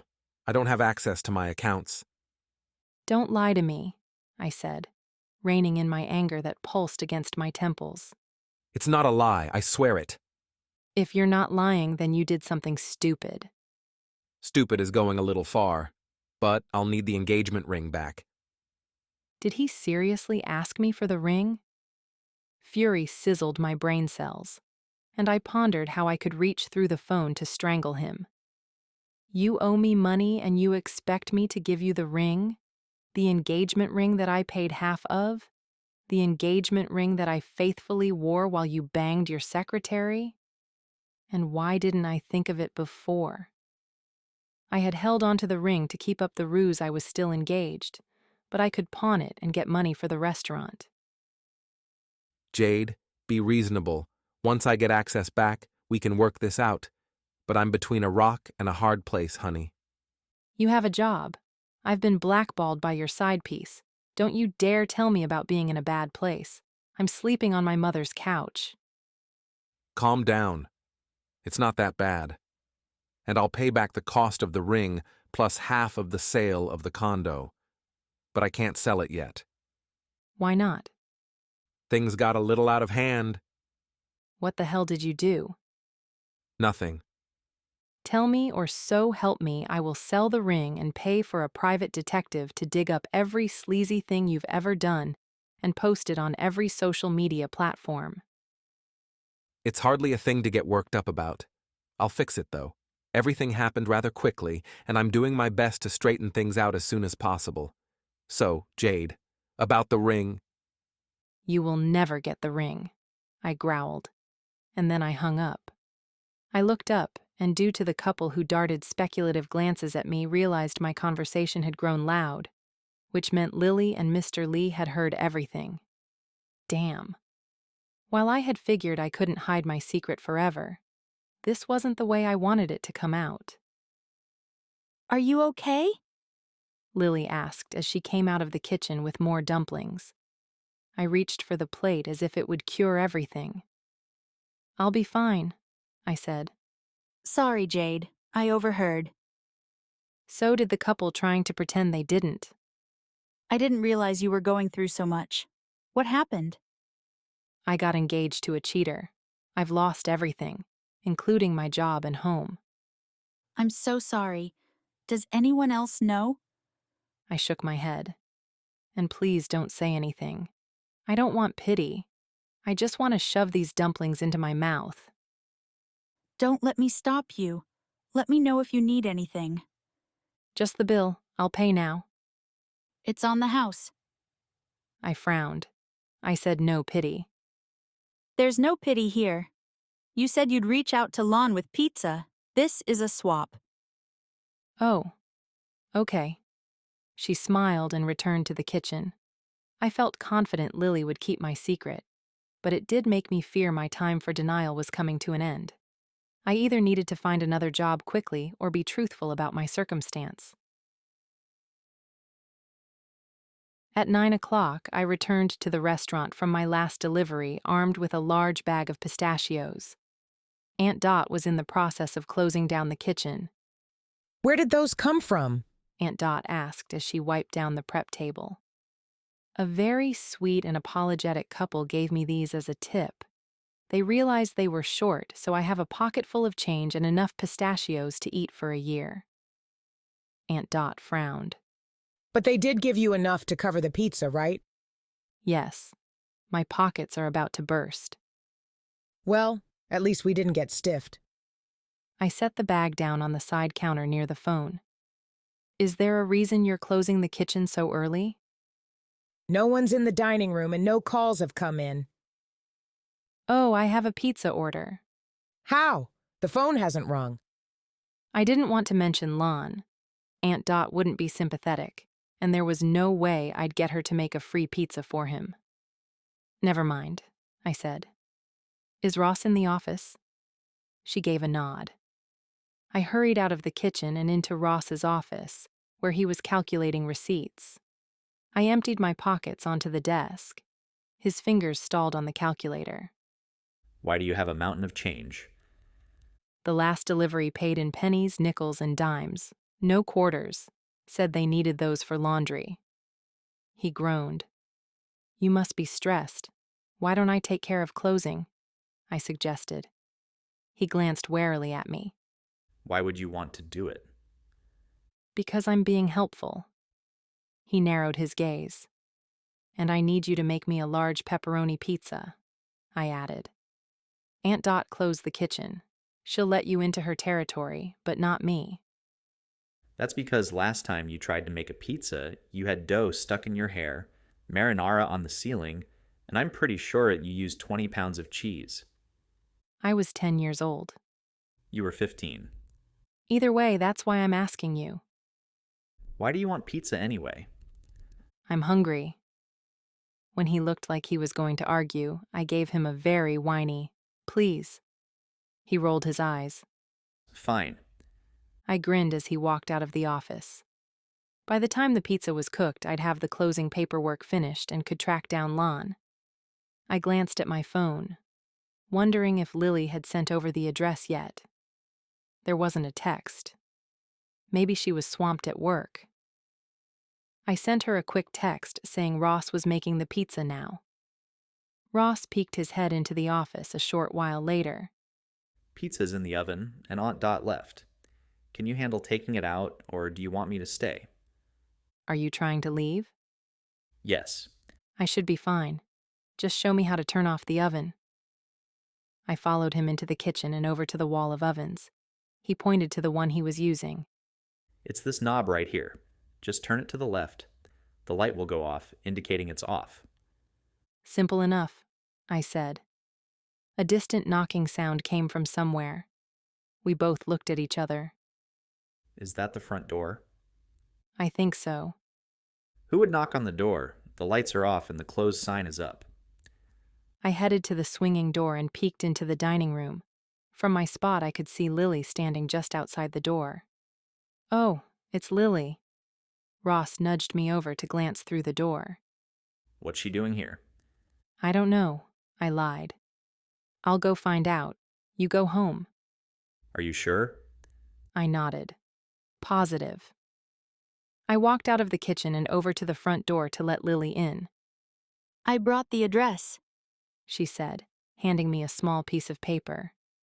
You could have just texted it. She gave a slight shrug as she looked past me. I'm just finishing up the pizza, I said. Do you want to come in? Sure. Dad closed up the restaurant about 10 minutes ago. It was a slow night. Here too. When we reached the kitchen, she scanned the area, her gaze pausing on the office. Ross left, I said, realizing why she had come by instead of texting. Oh, that's nice he got to leave early. Her words said one thing, but her expression said another. Lily, just ask him out. Her eyes widened as she feigned surprise. What do you mean? You know what I mean. You gave him tea. Now you're over here looking for him. Just ask him out. I can't. Why not? I'm a coward. You're taking the assertiveness class. I already told you I can be outgoing with some people, but not with Ross. I groaned. What if he says no? Ross? I snorted. I doubt he'd say no. But he might. He's never given me any indication he's ever liked me. I could ask him. Lily gaped. Don't you dare. That's embarrassing. I might as well just pass him a note saying, "Do you like me? Check the box yes or no." Absolutely not. She shuddered. I grinned. Okay, fine. I won't ask. But Ross is focused on the restaurant right now. He probably isn't even thinking about dating. You have to make him think about it. How do I do that? Ross was pretty simple when it came to women. He liked blonde bubbleheads who were all wrong for him. How could I showcase Lily, who was lovely, smart, and had an endearing personality? One would think having those qualities would be more than enough. But for Ross, we might have to go the caveman route and bonk him on the head to knock some sense into him. I'll think of something, I said. But in the meantime, try to forget Ross exists. If someone is chasing him, he tends to run. I needed to somehow get Ross to chase Lily, but how? Perhaps showing Lily in a different atmosphere beyond a dumpling restaurant would help. Dumplings weren't the sexiest food in the world. It was a problem for later. Right now, the yummy scent of melting cheese told me the pizza was ready. Heading over to the oven, I peeked inside to make sure the pizza was ready. I set out a box and used the wooden peel to lift the pizza from the oven, then slid it into the box. Slicing the pizza, I then closed the box and turned off the oven. Maybe this is a bad idea. What do you mean? I don't want you getting into the middle of Lan's problems. I won't. I'm just feeding him and seeing if there is a way to help him. That's all. By the way, how did you get his address? One of his friends walked by the restaurant. And he told you? Not at first, but I can be persuasive if I need to be. Just how persuasive were you? She smiled. Just enough to get the address. Maybe you should use that persuasiveness on my brother. She shook her head with a laugh. I doubt giving your brother a wedgie would make him like me. No, but he deserves one every once in a while. Wait. Did you actually give someone a wedgie? She laughed. Maybe. Lily was a constant surprise. I should probably get the pizza to Landon before it's cold, I said, slipping the box into the warming bag. Text or call me as soon as you get back home, or I'll worry. I will. Promise? Promise. I walked her out front and locked the door after she left. I then headed to the alley and secured the pizza in the box. I mapped the address to get directions. Lan wasn't far away, but the neighborhood was rough. A rustling noise caught my attention. It sounded like it came from the garbage area. I paused, listening. Perhaps a raccoon was foraging for food. I chalked it up to that because I certainly wasn't going to investigate. Starting the scooter, I zoomed past the garbage and out to the street.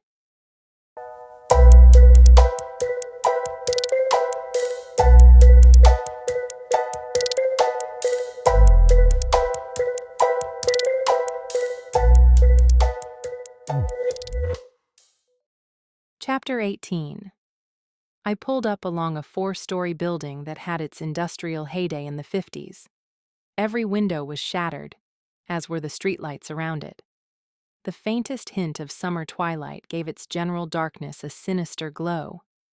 Checking the address again, I made sure this was the correct place. Unfortunately, it was. Which meant Landon was squatting in an abandoned building. Listening for sounds, I took out the pizza and carried it to the door, wishing I hadn't opened my big mouth and told Lily I'd help her. But I was at the door, so I could at least knock.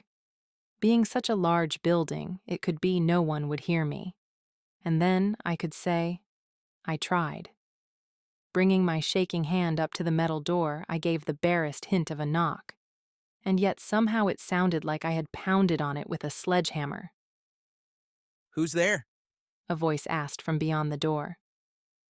I'm looking for Landon, I said in a brave voice that only had a slight shrill to it. Who's looking for him?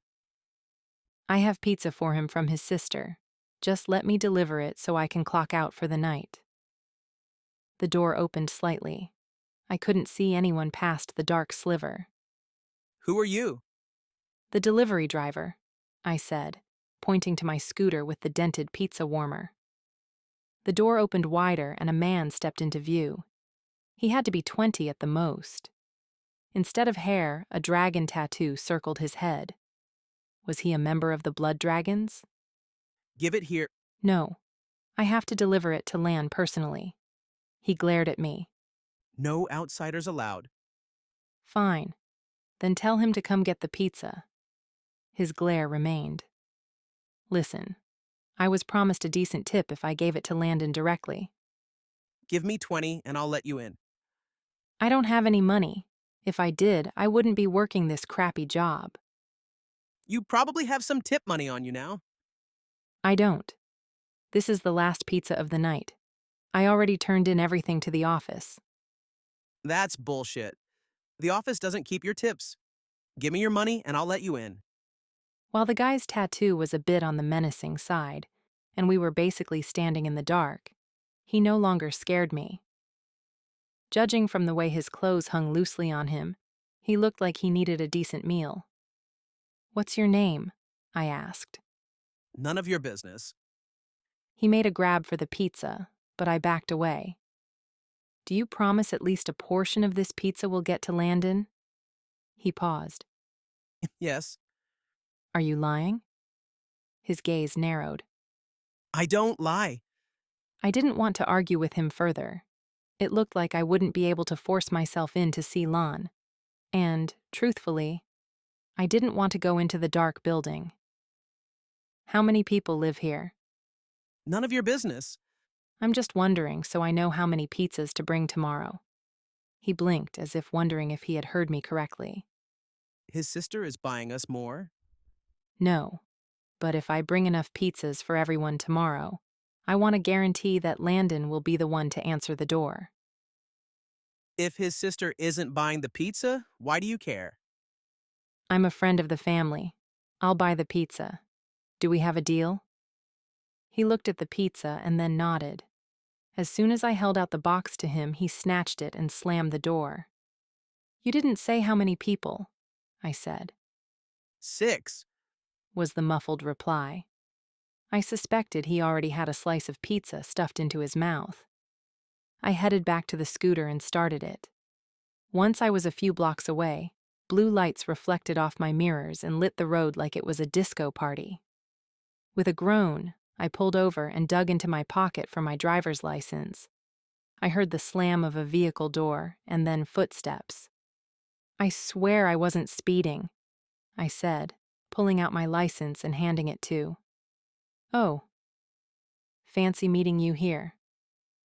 Logan ignored my license. What the hell are you doing out here? I would think the scooter and pizza warmer make it obvious. Are you saying that squatters in an abandoned building ordered a pizza? You were watching? I've been on surveillance. I expected a boring night. Maybe a break in the case, not a pizza delivery. So does that mean you're still working on Land's angle? Jade, why the hell are you here? And don't give me crap about pizza. Then you're going to make this difficult on the both of us, because I was delivering pizza.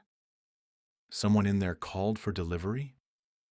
No, Lily ordered the pizza. I said I would bring it and check up on Landon. And what about your safety? Who was going to check up on you? I guess you, I said. From the way his jaw muscle twitched, I knew I was walking a thin line. But still, I didn't do anything wrong. So, are we done here? No. Did you get to see Lan?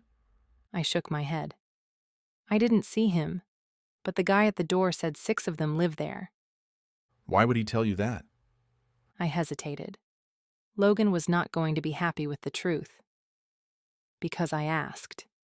He raised a brow. I don't buy it. What aren't you telling me? Not everything is your business, I said.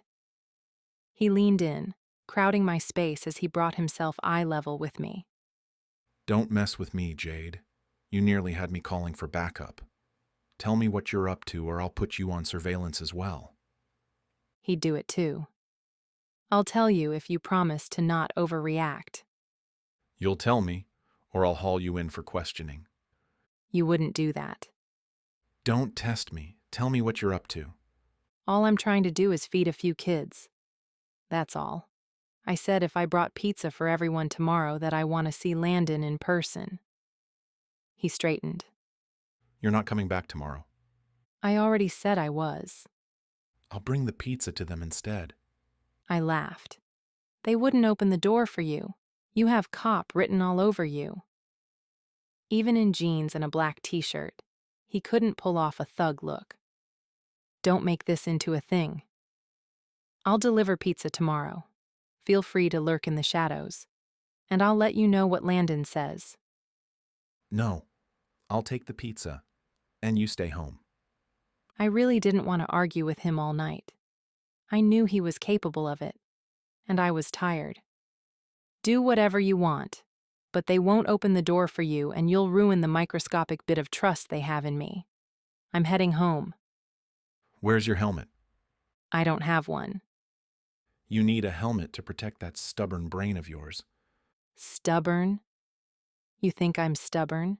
Who is the one who pulled me over in the most run-down part of town to argue with me? I want to see a helmet on your head tomorrow. I rolled my eyes. Talk to Ross about it. I'm going home. Shoving the license back into my pocket, I took off, leaving him behind. By the time I reached home, I realized that he had tailed me. He didn't linger, just stayed long enough to see that I made it inside, and then he drove away.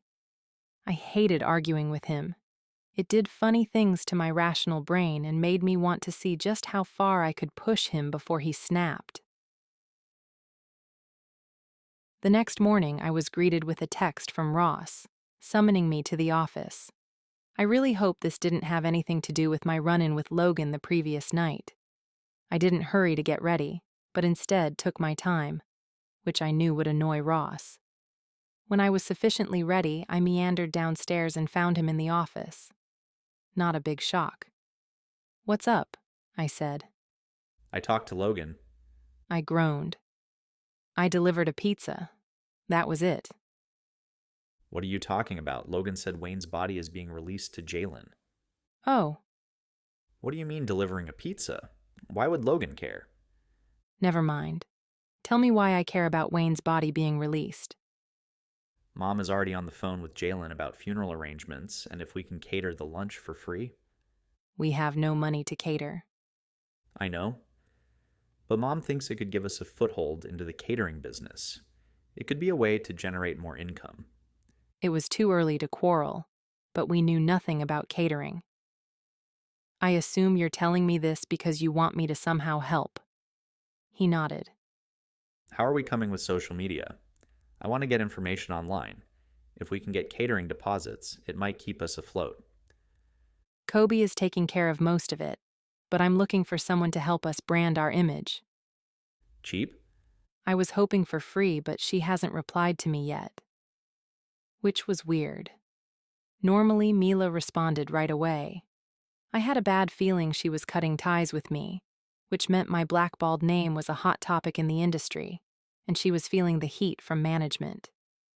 Talk to Kobe and see how close we are to getting online. Forget branding for right now. We just need exposure. I wanted to tell him not all exposure was good exposure. Just ask anyone who delivered food to Arnold Jugs. Did Jalen give an answer about catering? I asked. I don't know. Mom was on the phone with her a few minutes ago. I haven't had a chance to ask. I'll talk to her. I left Ross in the office and found Mom in the dining room with swatches of fabric. What do you think? She asked when she saw me. Traditional Italian red, or should we go with something a little different with the blue and white? I like the swirls of the blue and white, but if we are redecorating in stages, we better stick to red. Plus, white will show wear faster. Good point.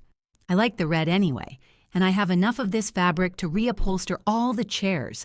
Do you have time to help cut squares? I had nothing but time. Yes, I can help. Ross wants to know what Jalen said. She agreed to catering. I didn't have to twist her arm too much. Funerals are expensive. When is the funeral? The day after tomorrow. So soon? I was surprised, too. But she said the funeral home had an opening and she didn't want to wait. The poor girl just wants closure. I guess I can understand. Tomorrow, I'll begin prepping food. Will you be around to help? Yes, I'll be around as long as you need. Thank you, she said, with a breath of relief. It wasn't the first time I had noticed her exhaustion, but now her petite frame practically sagged under the weight of it. Why don't you go take a nap? I suggested. I can cut all the fabric. Maybe Lily will want to help. It would be a perfect excuse to talk to Lily about her brother, and for her to see Ross. Do you think she would? No harm in asking, I said, pulling out my phone. I quickly texted her. She replied almost instantly with a yes, and after I had cut the first square of fabric, she was over with her own scissors. Hi, Mrs. Sommer. Lily greeted my mom. It's so nice to see you, Lily. You look so pretty. I eyed Lily as she blushed from Mom's compliment. Was she wearing lipstick? I raised a brow, which Lily ignored as she busied herself with the fabric. Here's the sample. We need 80 of these. Go take a break while Lily and I cut them, I said to Mom. Maybe just a little break. Lily, help yourself to the bakery case. What about me? I asked. You've never needed an invitation. When you were younger, I couldn't get you out of the case. Lily laughed. Just for that, I'm taking 2 cannoli, I said. Mom smiled. Just don't get smudges on the fabric. I'd always be known as the kid who got chocolatey fingerprints all over the restaurant. After Mom retreated to the kitchen, I walked over to the case as Lily began cutting. What do you want? I asked. I ate not too long ago, but if you have coffee or tea, I'll take that. Done. I cracked open the kitchen door. Ross, make coffee. Lily's eyes rounded. I didn't mean for him to make it. It'll give him something to do besides stare at the computer screen. Ross peeked into the dining room and spotted Lily. Oh, hi, Lily. Lily gave a demure wave. Lily is helping cut fabric while Mom takes a break. Can you make coffee? Yeah, sure. He returned to the kitchen and Lily let out a breath. Does he make you nervous? I asked. A little. It's just Ross. He's just Ross to you because he's your brother. It's not the same for me.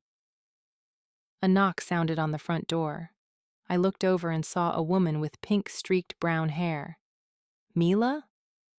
Hurrying to the door, I opened it and let her inside. Mila? What are you doing here? I gave her a quick hug as she said, I'm here to help. What are you talking about? You need a rebranding. And it's best if I get a feel for the place. So you flew here? I drove. Got everything in my car. I paused.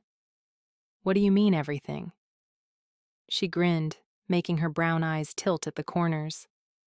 I quit my job. Told the jerks they could stuff it. Then I packed up my stuff, and here I am. My stomach lurched. You quit? Why would I want to stay with them when you need my help? Mila, I don't have a job for you. The restaurant is on the verge of bankruptcy.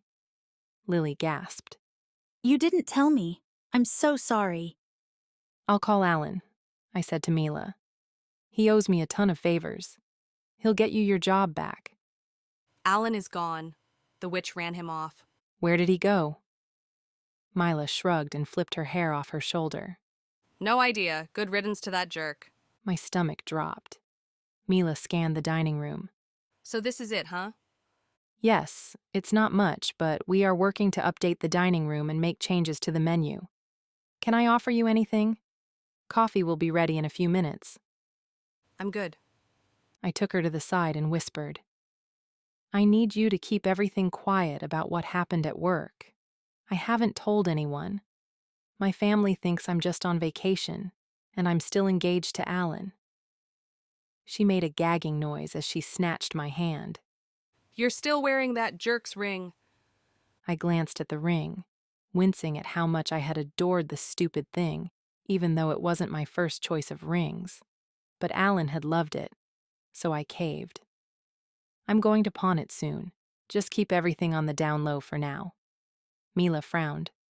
Fine, I'll keep your secret. Thank you. But now what are we going to do about your situation? Don't worry about me. I'll help you for now.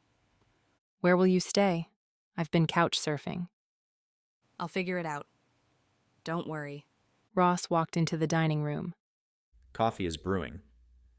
Mila immediately targeted Ross with her gaze. She scooted away from me and over to him. Hi, I'm Mila, she said, taking his hand. I'm Ross. Ross shot me a questioning look. Mila is going to help us rebrand, I said. Mila, Ross is my brother.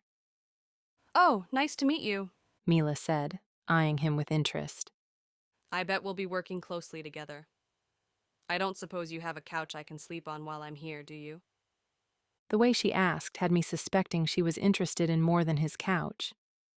Ross shot me a look. Lily strangled the fabric as she glared at Mila, who was encroaching on her turf. This had the makings of an interesting day.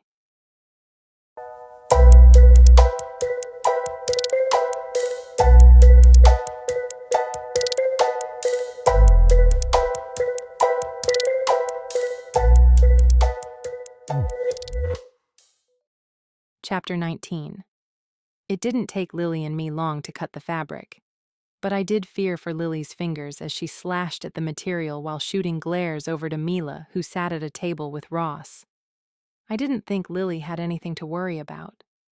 Ross was just giving Mila information on the restaurant, but Mila kept touching Ross's arm and hand, giggling every once in a while. Mila had never been subtle, and Lily's usually calm demeanor was unraveling quickly. I had to distract her before she chased away my graphic designer. I didn't see Lan last night, I said, but I promised I'd bring pizza tonight in exchange for seeing him. Her gaze shifted to me. What happened? 6 people are staying at an abandoned building. The guy that answered the door was wary of me, but after I promised pizza again, He seemed somewhat okay with me coming back, at least enough to have Landon answer the door next time. What is Landon doing in an abandoned building? He has a perfectly good bed at home. If this has to do with Mr. Cheerful, I think he's scared. We need to find out how much Lan owes. I wish I knew what he did to get in this predicament. Me too. It'd make helping him easier. Logan walked through the kitchen door and into the dining room. He carried a large bag and looked over at Ross. Can I see you for a moment? It was not a question. Ross raised a brow and excused himself from Mila to follow Logan through the kitchen door and out of earshot. What's that about? No idea, I said. But a part of me suspected it had to do with last night. Logan was not happy I had delivered pizza to the abandoned building. I didn't see how tattling to Ross would help. Logan knew I never listened to Ross. Mila walked over and sat at the table we were using to cut fabric. Who's the hot under the collar hunk? Ross's best friend, Logan, I said. They normally don't argue. In fact, if I thought about it, the only time they ever argued was when it was about me. Did you get some inspiration for rebranding? I asked Mila, switching the subject. A little. I'll have to spend more time with Ross. Lily scowled at Mila. You didn't tell me how adorable he is, Mila continued, oblivious to the woman holding scissors like a knife. I would have come sooner had I known. I gave a tepid smile. Ross is better in small doses. If I play my cards right, I won't have to worry about finding a place to stay tonight. Lily made a strangled sound. Mila looked at her with a concerned expression. Do you need some water? Lily still clutched the scissors. Mila, let me give you a quick tour, I said, grabbing her hand and leading her to the kitchen. Mila scanned the kitchen, taking in the cooking, prep, and washing stations. Small but probably efficient with everyone close to each other. The office door opened, and Logan walked over to me with a helmet. He plopped it on my head. Wear it, and don't let me see you at that building again. He then stormed out the back exit. Only you can make him that mad, Ross said, coming out of the office with crossed arms. And I always get the brunt of it. You owe me. I don't see how I owe you, I said, pulling the helmet off my head. I had asked you for a helmet. And you delivered an unauthorized pizza. I snorted. You sound like Logan. Because I had to listen to him. If he has a problem with me, he should talk to me. You ignore him. I gave a half-hearted shrug. It was true. Well, problem solved. I have a helmet. And you won't deliver pizza to that building again. Ross.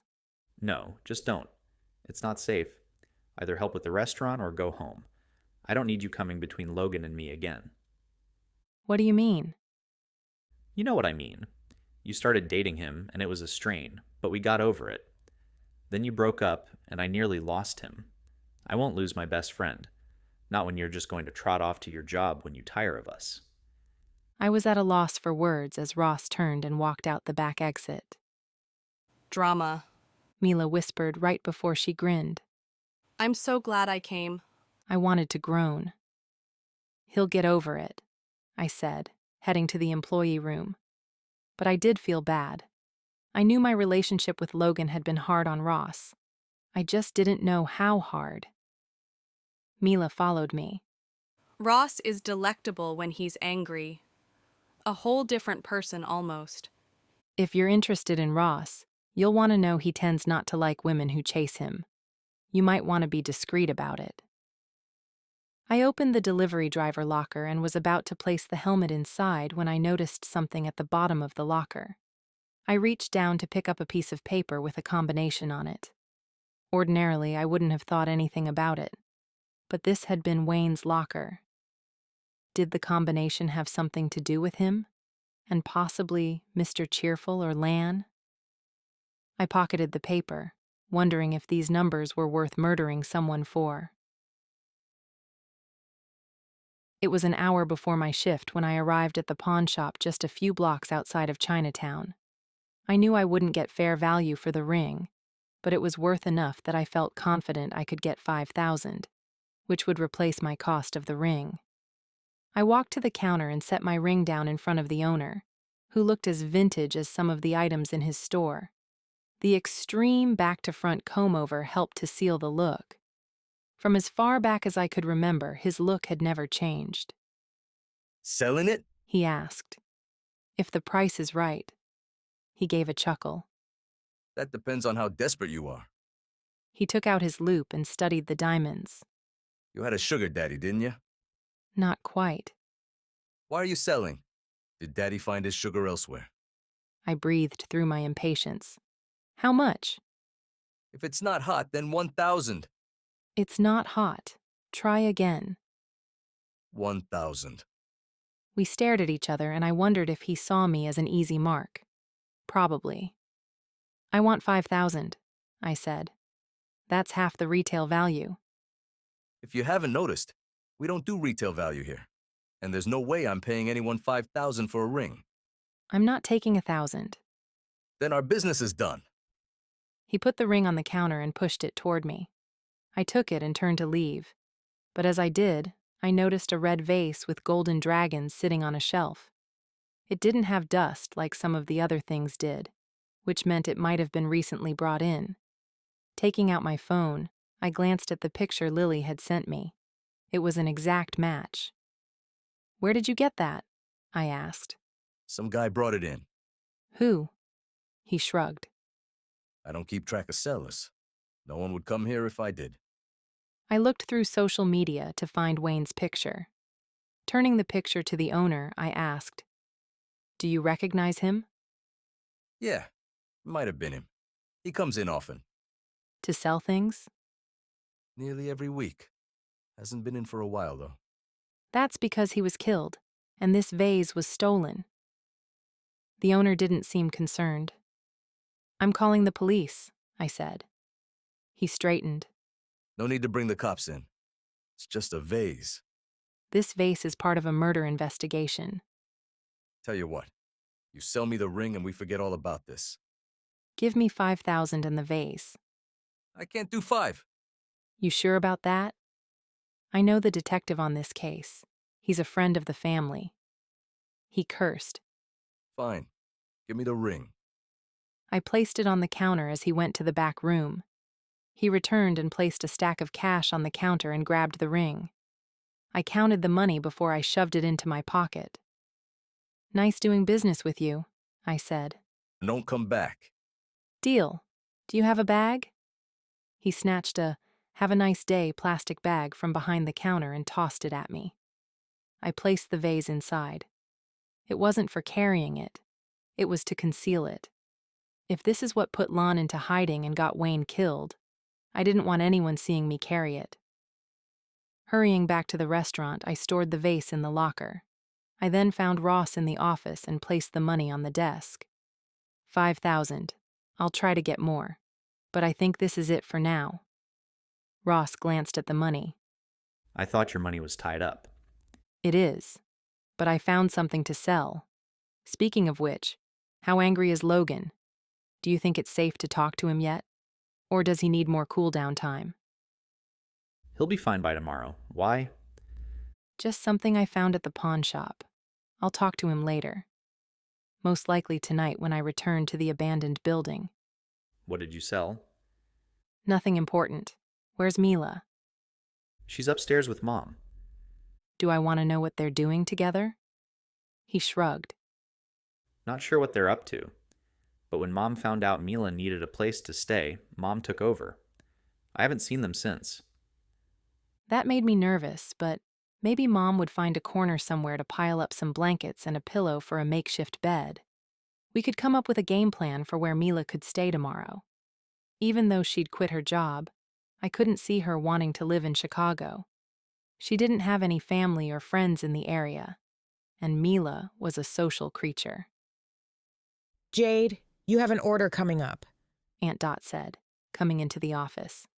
We're not even open. I took the call since we need the money. All right, I'll get ready. I hoped it was a busy night. I didn't want to think too much about the unsanctioned delivery tonight. If Logan was already upset, this would likely send him into a spiral. I'd just have to be sneaky, and if he did catch me, I'd wave the vase information in front of him. That would distract him. When I finally returned to the restaurant with my last delivery, it was just past midnight, and while I wanted to bring the pizzas to the abandoned building, I knew it was too late. While I could be stubborn, I wasn't stupid. Not knowing what to do, I found Landon's phone number and texted him. Late night at work. Can I bring the pizzas tomorrow? Maybe before my shift? I waited for a few minutes before shoving the phone back into my pocket. Perhaps instead of pizza, I could bring them baked goods in the morning. At least it would be daylight. I'd leave a note for Mom to bake a few extra things. But just as I went to the office to find paper for a note, I realized we already had the monumental task of pre-cooking some of the funeral food. She'd never have time to bake extra. I heard a laugh in the distance. Were people in the dining room? The kitchen was closed. Where was Ross? Swinging open the door to the dining room, I found Ross and Mila at one of the tables looking at her laptop. "What are you guys up to?" I asked. "Oh, Jade, come look at some of the preliminary designs," Mila said, scooting her chair closer to Ross to make room for me. He leaned away as her shoulder brushed against his. Walking over, I peered down at the laptop. She had a few vintage logos that were heavy in Italian tradition, and some that were modern with less fuss. "Once you pick which one you like the most, I can then start using the logo to brand everything else." Ordinarily, I preferred modern. Less was more in my opinion. But the vintage called to me. It seemed to fit better with our old restaurant. I pointed to the red and green logo that included a fork twirling spaghetti. "I like this one. What about you, Ross?" He nodded. I think I prefer that one too, but I thought we were trying to reinvent ourselves to compete against the new restaurants. Yes. But there's something about this design that fits us. We definitely need to modernize, but we don't have to be exactly like the new restaurants. This design is friendly. I agree. Should we get the others' votes tomorrow? I think so. We need to be all in agreement before moving forward. Everyone should be here tomorrow to prep for the funeral. We can always text Dad for final approval. Sounds good, he said as he stood. I think I'll call it a night. It's been a long day. Thanks for your help, Mila. As Ross walked toward the kitchen door, Mila's gaze followed him. "Mila, did Mom get you settled in?" She nodded. "I'm dream hunting on the floor. And I know exactly who I'm dreaming about." I didn't want to know about any dreams relating to my brother. "Sorry about the floor. I know it's not ideal." "It's perfect. I get to spend more time with you. And your mom is awesome. She told me the funniest stories about you and Ross as kids." I wanted to groan. When I worked at the firm, I had kept my private life private. No one needed to know Ross used to put his underwear on my head when I was sleeping, nor that I retaliated by giving him permanent marker makeovers while he was sleeping. "I'm glad she kept you entertained." And she said she'll teach me how to bake some Italian staples tomorrow. I'm going to help with the funeral food. I guess I should go to bed too, since it'll be an early morning. I waited for her to pack up her laptop. Just as she was standing, I glanced over at the front door to make sure it was locked, and then I saw it. Sitting on the small mint table near the hostess stand was the red vase. "Mila, do you know how that got out here?" She glanced at the vase. "Oh, I found it in a locker and thought it was too pretty not to display. Is it yours?" "Why were you looking in the lockers?" "I was trying to find inspiration, and I think I annoyed your aunt. She told me to go find inspiration in the back." Mila shrugged. The vase was in full view of anyone passing by. I had to hide it. But just as I headed over to get it, a loud popping noise startled me. The front window shattered. "Down!" I shouted as I dove to the floor. A squeal of tires pierced the air. Had they left? I didn't move, but when I didn't hear more shots, I glanced over at Mila. Are you okay? Okay? I was shot at. I didn't see any blood on her. Get in the kitchen. As she raced through the door, I ran for the vase and snatched it before following Mila. Why are people shooting at us? Mila screeched. I think it has to do with the vase. We need to go. I hurried to the back door and looked through the peephole. I didn't see anyone, but that didn't mean they weren't hidden behind the garbage or in blind spots. I'm going to open the door a little and see if anyone shoots at us. If they don't, we run to the apartment door. Got it? I can't believe I quit my job for this. Just be ready. I nudged the door open. No sounds. Instead of sticking my head out the door, I waved my hand. I think it's as safe as it's going to be, I said. Ready? She shook her head with a squeak. I wanted to shake my head too, but we didn't have options. The restaurant was already breached. Grabbing her hand, I dashed out the door and over to the apartment entrance. We hurried through and up the stairs. As soon as we were in the apartment, I locked the door and pulled out my phone to call Logan. He answered after one ring. You better not be at the abandoned building. Someone just drove by the restaurant and shot out the window. Is everyone okay? Yes, but I have the vase. I think that's why they were shooting. Where are you now? Upstairs. I'll be right over. Don't leave. Did he think I was dumb? I wasn't leaving for a long, long time.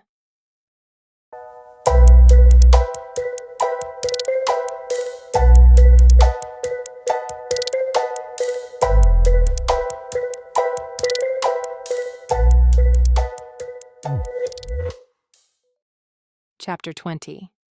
Blue flashing lights bounced through the curtains, making the ceiling dance. Mom, Mila, and I sat around the kitchen table. Logan was downstairs with the police but said he would be up to get the vase. Mila sat on the opposite side of the table, farthest away from the vase. I didn't blame her. I didn't want to be close to it either. Why would people kill for this thing? I asked. This had to be why Wayne died. But why? It's just a vase. Mom shook her head. Such senseless violence. I reached out to touch it. Mila squeaked. Don't touch it. Someone might shoot at us again. The curtain is drawn. I turned the vase, inspecting the design. Nothing stood out as important. It's pretty with the dragons. Not pretty enough to die for. Lily said it wasn't worth anything other than sentimental value. Is there anything inside? Nothing. What about on the bottom? I gently turned it upside down. There is a manufacturer mark. She leaned over to look. It's in Chinese. I took my phone out to take a picture of it. I knew as soon as Logan was finished downstairs, my access to the vase would be gone. So, I took a picture of every side of the vase. I'd need Lily's help to decipher what the mark meant. There might be a clue somewhere in it. Mila glared at the vase as if it might shoot at her. Would you like to go to bed, Mila? The room is ready for you to use. Room? I asked. I took out everything we can use for the dining room downstairs. It freed up a corner. Sorry I couldn't do more. No, it's perfect. Thank you. Just as she stood, there was a knock on the door. It's Logan, he said through the door. Are you done? I asked as soon as I turned off the alarm and unlocked the door. For now. He stepped inside. A crew will be down there for a little longer, but I'm going to get the vase out of here. Let me get a bag for you, Mom said. You don't want people seeing you walking around with it. No, that's okay. If anyone is watching, I want them to see me leave with it. I don't want anyone getting ideas about coming back. Mila squeaked. You said you found the vase at the pawn shop down the road. Yes. The owner didn't want police poking around. I got a good deal because of it. On the vase? The deal's not the point. He gave me information. He said Wayne was a regular, like a weekly regular. Said he was probably the one that pawned the vase. Did he say anything else? No, but he wanted me to leave when he found out Wayne had been murdered. He was willing to pay me 5 times his original offer. Logan gave a nod. I know that guy. He's known for shady deals. He won't want police poking into his business. The only reason he hasn't been arrested is he's willing to rat people out. I wonder what else Wayne sold to him. Most likely anything he could get his hands on. I better get the vase to the station. He took an evidence bag out of his pocket. Oh, I didn't think about keeping the vase safe from fingerprints, I said. He shook his head. It's probably a lost cause with how many times the vase has changed hands already. But it's protocol. Since my prints were already on the vase, I took the bag from him and placed the vase inside of it. His gaze widened slightly, and it took me a moment to realize he was looking at my ring finger. Jade, did you...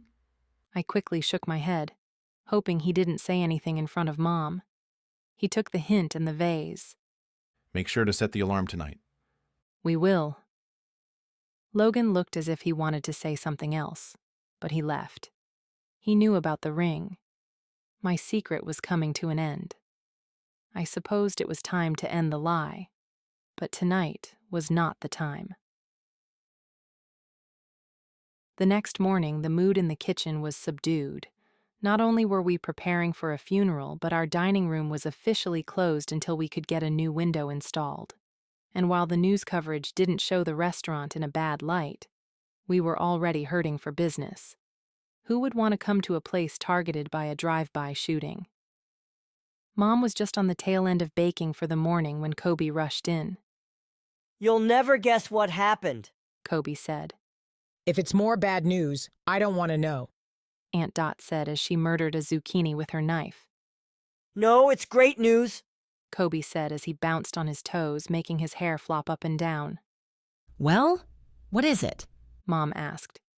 We could use some good news. I went viral, like really viral. Kobe shoved his phone in front of me. I glanced at the views on his video. Over 100,000 and rapidly counting. What video is this? I asked. The reality ad for Mr. Lee. My stomach sunk. He's going to be flooded with people. Isn't it great? Kobe said, barely able to keep his excitement contained. No, they can't handle this. It's only Mr. Lee and Lily. Did you tell them they went viral? Aunt Dot asked. No, not yet. You better let them know. And tell them we can help tonight. It's not like we are opening the dining room. That was true. But what about after today? Viral videos didn't just go away. Look at my subscriber numbers, he said with a grin. Over 20,000. This is my break. Mila walked around me and grabbed Kobe's phone. We have to get on this. This is a huge opportunity. Not only for the restaurant, but for an advertising avenue. Kobe nodded. What do you think about monetizing this channel? Mila asked Kobe. I'd love it. But what is the likelihood viewers would suffer through an ad only to view my video, which is an ad? If you keep making videos like Mr. Lee's, the chances are good.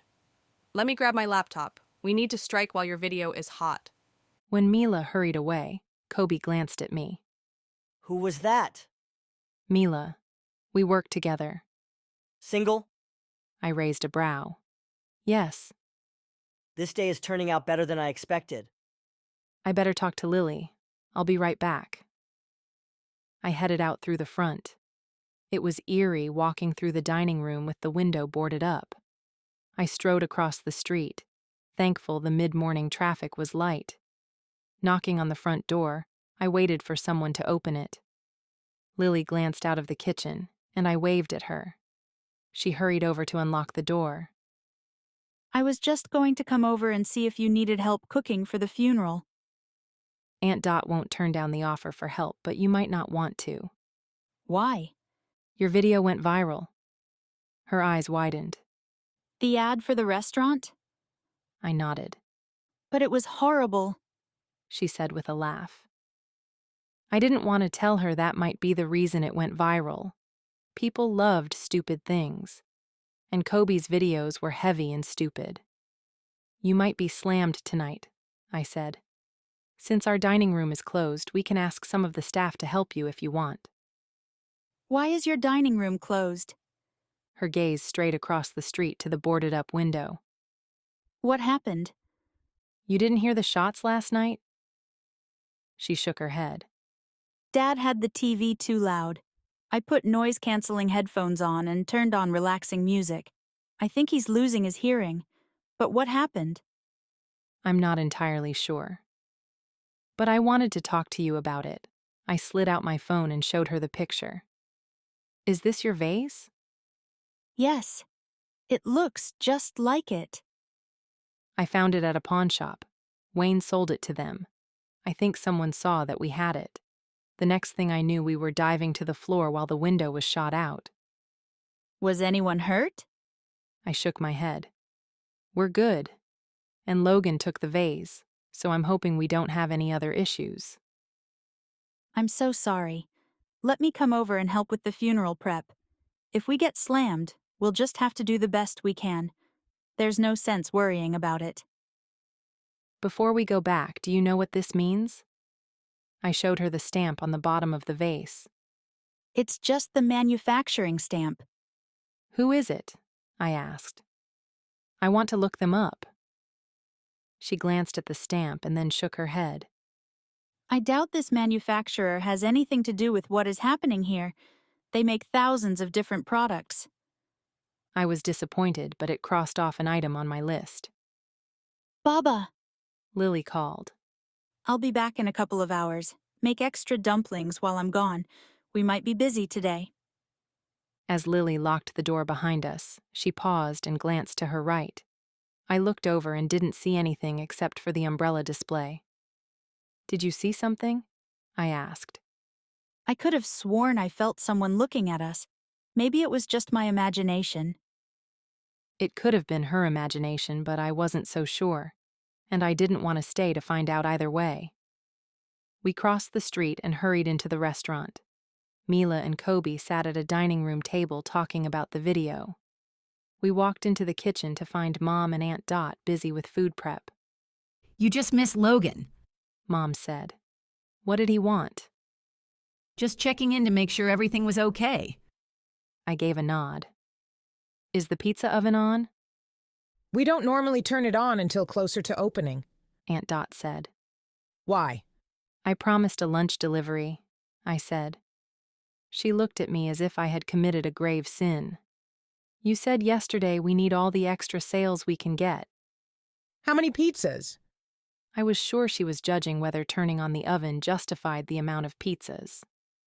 6, I said, thinking that was how many could fit in the hot box. Fine, but you're making them. No problem. It was a bit of a problem. Lily washed her hands and stood next to my mom. What would you like me to do? You are such a sweetheart, Mom said. I promise we'll help you tonight. Thank you. I have no idea what to expect. Maybe no one will show up. Ross chose that moment to come into the kitchen. Who won't show up? The mass of people that watched Kobe's video, I said. Since our dining room is closed, can you ask the servers if they are willing to work at Mr. Lee's tonight? Yes, I can. I'm sure they will. They won't want to miss a night of tips. Thank you, Lily said to Ross with a brilliant smile that made him look twice at her. No problem. I'll make the calls now. Jade, can I speak to you for a second? I gave a nod and followed him into the office, where he shut the door behind us. What's going on? I asked. Logan doesn't want you to deliver tonight. Why not? He's concerned that whoever is looking for the vase might call for delivery. It'd be easy for someone to lure you to an unsafe area. But if we don't deliver, then we might as well shut down the restaurant. That's what I'm planning. I need you to back me up on this. He was afraid of Aunt Dot's reaction.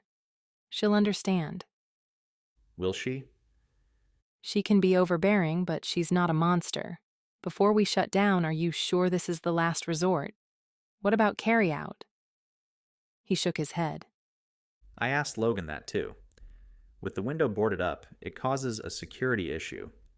It'd be easy for someone to take advantage of the situation. Then we're done? He nodded. Even with your money, we just can't catch a break. I think this is the end. My stomach churned, knowing he was right. But we weren't out yet. We might have a Hail Mary play. And with Kobe's recent viral video, we had an opportunity. But if Logan was right and staying open put everyone in danger, would we even be able to use that opportunity before time ran out? It was just after 1 o'clock when I pulled in front of the abandoned building. It looked less sinister in the light of day, but the broken windows and the ominous quiet that shrouded it still put me on edge. Instead of knocking on the door, I texted Landon, hoping he could meet me at the front. But after a few minutes of waiting with no answer, I hopped off the scooter and took out the pizzas. Walking to the front, I watched for signs of life, but it remained quiet. I stopped at the door and knocked. Last time, someone answered pretty quickly. "Pizza," I called. I listened for sounds, but I couldn't detect any movement beyond the door. While I didn't want to leave without seeing Landon, I didn't have time to wait around either. I'd just have to leave the pizzas and hope Landon would reach out to me. I set the pizzas down at the door and was about to head back to the scooter when something pulled me to the nearest window. I don't know what it was, just a feeling that maybe I should double-check to see if anyone was around. The window was just above my head, so I searched for something to stand on. An old milk crate was hidden in a cluster of weeds.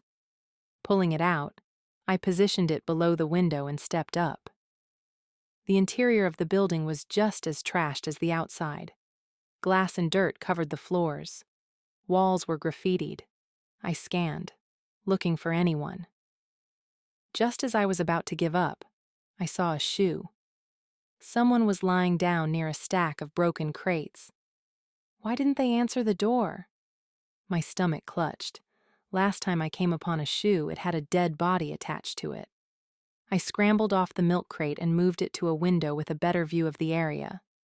Stepping up, I peered in the window. The man who had answered the door when I first came here was on the ground. Blood pooled around him. Jumping off the crate, I hurried to the front and tested the lock to see if the door was open. The door opened for me, and I rushed through.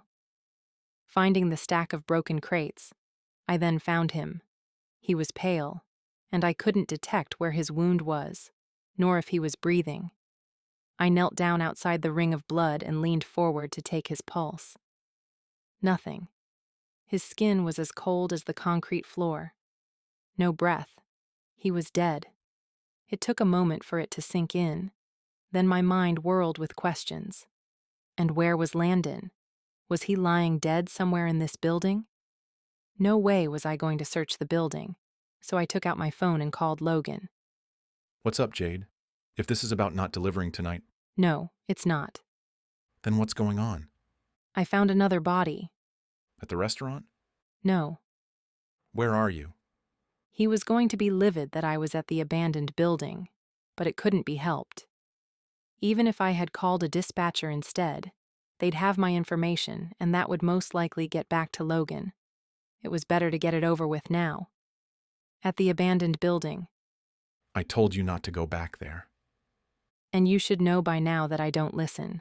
One of the guys who was staying here is in a puddle of blood. I'm not getting any response or pulse. Go home. I'll take care of it. I can't leave him. If he's dead, you can and you will leave. I'll take care of it. I glanced at the boy who looked younger today than he had the other night. Jade, go. Find Lan, I said. He's mixed up in this. I will.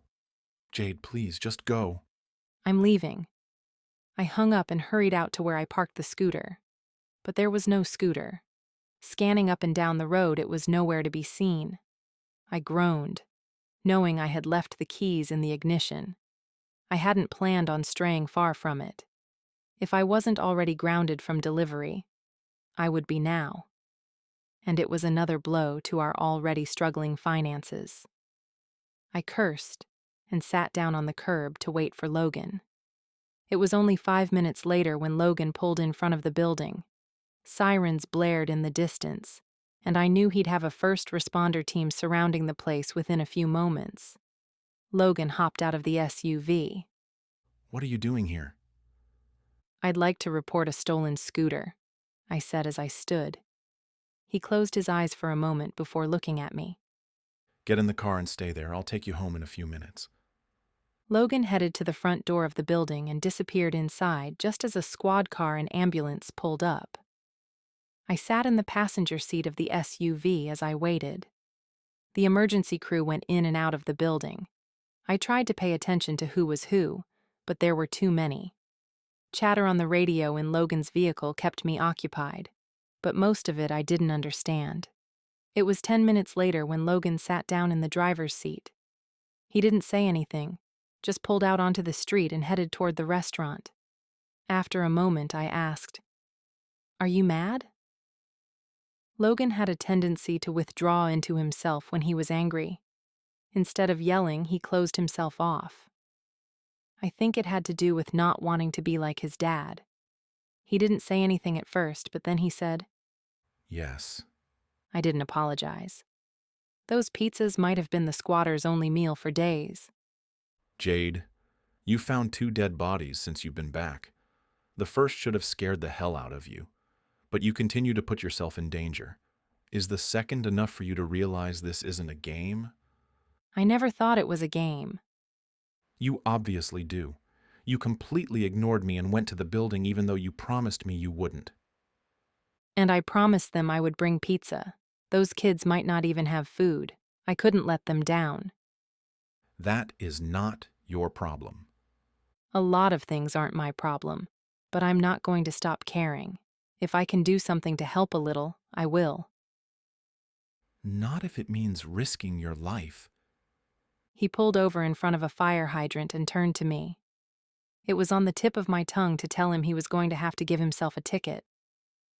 I have to deal with murder victims on a regular basis. I don't want one of them to be you. And I certainly don't want to be the one to tell your mom you're in the morgue next to the kid you tried to feed. I wasn't in the mood for a lecture. I won't go back there, I said. I doubted the kids would return there anytime soon anyway. And I already agreed not to do deliveries, even before the scooter was stolen. His jaw softened slightly. Jade. But he shook his head and pulled away from the curb. I wondered what he wanted to say, but I was okay to wait in silence until he dropped me off. Just as we neared the restaurant, he asked, Did you pawn your ring? Yes.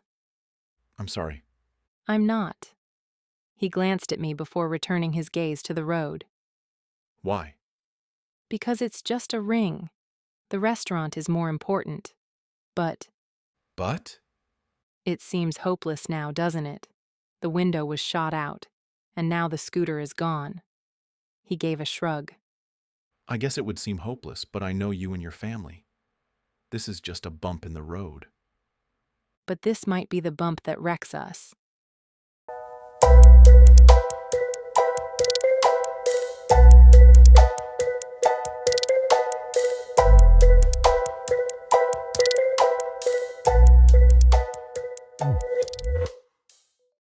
Chapter 21.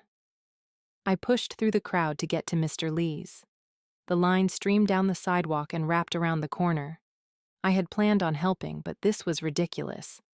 If this was what the early bird crowd was like, it would only get worse for the dinner rush. The crush of people inside was intense.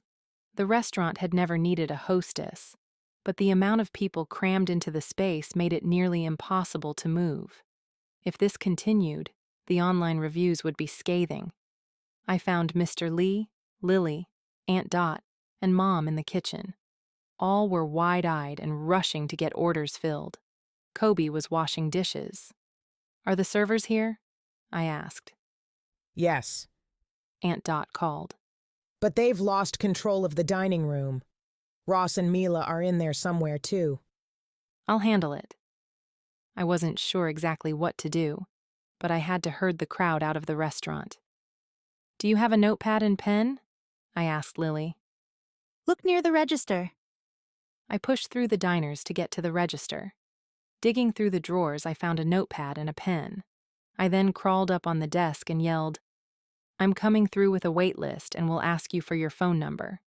I will text you when a table is ready so you don't have to stand and wait.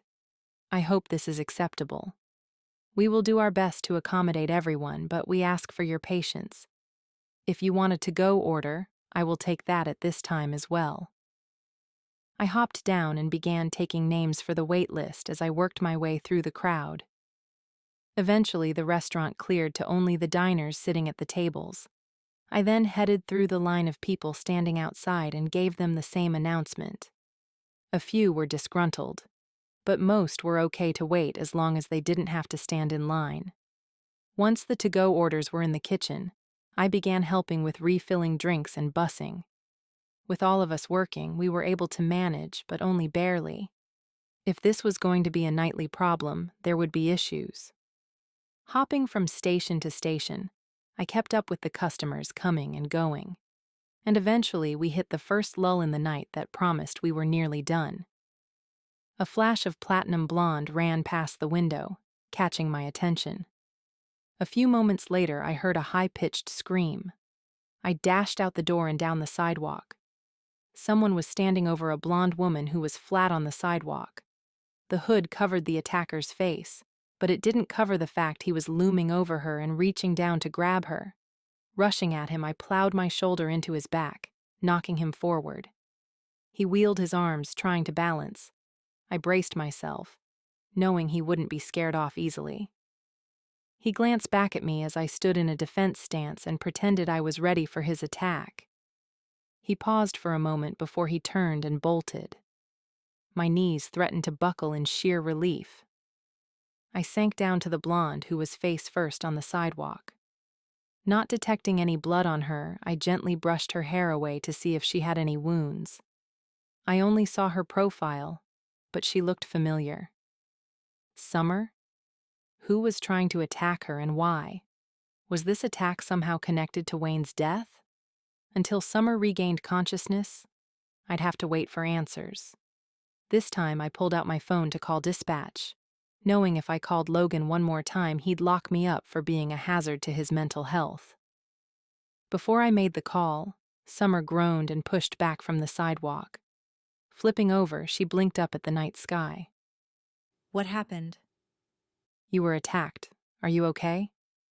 She stared at me for a moment. I think so. "Do you know who attacked you?"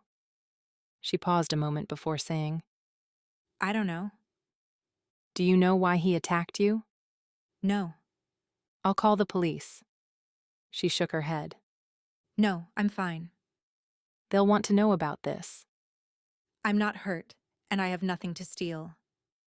I wasn't so sure she should just let it go without talking to the authorities. "Can you stand?" I asked. I think so. She sat up and then slowly rose to stand. "Why don't you come sit in the restaurant with me for a few minutes?" She looked as if she wasn't sure, but then nodded. I brought her across the street to Piatto Perfetto and unlocked the restaurant door, flipping on the dining room light. Once she was seated at a table, I texted Ross to handle the hosting until I returned. "Can I get you something to drink?" I asked. Water, please. Heading to the kitchen, I filled 2 glasses with water. I also dug through the funeral boxes to find the cannoli. I plated 4 and brought everything back to the dining room and placed it at the table. I sat down across from her. What happened to your window? Drive-by shooting. Her eyes widened. There's been so much violence lately. First Wayne, now this. I think the two are connected. Really? How? I wasn't sure how much I wanted to tell her, but at the same time, maybe if I told her what was happening, she'd be able to fill in some of the missing pieces. Wayne stole a vase and then sold it to a pawn shop, but something about the vase is important. People have been looking for it. People willing to kill. For a vase? Yes, I found the vase at a pawn shop. Someone must have found out. She glanced around her. Where's the vase now? The police have it. Oh, I suppose that's good. Then they won't look for it. That's if they know the police have it. And if they don't know, who will they attack next? Wayne was killed. Jalen's apartment was broken into. My parents' apartment was broken into. The window was shot out. Someone else is in hiding. One of his friends is dead. And now you were attacked. It just seems too coincidental, don't you think? I didn't realize. What would be so special about the vase? I don't know. I'm hoping to find out. How? You don't have it anymore. True. But I took pictures of it. It might lead to a clue, but I'm not too hopeful about it. Can I see? I supposed it wouldn't hurt. I pulled out my phone and brought up the pictures. I handed the phone over to her. She looked at the pictures. Why would people kill over this? I'm not sure. Did Wayne ever mention it before? She shook her head. So much for putting the puzzle pieces together. Maybe Jalen knows. I'll see her tomorrow, but I don't think it's an appropriate time to question her about it. I was actually looking forward to meeting Jalen since she kept herself so distant. It made me curious about her. And although I was nosy, I also knew this was a hard time for her. Even if Jalen and Wayne were cheating on each other, that didn't mean they were without feelings. Why are you seeing her tomorrow? Wayne's funeral. Oh? You didn't know? She shook her head. No, but I wasn't planning on going anyway. That made sense. If I was in her shoes, I probably wouldn't go either. I should go home. Let me walk you back to your apartment. She shook her head. No, I don't want to put you out. But thank you for the offer. Are you sure? I don't want you to get attacked again. I'll make sure to pay attention this time. She stood and walked to the door. Wait, I said. I need my phone. Oh, I'm so sorry, she said, handing me my phone. I guess I have a lot on my mind. If you ever need to talk, you know how to find me. Thank you. I followed her out and watched as she walked away, getting swallowed by the nighttime crowd. It wasn't until I couldn't see her any longer that I realized she was walking in the opposite direction of her apartment. If I had been attacked, I'd want to rush home to safety. Where was she going? It was the next day, and we were assembled at the funeral home. As Mom, Aunt Dot, and I waited in line to give our condolences to Jalen, I tugged at the hem of the dress Mom had loaned me. None of my clothes were appropriate for a funeral. Mom and I were not the same size. Her slim, petite frame nearly made this dress inappropriate for me to wear as it clung tightly. Stop fidgeting, a familiar voice said behind me. I looked back to find Logan. He wore a suit and tie and looked damn good. He had even shaved his stubble, making his jawline that much more striking. What are you doing here? I asked. Paying my respects. Or looking for a killer? Maybe both. Interesting. Did he have a lead? Since it wasn't a good time to press him for information, I followed the line as it moved closer to Jalen. Logan maneuvered around me and through to the waiting area, skipping Jalen. Did he not want her to see him? If so, he shouldn't have worn such a delicious suit. I was sure half the guests were eyeing him. Standing behind my family, I waited as they gave their condolences to the widow. Jalen wore a black dress that accentuated she was about to burst with a newborn soon. Dark crescents shadowed under her eyes, drawing the focus to her pale face. Her dark hair was pulled back in a functional ponytail that hung limply down her back. A little girl clung to her leg, but I didn't see her other children. Perhaps they were already sitting inside. When it was my turn, I gave her the standard, "Sorry for your loss." Her gaze hardened for a moment before she blinked, and the look was gone. "Thank you," she murmured. Then she looked to the next person in line, indicating she was done with me. I moved forward and followed my family to the seating area. Picture collages were stationed around the room. Interested, I wandered around the room, looking at each picture and noticing that Logan sat at the back of the room not talking to anyone, even though a few come-hither glances were thrown his way. He was here to work. The realization sent a thrill through me. Could the killer be here? I continued wandering and scanning the pictures, seeing the happy people who smiled brightly. Wayne, bouncing a baby on his knee while surrounded by kids. Jalen and Wayne's wedding picture. Them at a beach. All the pictures showed a happy, devoted man, and yet the truth was quite different. I walked to another set of photos that were less of family and more of him in his younger days with friends. My gaze stopped at a picture. It was of Wayne, another kid near his age, and a blonde girl. She looked exactly like a miniature version of Summer, but how was that possible? Summer had said she'd met Wayne when he delivered her pizza. This shows that was a lie. Discreetly snapping a picture of the photo, I glanced around me to make sure no one had seen. My gaze landed on Logan, who eyed me with a raised brow. Busted. Why did he have to be so observant? I took a seat next to my mom, finding Nana had joined our group. She sat just behind us with Walter in tow.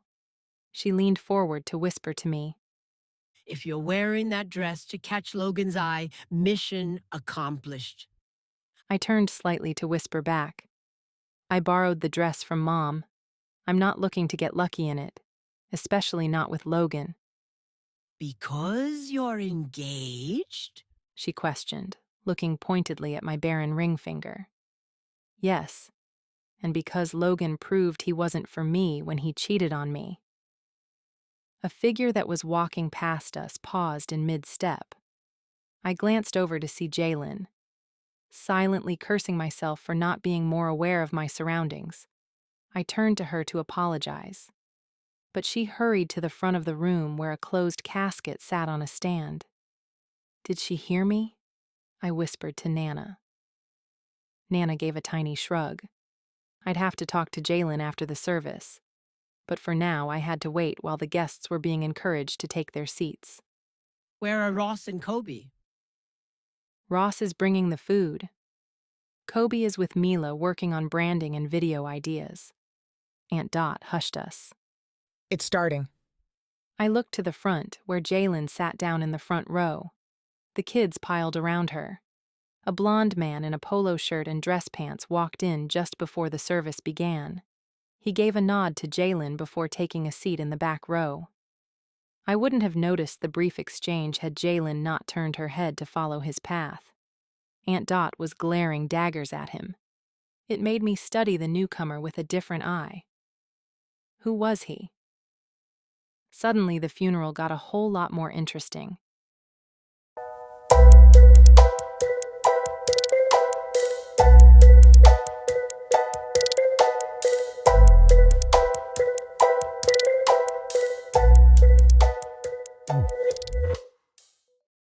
Chapter 22.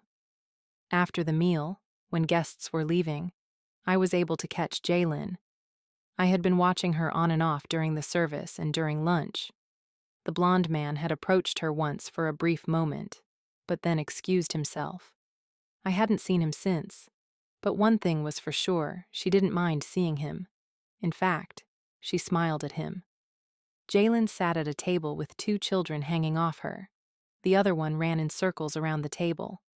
I hesitantly stepped over to her, dodging the child who was too young to understand his loss. Jalen, I want to apologize. Her eyes narrowed on me. For what? When you had walked past me before, I was talking to my grandma about my cheating ex-boyfriend. It was a sensitive subject. I didn't mean for you to hear it. Sensitive subject for me or you? Both, I guess. Listen, we aren't the first women to be cheated on, and I don't give a damn about your life. I'm just trying to get through mine. I didn't try to imagine what she was going through, but I did wonder about the intense anger she was holding on to. It couldn't be good for her unborn child, or the other children who depended on her. Can I do anything to help? I asked. You and your family can leave me the hell alone. I tried not to flinch, but I was caught off guard. What did we do to cause her wrath? We catered the funeral, even though it might be the last food we'd ever serve. Was she really so upset that she'd lash out at us? Backing away, I headed over to Mom and Aunt Dot, who were clearing away the remnants of the buffet. I think we overstayed our welcome, I said. Aunt Dot looked at Jalen and shook her head. Ungrateful woman. She's hurting, Mom said. That doesn't mean she has to act like a... Anyway, I interrupted. Aunt Dot, who was the blonde guy you were scowling at? Let's just get out of here, Aunt Dot said, ignoring the question. I glanced at Mom to see if she knew. That was Lars. He was the one who walked out on us. Start loading the car. Ross should be parked in the alley. Interesting. Lars had quit right before Wayne was murdered, and he was chummy with Jalen. But just how chummy? I took a box and headed out the back exit to find Ross's car, but not Ross. Where did he go? And what happened to Logan? I didn't see him after the funeral. At one point, he must have snuck out. Wondering if the trunk was unlocked, I walked over and was about to press the latch when my gaze landed on Ross. He was sprawled on the ground next to the car. Ross! I dropped the box and then reached for him. He didn't respond when I touched his arm. Ross, talk to me. Wake up. Wake up. Help! I yelled as I pulled out my phone. I dialed 911 as Mom peeked out the door. What's going on? Her gaze landed on Ross, and she raced over. Dear God, what happened? She leaned over to touch him. I don't know. The dispatcher answered the call, and I turned my attention away from Ross as I answered their questions. I don't see blood. He has a pulse. I relayed the information to the dispatcher. Aunt Dot came out a moment later with a box. Do I have to do everything myself? Call Logan, I said. He might still be in the area. Aunt Dot's look of annoyance disappeared when she saw Mom hovering over Ross. Nana and Walter walked out, nearly bumping into Aunt Dot, who stood motionless. What are you doing? Nana scolded Aunt Dot. Move out of the way. Nana squeezed through and then caught sight of Ross. She hurried over to Mom, who was checking Ross's head for bumps. Someone call Logan, I said. Nana dug through her purse and found her phone. She handed it to me. I don't have my readers. I took the phone in my free hand as the dispatcher put me on hold to do whatever it was that dispatchers did. I scrolled through Nana's contacts. I don't see him. He's under, if only I was 20 years younger. I raised a brow but found Logan exactly where Nana had said. I pressed call and handed the phone back to Nana. I don't think he's going to answer. I bet he'd answer if it was your phone calling him. That's because you tried to shake him down for a drug dealer contact. It was for pain management. She put her finger up to stop my reply. Logan, it's Nana Nina. Ross got into some trouble. Call me back. Got into some trouble was an understatement. The dispatcher returned, saying the responders were on their way. I thanked her and pocketed my phone as I watched Mom and Aunt Dot tend to Ross. Who would have done this to Ross? And why? Did this latest attack have anything to do with the vase? When I heard sirens growing close, I jogged to the alley entrance and flagged down the responders. The first to arrive was the ambulance. Pointing them to the back, I waited for the police to arrive. My phone rang. Looking at the ID, I quickly answered it. What's going on? Logan asked right away. I got a call from Nana. Someone attacked Ross. He's unconscious right now, but the ambulance just arrived. Good. I'll be in touch. He disconnected. Ordinarily, I would have assumed Logan would come to the scene, but it didn't sound like that was his plan. What was he doing that was more of a priority than his best friend? And where did he go when he snuck out of the funeral home? Was he tracking someone? Nana walked over to me. We need a plan. Plan for what? Catching whoever is behind this. Let's leave that to Logan, I said, knowing when Nana got involved, bad things happened. He's had his chance. Now it's our turn. Meet me at the restaurant after you get Ross squared away. I gave a nod since trying to persuade Nana otherwise was futile. I just have to hope Aunt Dot got wind of the impromptu investigation and stopped Nana before things got out of hand.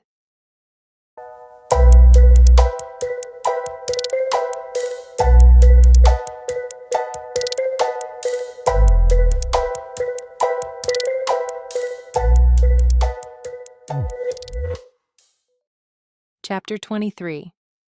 With Mom at the hospital with Ross, Aunt Dot and I finished cleaning up and returned to the restaurant. I peeked into the dining room to find Nana there with Mila and Kobe. Nana had taken over the boarded-up window to use for a suspect list. Lars and Jalen were written in thick black permanent marker. Who else? Nana prompted Kobe. These can't be the only suspects. Otherwise, Logan would have solved the case by now. Nana, you have to let the police handle this, Kobe said. Like they've done a good job so far. Nana snorted and turned to study the board. We have Lars and Jalen. Who else? I ducked back into the kitchen to escape. It's not that I didn't want the murderer brought to justice. I just didn't want it to be Nana who did it. My phone rang. Glancing at the caller ID, I ignored the call. I had no patience for any of Alan's excuses at the moment. Start putting the pans through the dishwasher, Aunt Dot said as she unpacked the boxes. I glanced between the dining room door where Nana was and the hot dishwasher, wondering which was the lesser of the two evils. Nana won. Grudgingly, I said, I'll go get Kobe to take care of it. Mila needs a break from working, and Nana is about to dig out her Sherlock Holmes hat if I don't stop her. Aunt Dot perked at that. She's here? In the dining room with a black marker. Go. I'll be in as soon as I can. I escaped to the dining room. Kobe, your mom wants you. Let her be the one to order him to do the dishes. Kobe hurried away, making me suspect that he wouldn't mind dish duty if it got him away from Nana's questioning. Good, you're here, Nana said to me. Who else can we add to the suspect list? It's probably just those two. Nonsense. There are more. You better start talking, or I'll have to make my own inquiries. Knowing Nana, she would. And her questioning might land her in a hospital or worse. Who was that girl Wayne was diddling with? Summer, I said, sitting down at the table, knowing I might as well make myself comfortable until someone took over the situation. Normally, I didn't mind playing detective with Nana. Spending time with her as a child was exciting. To keep me occupied while others were busy with the restaurant, she'd come up with cases for me to solve. I didn't always get them right, but it was fun. Ross, on the other hand, hated it. Mysteries were never black and white. He disliked the uncertainty with all the shades of gray. But even though Nana and I had fun back then, I didn't want her in the mix of an actual case. Too many people were ending up dead or hurt. What do we know about Summer? She asked, her marker poised to the board. She was Wayne's girlfriend. What else? I think Wayne helped her pay her bills. So she probably wouldn't want him dead. Maybe. But I wasn't so certain anymore. There was more to her story than just girlfriend. They had been friends prior, and she was recently attacked. Her whole story was now in question. Nana looked at the board. So it must be Lars. Why do you think that? He had access to Aunt Dot's knife and the noodles. But why kill Wayne? I never like to speak ill of the dead, Nana said as she always did right before launching her assault. But Wayne was a good-for-nothing oaf, always looking for free food, taking longer for deliveries than necessary, cheating on his wife. And Lars wanted Jalen. Rumor has it that Jalen is carrying Lars's baby. How do you know that? Nana grinned. I have sources. That's still not enough of a reason to kill someone.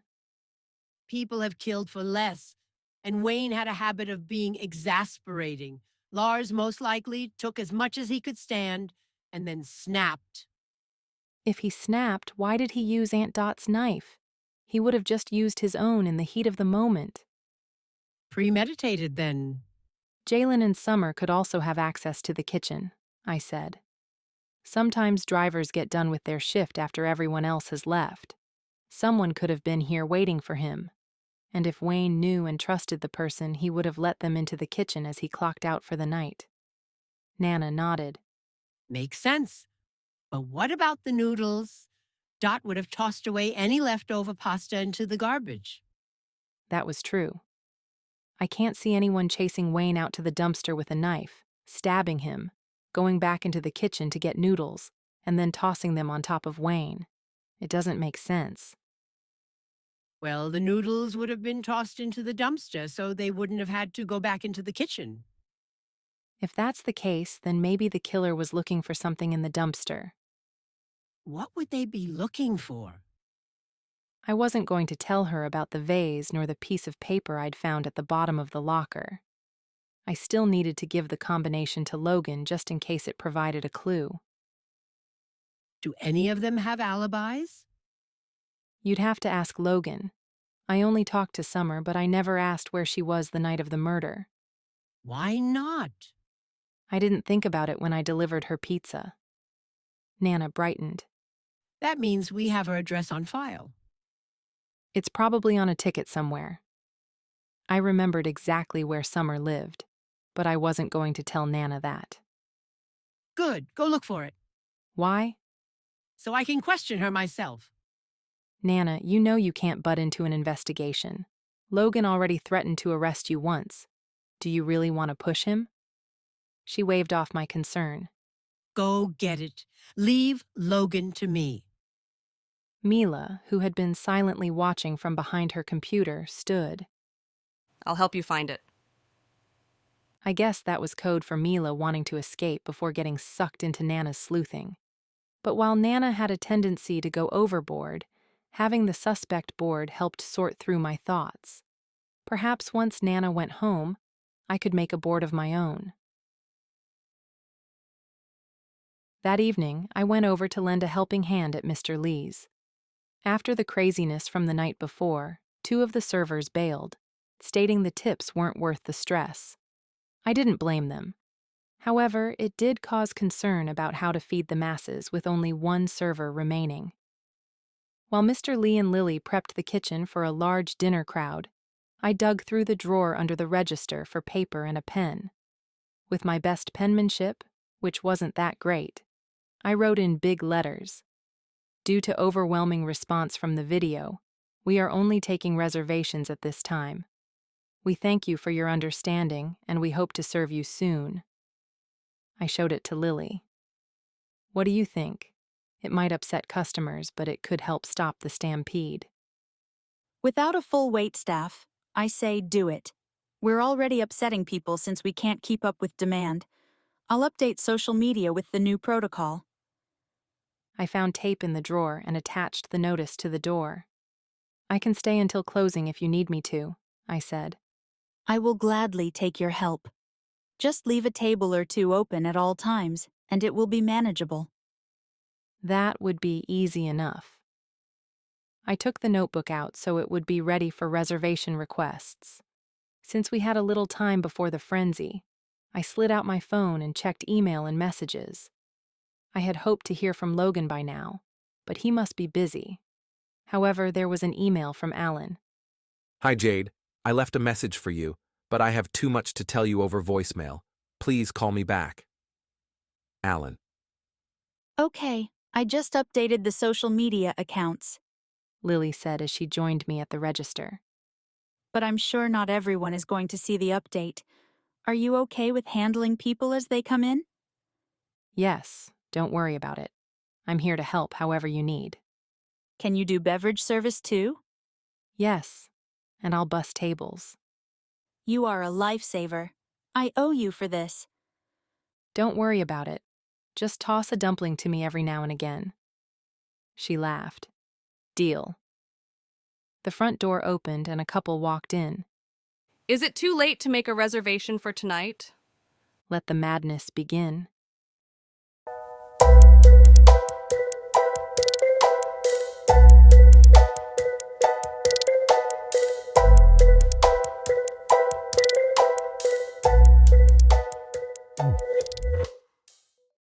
Chapter 24. The next morning I still hadn't heard from Logan.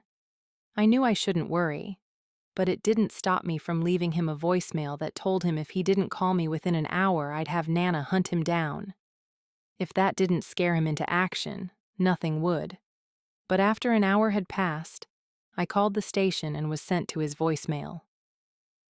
Where is he? I wondered out loud as I hung up the phone. Still trying to reach Logan? Mila asked as she looked up from her spot at the kitchen table. Yes, I'm getting worried. For someone who says they're over Logan, you seem to care a lot. It's rather obvious you still have feelings for him. I might not want to date him, but that doesn't mean I want him to come to any harm. I'll check with Ross. He's probably already released from the hospital and is downstairs staring at the budget again. After my shift at Mr. Lee's last night, Mom had filled me in that Ross had suffered from a bump on his head. He was kept overnight for observation. I'll come with you. Now, who is obvious? I'll be totally obvious. Your brother is cute, and he's responsible. It's hard finding both those qualities in the same guy. You've been dating the wrong guys, I said.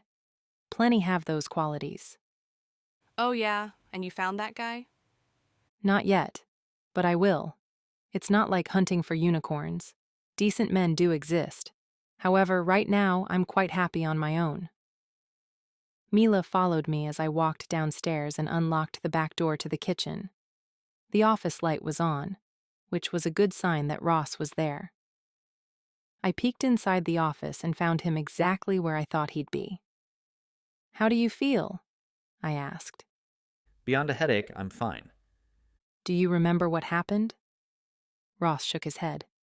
No. 1 minute I'm about to open the trunk, and the next, everything went black. Did the person steal anything? Just the cash out of my wallet. Mila pushed past me. You poor thing.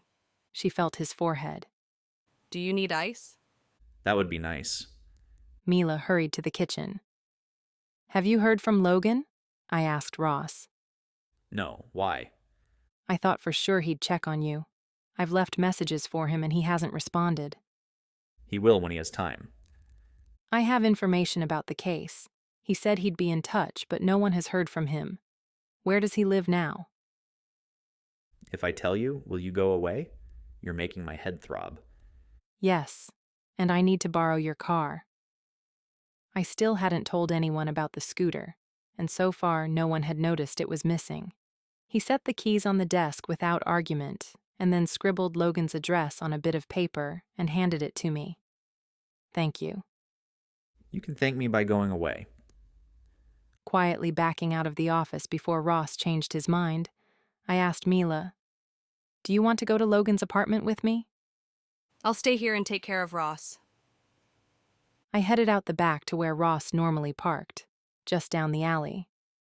It only took 10 minutes to reach Logan's apartment. Thankfully, someone was leaving just as I stepped up to the door. I snuck in, bypassing the secured entrance, and headed to the second floor. As I walked through the hall, I scanned the door numbers until I reached 2F. I knocked on the door and waited for a moment. When I didn't get an answer, I knocked again. Jade? A woman asked. I looked over to find Avery walking toward me. I thought that was you. What are you doing here? Her smile was strained. I'm looking for Logan, I said. Have you heard from him? She shook her head. No, that's why I'm here. He said he'd meet up with me after work, but he never showed. Whatever worry nagged at me before morphed into panic. Last time I heard from him was at a funeral. I think he was trailing a suspect. But who? Avery fumbled with her keys. I backed out of her way when I realized she was going to unlock Logan's door. So, They were at that stage of their relationship.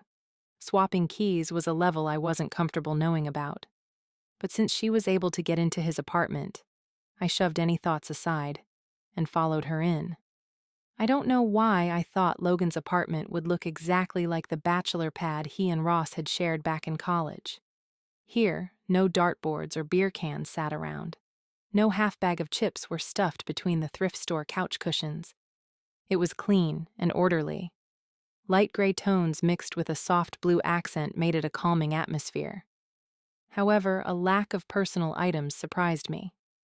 No photos on the walls. No clutter on the coffee table. Avery walked through the living room to what I assumed was the bedroom. I wasn't going to follow her. Logan? She called as she ducked into the room only to reappear a moment later. He's not here.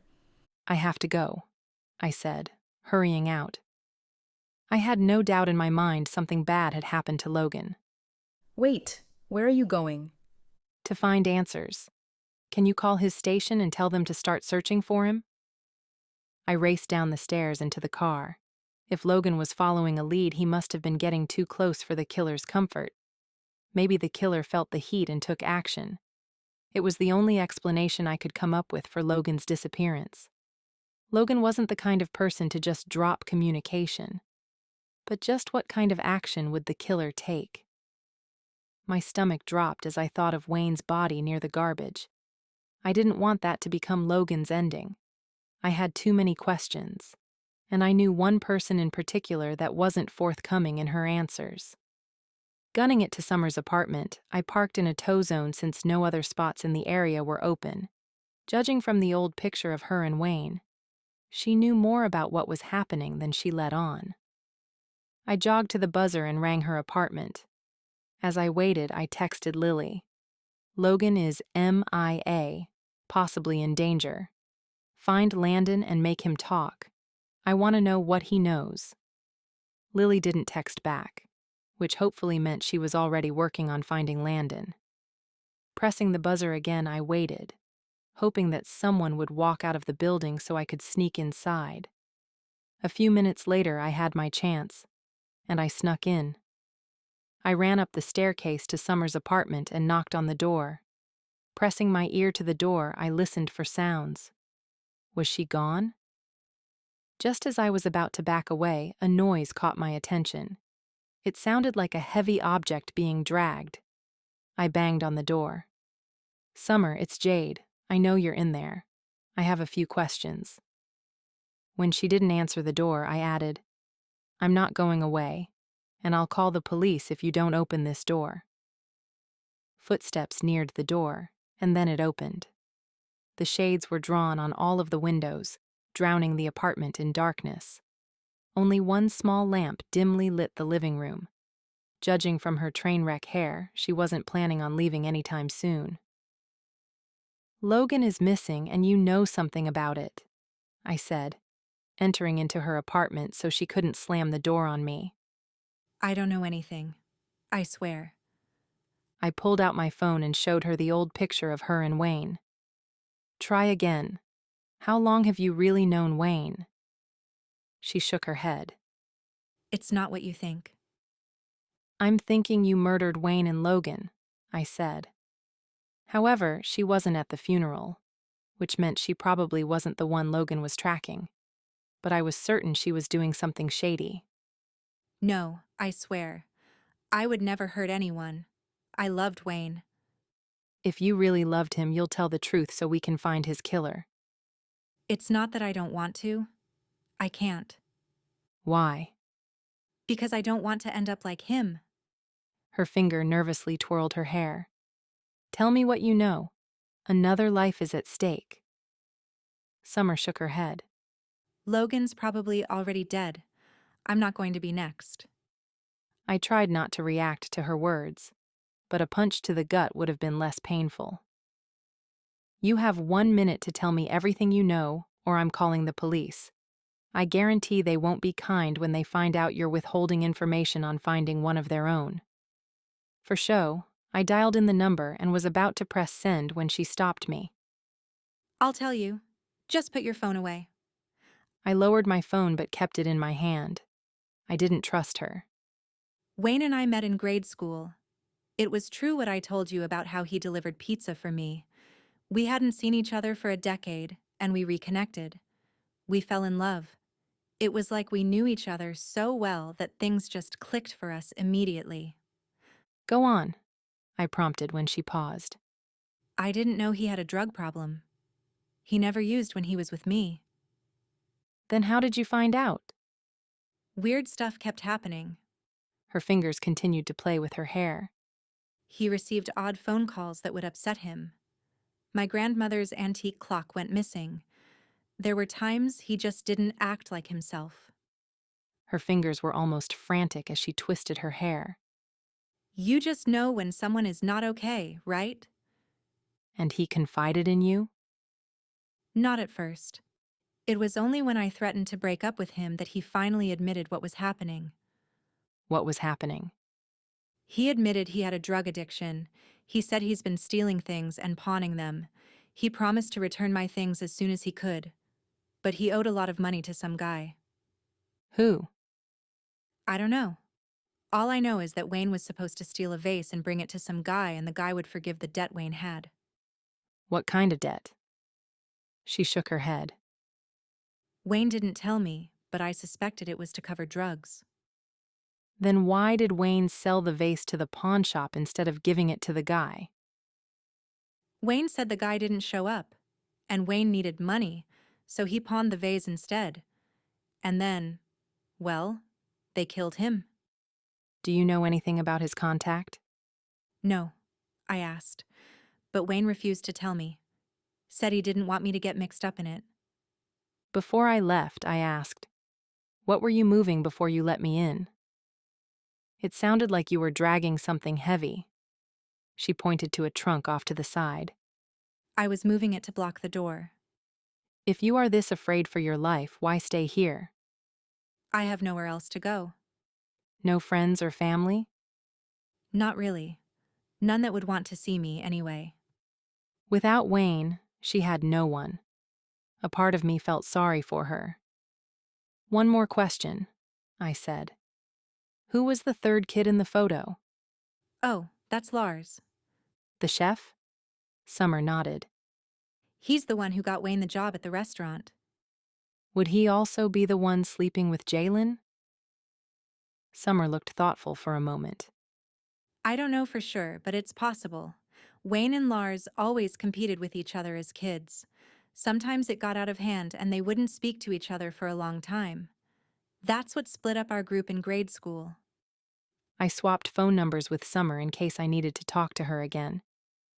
As I reached the sidewalk, I called Mila. Hey, she answered after the first ring. If I call you with information, can you start a board for me? Kind of like what Nana was doing, but with less vandalism. Sure, I think there is an app that helps with that. I rattled off the information from Summer as Mila took notes. I'm heading over to Jalen's now, I said. Okay, but send me permission to track your phone in case something happens. It's better to be safe than sorry. I really hoped nothing happened, but Mila was right. I'll send it right now. Can you walk across the street and check on Lily? I asked her to find Lan. I haven't heard back from her. Will do. Now, I just needed to shake down a pregnant woman.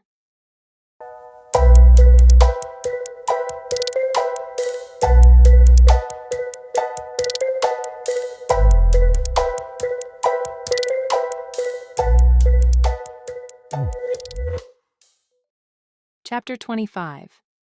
On my way to Jalen's apartment, I drove over the bridge that looked down on the local park where Sparrow liked to sell. It might have been too early in the day for him to be hanging out, but I figured I'd drive by and look, just to be certain. If anybody knew about criminal activity in Chicago, it was him. As I drove past, a bright streak of pink against the green backdrop of the park caught my attention. It was either Sparrow or my eyes were playing tricks on me. I turned at the next light and drove toward the entrance. Parking on the street, I jogged through the grassy area to get closer to the river. Sparrow was unmistakable. Strip him of his caked-on makeup, platform shoes and pink boa, and he could blend in with a motorcycle gang. He was a tall, broad man with gray, spiky hair and a serious goatee. The fact was, even though Sparrow was a drug dealer, he was actually a good person to have in the park. The park was his turf, and every thug knew not to encroach. And Sparrow never sold drugs to minors. Even some of the beat cops left him alone since he was the lesser of many evils. He eyed me as I neared him. Recognition widened his gaze, and his wary expression turned to a cheerful one. I haven't seen you for ages, Sparrow said. Haven't been back for ages. But a friend of mine went missing. Yeah? Who's that? Logan. Sparrow snorted. I thought you dropped his ass years ago. What you chasing him around for now? We're not dating, I said. Weird things have been happening, and now he's missing. Have you heard of anything peculiar going on in the area? There's always something peculiar going on, he said with a wink. Do you know a guy named Wayne? Did he ever buy drugs from you? I don't really do names. Harder to fudge the truth when the cops come sniffing. I showed Sparrow the picture of Wayne from when he was younger. Don't recognize him, but I do recognize the little blonde girl. Summer? Sparrow shrugged. I don't do names, remember? But yeah, it's probably her. Did she seem like a person who would kill her boyfriend?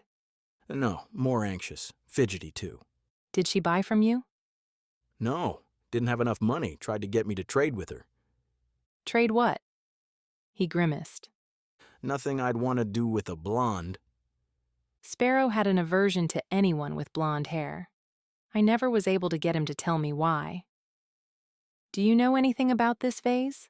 I asked as I showed him the pictures. Not really my taste. What's significant about it? That's what I'm trying to find out. Wayne stole it, and he was later found with a kitchen knife in his chest.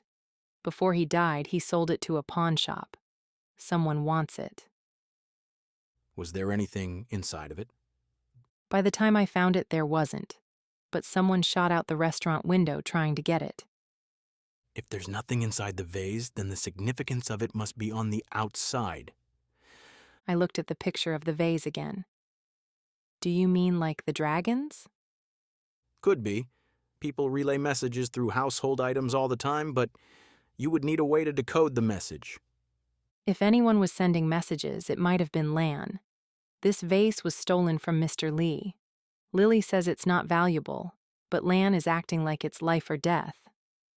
I've heard a few things about Landon. He's mixed up with the Blood Dragons. The Blood Dragons were a relatively new gang to Chicago. Relatively new being 15 years. Some Chicago gangs predated Al Capone. He wouldn't be that stupid, would he? I asked. He's an angry kid with a need to prove himself. Yeah, he would be that stupid. If Lan was involved with the Blood Dragons, then he was in over his head. The Blood Dragons were a bloodthirsty group that didn't take screw-ups lightly. If Lan was sending messages through the vase for the Blood Dragons, and that got messed up, he was as good as dead. But why did Wayne steal the vase? Did he owe money to the Blood Dragons or a rival? Who would want that vase besides the Blood Dragons? I asked. Possibly a rival gang. If they knew messages were being sent by the vase, they would want it. But why? What would it do for them? If I had to guess, a large shipment of candy might have been coming in. If that's the case, the message might have indicated where the candy was located for pickup. And without the vase, the Blood Dragons don't know where it is, I surmised. If Lan isn't dead now, he will be soon. He glanced over my shoulder. Who is that? I glanced behind me to find someone walking over to us.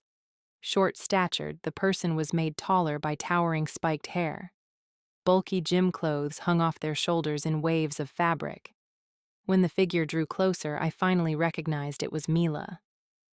What did you do to yourself? I asked. I came to help.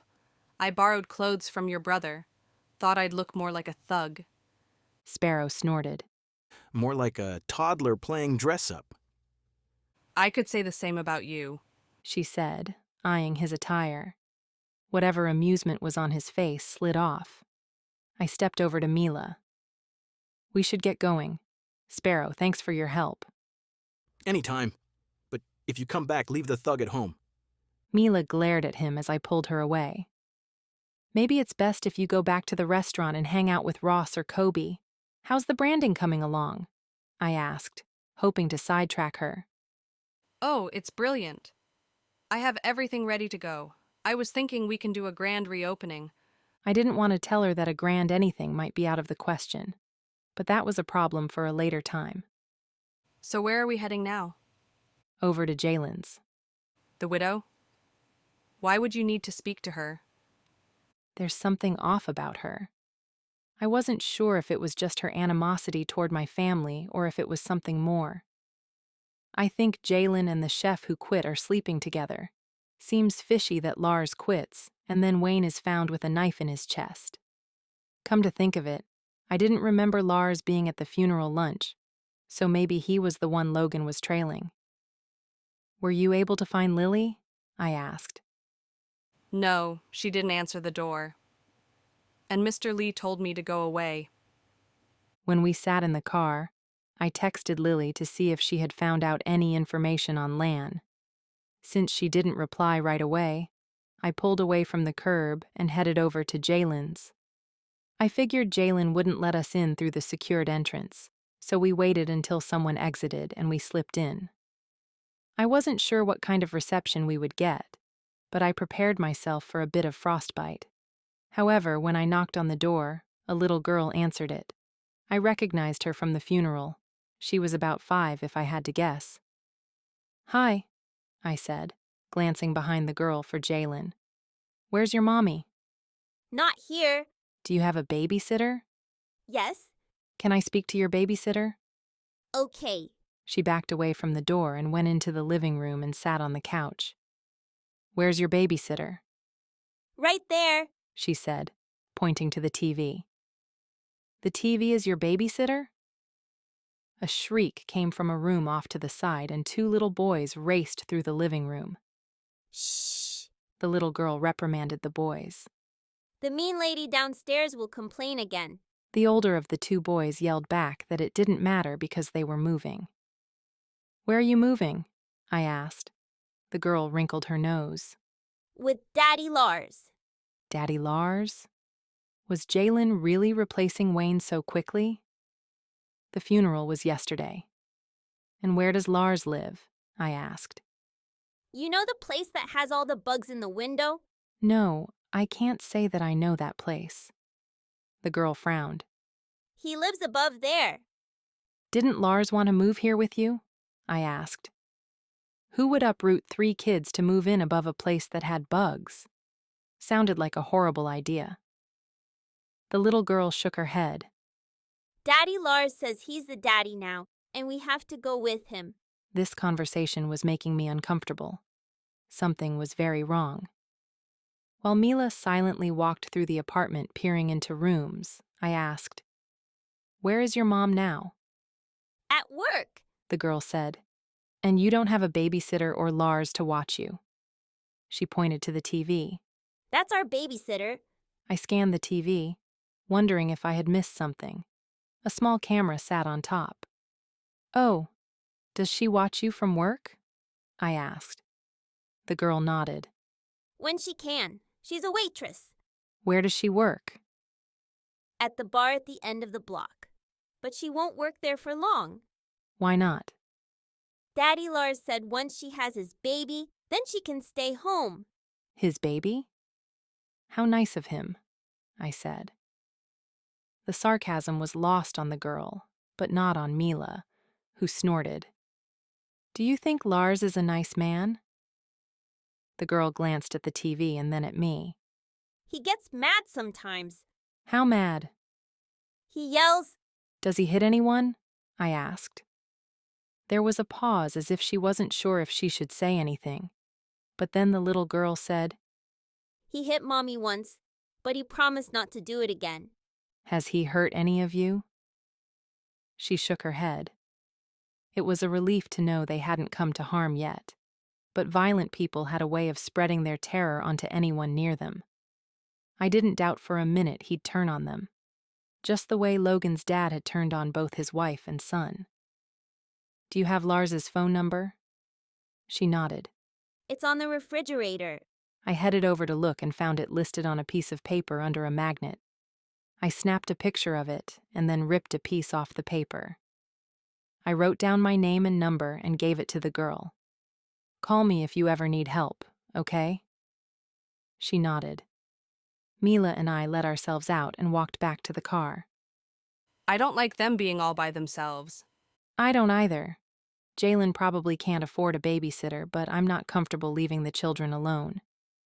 I guess the one good thing was that Jalen worked close by. I wasn't willing to turn a blind eye to their circumstance, but it sounded like the situation would resolve itself once Jalen had the baby. Lars sounds like a real piece of work. I'm just glad he doesn't work at the restaurant anymore. Why did he quit? I think it was because of Aunt Dot. Not many can work with her. But now I'm wondering if it wasn't because of Jalen and the baby. If Lars has a violent streak, what if he was the one to kill Wayne so he could be with Jalen? He's the #1 suspect in my book. Who else would have bothered killing Wayne? I filled Mila in on the details of what Sparrow suspected. Messages sent by the vase? That's what Sparrow thinks. That weird guy with a boa? He's not so weird. He's sporting a goatee and a boa. His fashion sense might be eccentric, but he's a decent guy if you overlook his occupation. As we neared the car, I heard someone shout behind me. I turned to find Jalen coming at me with a metal spatula. With her death glare and the waving spatula held high in the air, she knew I had been in her apartment. Mama Bear was furious.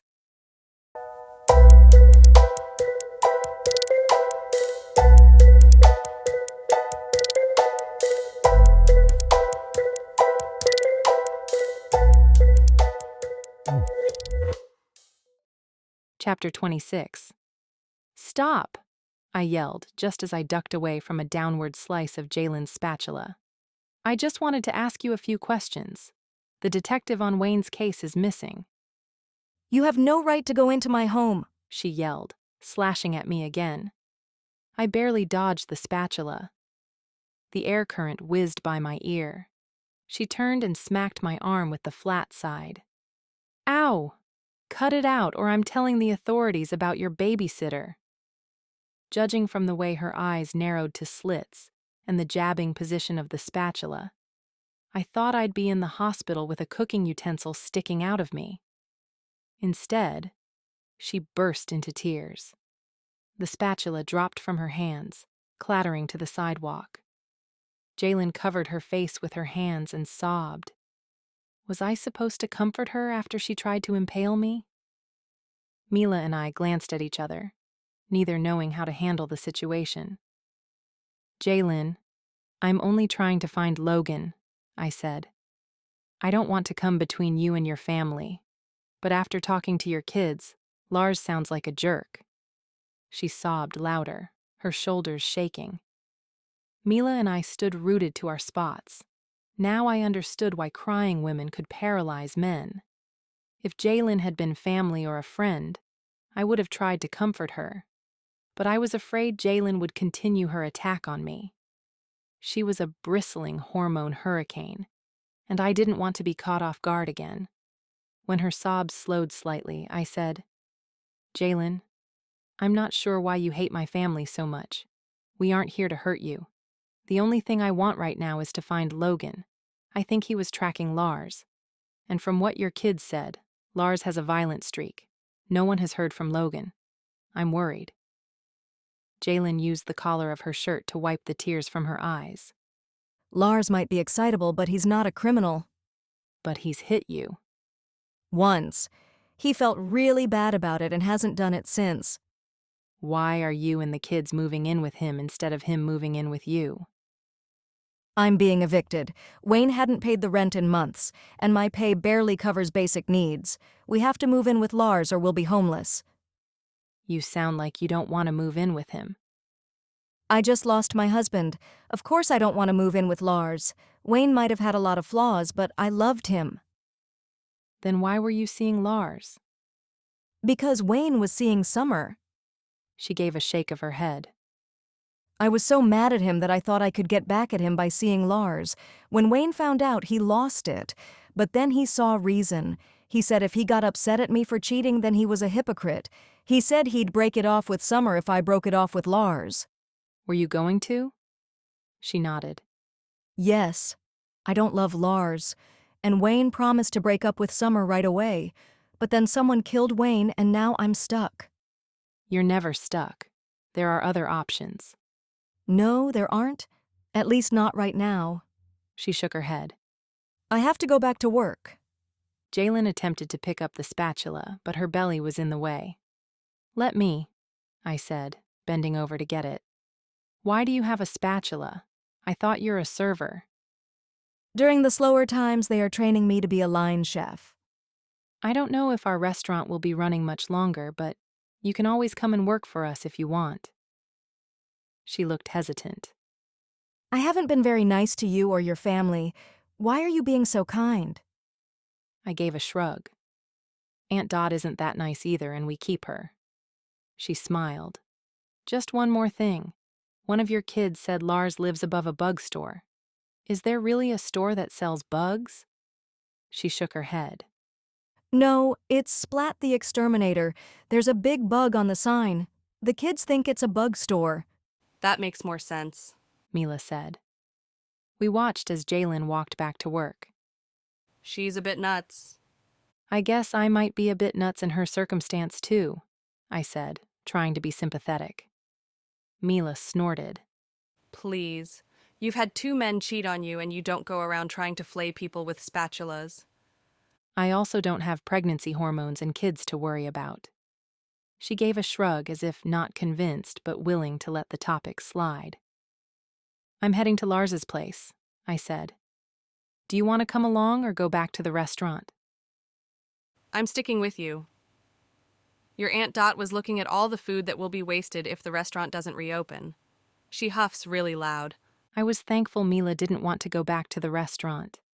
I didn't want to speak to Lars alone, especially if he has a tendency to hit. Still, I didn't want to put Mila in danger either. Let's go, I said, opening the car door and sliding in behind the steering wheel. Do you know where the exterminator is located? No. Can you GPS it for me? Mila took out her phone while I checked messages on mine, hoping I had a text from Logan saying he was okay, and it was all just a big mix-up. Instead, I found messages from Alan and Nana. Ignoring the text from Alan, I replied to Nana, who wanted to know how her board was coming along. Instead of filling her in on the latest, I told her all was well and that I'd reach out to her later. Only time would tell if she was satisfied with my reply. There was still nothing from Lily. After we talk to Lars, I want to swing by Mr. Lee's, I said. Lily isn't replying to my message. I'm getting worried. Lily doesn't seem to like me. Do you know why? I did know why, but it wasn't a discussion I wanted to have right now. Every minute lost in conversation was one more minute Logan remained in danger. We headed over to Splat and found the bugs the kids were talking about. Not only was there a giant cockroach on the sign, fake ants and spiders crawled all over the building. Mila shivered. Hugh, just looking at them makes me want to run. What apartment is he in? I'm hoping there's a list at the door. But instead of being a secured entrance, we were able to walk inside to find a staircase that led to the second floor. It made finding Lars more problematic, even though access was easier. Mila pointed to a row of mailboxes set in the wall. Some of the boxes have names on them. I scanned the names. Some of the labels were yellowed and faded with age. Some were missing, and the others only listed last names. I don't know his last name, I said, pulling out my phone. I'll call Ross. As soon as the phone was ringing, Mila snatched it from my hands. I know he misses me. He'll probably be worried.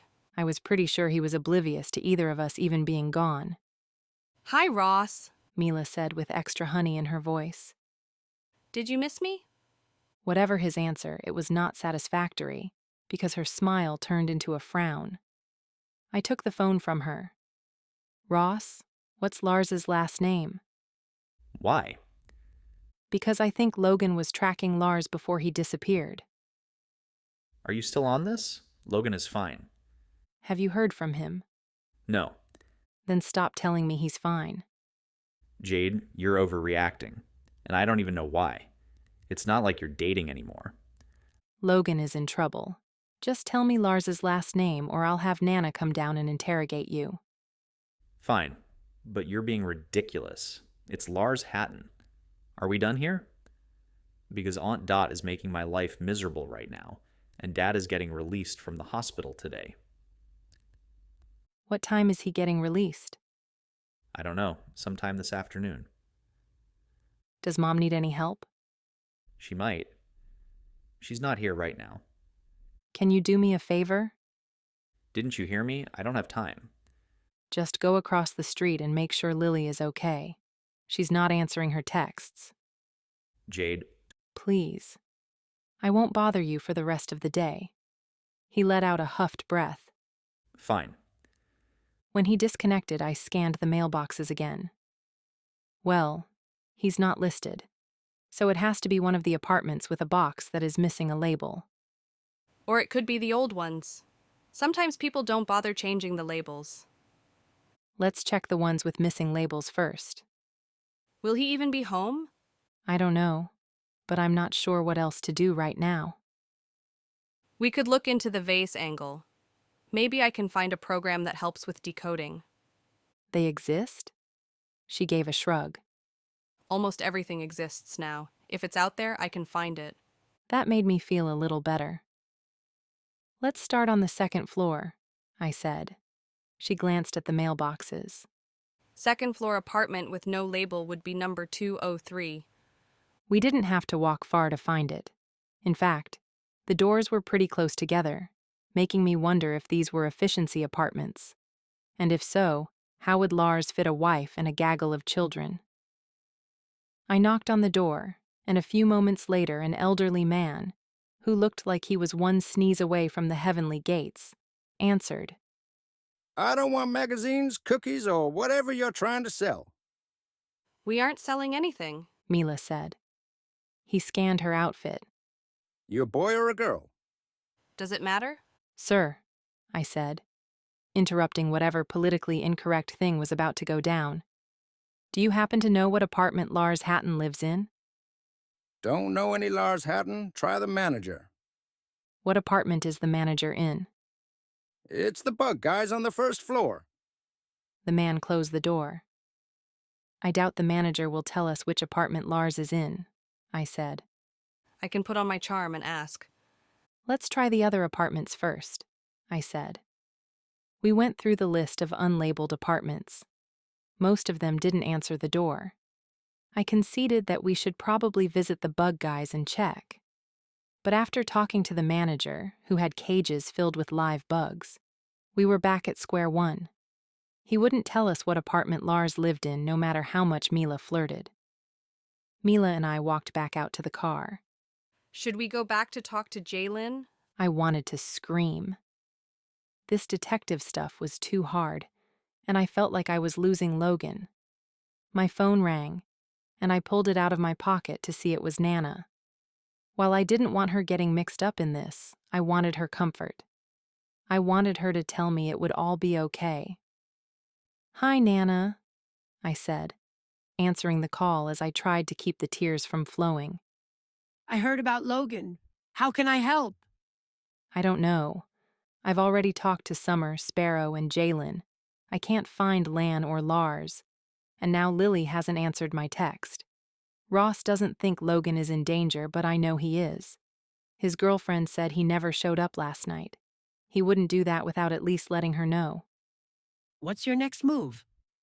I don't know. I'm starting to panic. Go to the restaurant.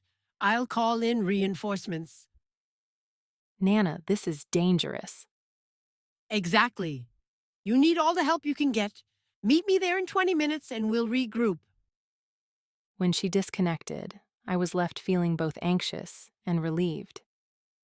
Nana wants us to meet back at the restaurant, I told Mila. What's she going to be able to do? With Nana, I never knew what to expect.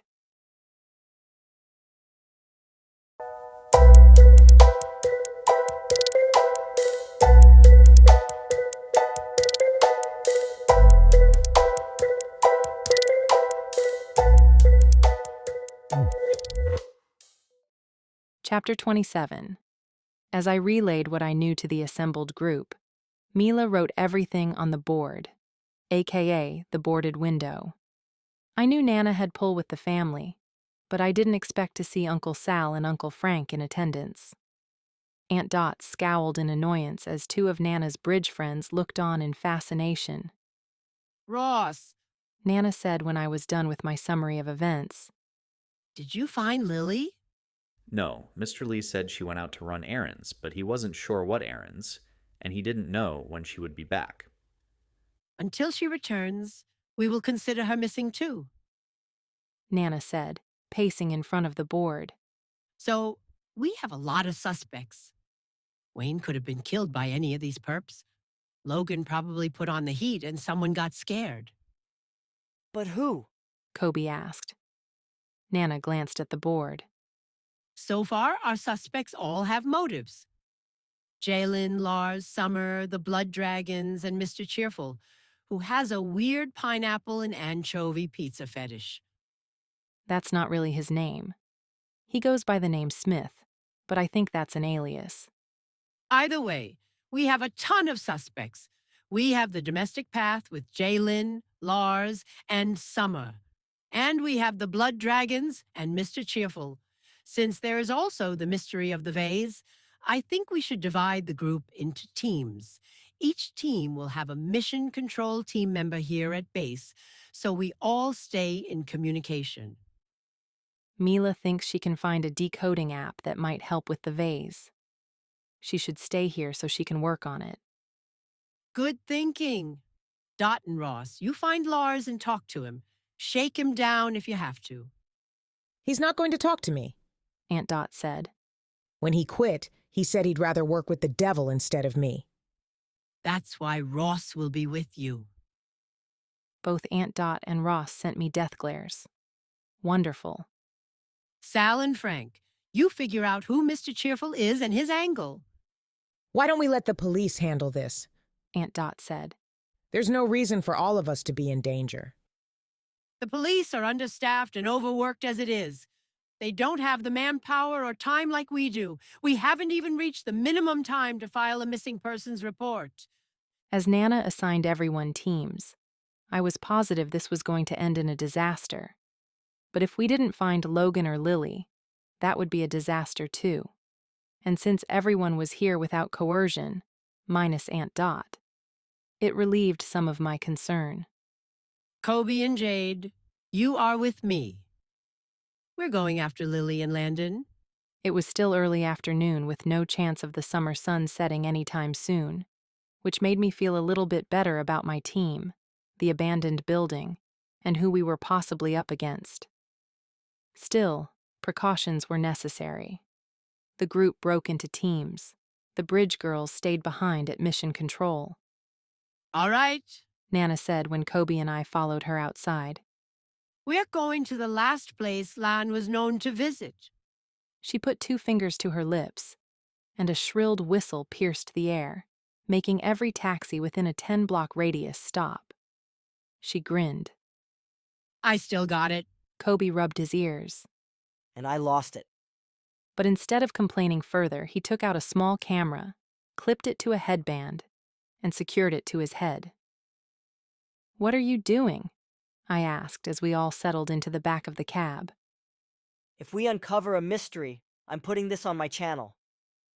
And if we die, then the cops will know who murdered us. He then leaned over to whisper. And if Nana pulls any of her stunts, I'm putting that on my channel too. Nana opened her purse and pulled out 2 bottles of pepper spray and 1 taser. She handed Kobe and me each a pepper spray and kept the taser for herself. Just in case. Kobe eyed her large purse with interest. What else you got in there, Nana? If you're looking for candy, You'll be disappointed. Walter ate all of it. I think he meant in your arsenal. What are you doing with this stuff? She gave a shrug. I pick stuff up here and there. Kobe raised a brow, giving me a look that said we were about to unleash the beast. I had a bad feeling he was right, which meant Kobe's channel was about to get new footage, and Aunt Dot was going to kill both of us.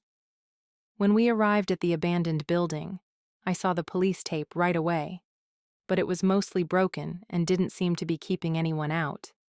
It was clear people were still coming here, even after the murder. At last count 6 people were staying here, minus the one who was just killed, I said. Pity, Nana said. The front door was closed, so I knocked on it. I didn't think we would get an answer. Test the door handle. See if it's open. I turned the handle and it gave way. Let's call from the entryway first. I don't want to scare them and have them think we are the police or whoever killed that kid. Kobe stood behind us, looking as if he wanted to bolt. We should have brought food, I said, thinking it might be a way to persuade the squatters to open up about what they knew. I can look through my purse. Let me see if I've got anything, she said, digging through her enormous purse. What about a coupon for a buy one, get one free meal at the chicken coop? They probably can't afford the buy one part of the meal, I said. Nana dug further. Tokens for the arcade? Kobe tisked. No arcades take tokens anymore. Nana pulled out a flashlight. It's got to be dark in here at night. Maybe they need a flashlight. I guessed that could work. Anything else to sweeten the pot? Not unless they are interested in senior discounts. I doubted it. Hello? I called into the building. I'm looking for Lan and Lily. Nana had her taser at the ready as Kobe remained behind her. We are just looking for Lan and Lily, I said. While the space was mostly open except for a separate section in the back, I was hesitant to move forward. But Nana didn't seem to have any of my fear as she walked fully inside the building with her taser pointed in front of her. No one will hang out on the first floor with all of the windows broken. They're probably on the floors above. No sooner had she said that than movement near a far door caught my attention. I pointed at the door. I think someone went in there. Do we follow? Kobe asked as he adjusted his camera. I'm all for getting footage, but I want to live to see it go viral. Nana hushed him. I'm trying to listen for sounds. The 3 of us stood in silence. It was eerie knowing someone else was nearby and I couldn't hear them. My phone rang, jarring the 3 of us. Nana put her hand to her heart. You nearly scared the life out of me. Sorry. I hurried to answer it. Hello? Jade, I found an app that helps with decoding. I'll need the pictures and any information you have on the vase. What kind of information? I don't know. Anything you can think of that might help. The more I can put into the decoder, the better the results will be. I'll send you the pictures right now. I don't know anything about the vase, though. Okay, I'll see what I can do. Before you go, your mission control group wants an update. We are at the abandoned building. There is definitely someone here. Check in again when you have time, Mila said. And be careful. I couldn't say we'd be careful because Nana was already prowling her way to the door, as stealthily as a ninja could with one bad knee and bright yellow hair. Sending the pictures over to Mila, I hurried to follow Nana before I lost her. When Nana reached the door, she stood on one side of it, listening. Shaking her head, she said, I don't hear anything. Nana reached out, lightly testing the handle. It's unlocked. If a heart could detach and lodge in a person's throat, mine was definitely there already. Kobe, you open the door while I cover you. I'll be too close to the action. That's horrible for filming. She rolled her eyes. Jade, go. As quietly as possible, I opened the door a little to see if it was safe to open wider. When I didn't hear any sounds and no one shot at me, I nudged it open farther. The room was pitch black. See, I told you the flashlight would come in handy. Instead of making her dig through her purse again, I flipped on my phone flashlight and aimed it inside. To my horror, rickety stairs led down into the basement. "We should check upstairs first," I said, not wanting to go anywhere below ground in an abandoned building that had already had at least one murder in it.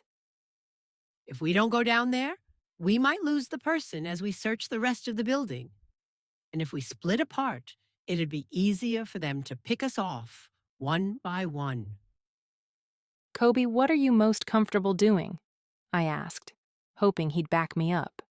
This could be my Blair Witch Project. Let's go. Now he grew a backbone? If I had Nana and Kobe leading us downstairs, we were goners. Nana switched on her flashlight. Let's go! "This isn't smart," I said. Ready? Kobe nodded and Nana stepped down the first stair. These boards are a bit soft. Don't crowd me or we might take a plunge to the bottom. Great. "Nana, come back upstairs," I urged. She didn't listen but continued her slow descent. Kobe followed. Now, in narrator mode, he described each perilous step as if it was going to be his last. Was I the only one so terrified to go downstairs I was about to pass out? Did they have no self-preservation mechanisms at all? No fight or flight? I wanted to flight so badly.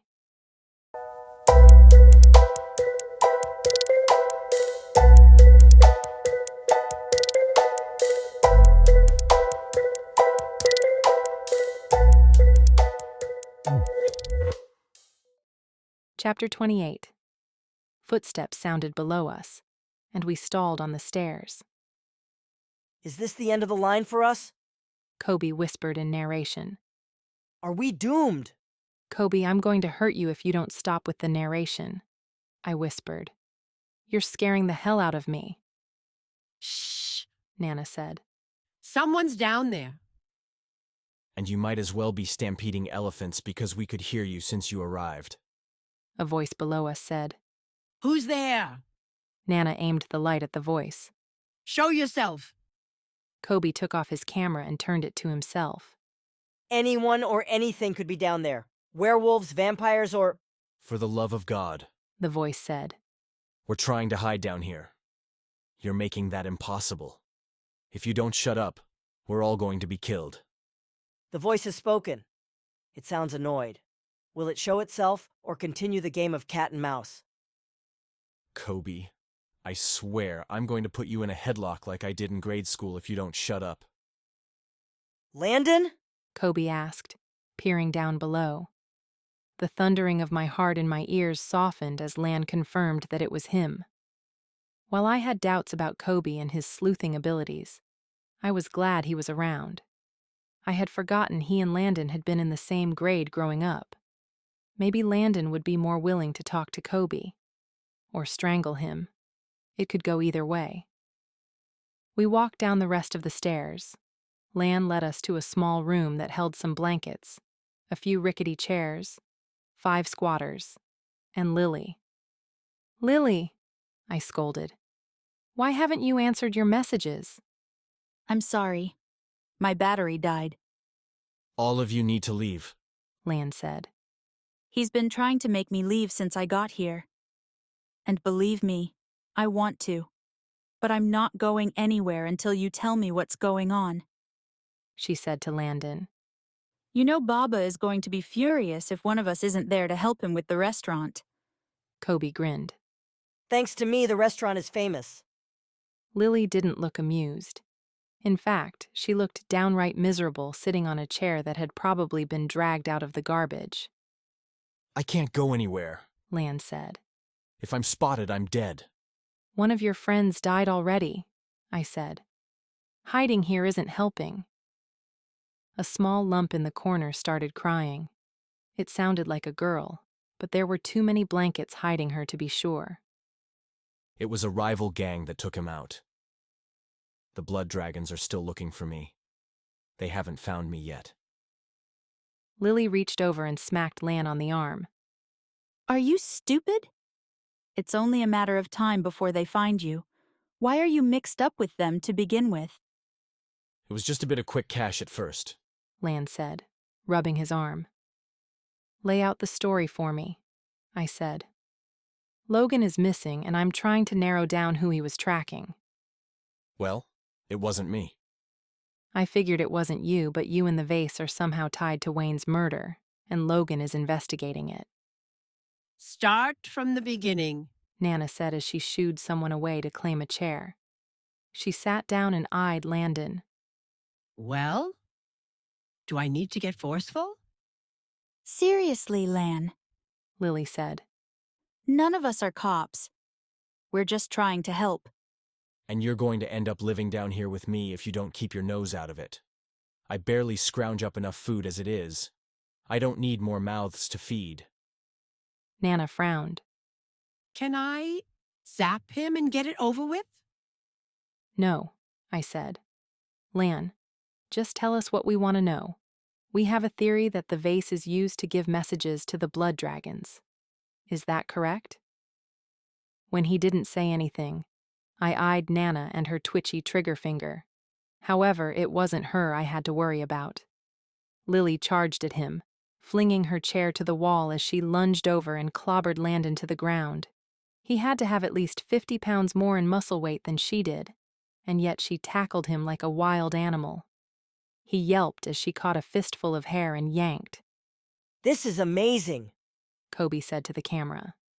Did the spirits of the abandoned building possess her? Or is she an assassin in disguise? I should have come alone. I might have passed out with fright, but at least I wouldn't have had to listen to Kobe.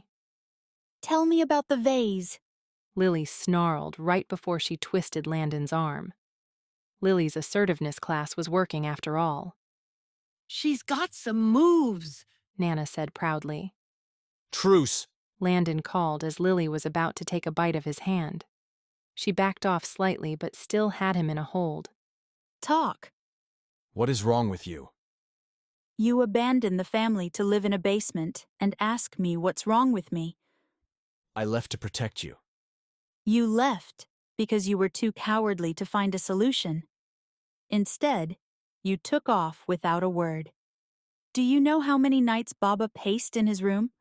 I can tell you because I heard every time he stepped on that squeaky floorboard.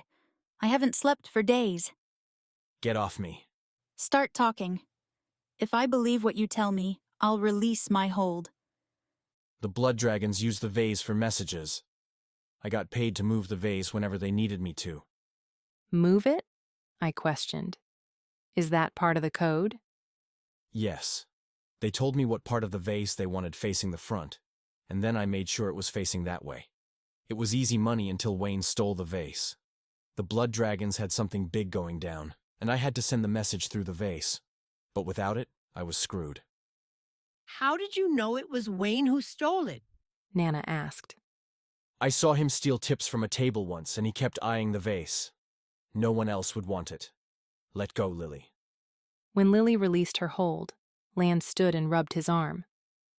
I didn't mean for it to get out of hand. But once the vase was gone, the blood dragons threatened me. I didn't know what else to do.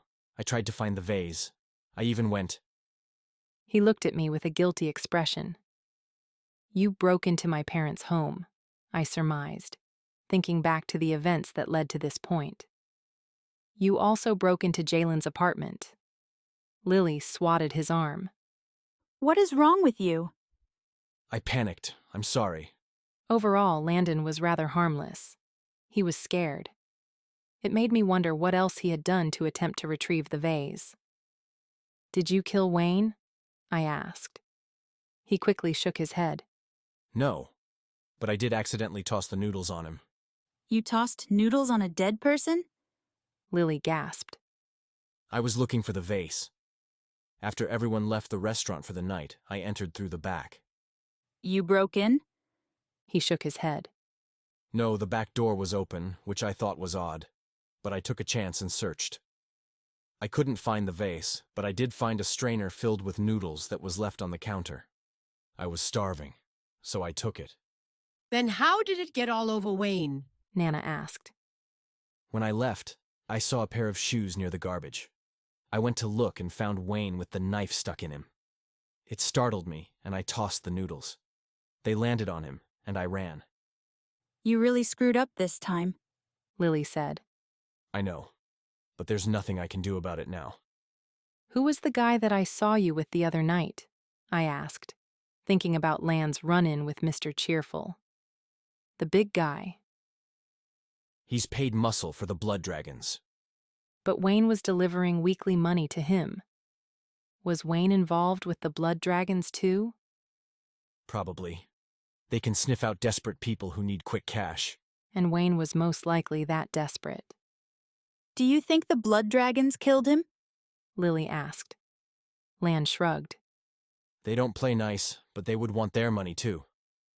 Wayne was stealing to get money, so most likely they would keep him under their thumb until he either paid up or they needed him to do a favor for them. My phone rang, jarring us again. Would you put that on vibrate? It's the second heart attack I've had today. Sorry. I answered it since it was Mila. Hi, Mila. What's up? I need more information about the vase. It's just not enough having the pictures. Hang on. I looked to the group. Do we still need to try to decode the vase? Now that I've heard Lan's side of it, I'm not convinced Logan was tracking Lan or the blood dragons. You're able to decode the vase? Landon asked, hopefully. If you can decode it, I might be able to send a message to the blood dragons and get them off my back. What do you need from us, Mila? I asked, turning my phone to speaker so everyone could hear. I'm not sure what I need. How did Landon use the vase? He turned the vase depending on the message, I said. I had a numbering system that was inside of the vase. It's gone now. What kind of numbering system? It was kind of like a locker combination. And I would turn the vase according to the combination they gave me. Which means it will be hard for us to crack. I hate to say it, but unless we have that combination, I don't think we'll figure it out. If we give the photos to the blood dragons, can they figure it out? Nana asked. I mean, they had the original combination, right? Who are they trying to communicate with? Can't they just call each other and figure it out? Why does it have to be so complicated? Communication is between the buyer and the seller. Phones can be tracked, and conversations can be recorded. The blood dragons haven't had a single bust because of the systems they use. No records are kept. No paper trails.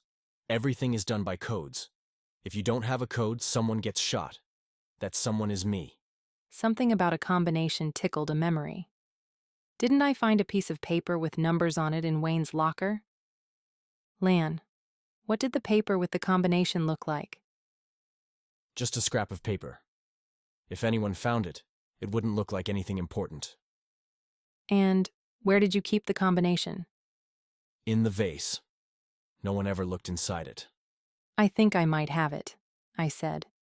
I found a scrap of paper in Wayne's locker. It might have fallen out of the vase if he stashed the vase there before he pawned it. Where is it now? Lily asked. I couldn't remember where I put it. Maybe at home. I can go and look. Nana stood. Let's go. Lan, you're coming with us. I'm not leaving until the blood dragons have their information. They aren't the forgiving sort. Time to pull up your big boy pants and face the music. You can stay with us in mission control until we get this all figured out. And even if we did figure it out, that only helped Lan. We were still nowhere closer to finding Logan, but that was a problem for later. Lan was a priority, especially since we might actually be able to help him. What about the others? Nana asked, looking at the 4 remaining basement dwellers. Are they hiding from the blood dragons too? No, they're homeless. They let me crash here. Kobe, what kind of money do you have on you? Kobe glanced over at Nana in confusion. Money? You know, the green stuff. I never have cash. I pay for my phone. I took out the only few bills from my pocket. It was the last of my tip money. Nana fished a 20 from her bra and gave it to Landon, who grimaced as he slowly took it from her. He then gave it to the oldest of the 4 dwellers. If you are looking for work, we need help at our restaurant, Lily said to the group. You can clean up at our place and borrow Landon's clothes. You can eat before your shift and take home any leftovers. No one said anything, but the bundle on the floor moved and a head decorated in rats' nests peeked out. Can I help? She couldn't be more than 16. Judging by her rough appearance, she had been homeless for quite some time. Lily nodded. Yes. Do you want to come with me and get cleaned up now? The girl nodded. I'll take her straight home. Landon, you go with the others. I'll meet up when I can, but Dad is going to need my help to open the restaurant. He gave a nod. We left quickly. None of us wanted to stay in the basement longer than we had to.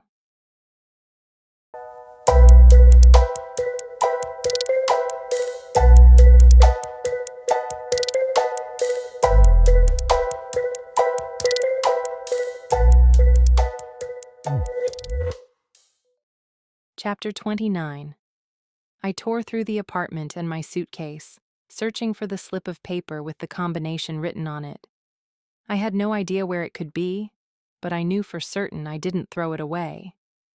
The door opened and Mom walked in. She held the door open wider so Dad could hobble in with his walker. "How did you get up the stairs?" I asked, hurrying over to help. They practice stairs at the hospital, Mom said. Dad looked winded, but Mom steered him into a chair. He eased in with a slight wince. "What can I do to help?" I asked. "Hand me the remote," Dad said. "What is going on with your suitcase emptied out?" Mom asked, eyeing the mess I had on the floor. "I'm looking for a small piece of paper with a combination written on it." "Oh, I found that when I was doing the laundry. I think I put it on my dresser. I wasn't sure who it belonged to. It's a little worse for wear." I hurried to the bedroom and found the paper on the dresser. It had definitely seen better days, but the numbers were still legible. I shoved it into my pocket, then returned to the living room to toss my clothes back into the suitcase. "I'll be downstairs if you need me," I called, and raced to the door. "Do you need help with the dinner rush?" "Dinner rush?" I looked at Mom. She winced. "I need to speak to your father, Jade." He still didn't know? I hurried out the door, not wanting to be present when Dad found out his precious restaurant was in ruin. When I entered the dining room, I saw Nana at the board filling in more information. Mila was working on her computer, with Landon sitting next to her.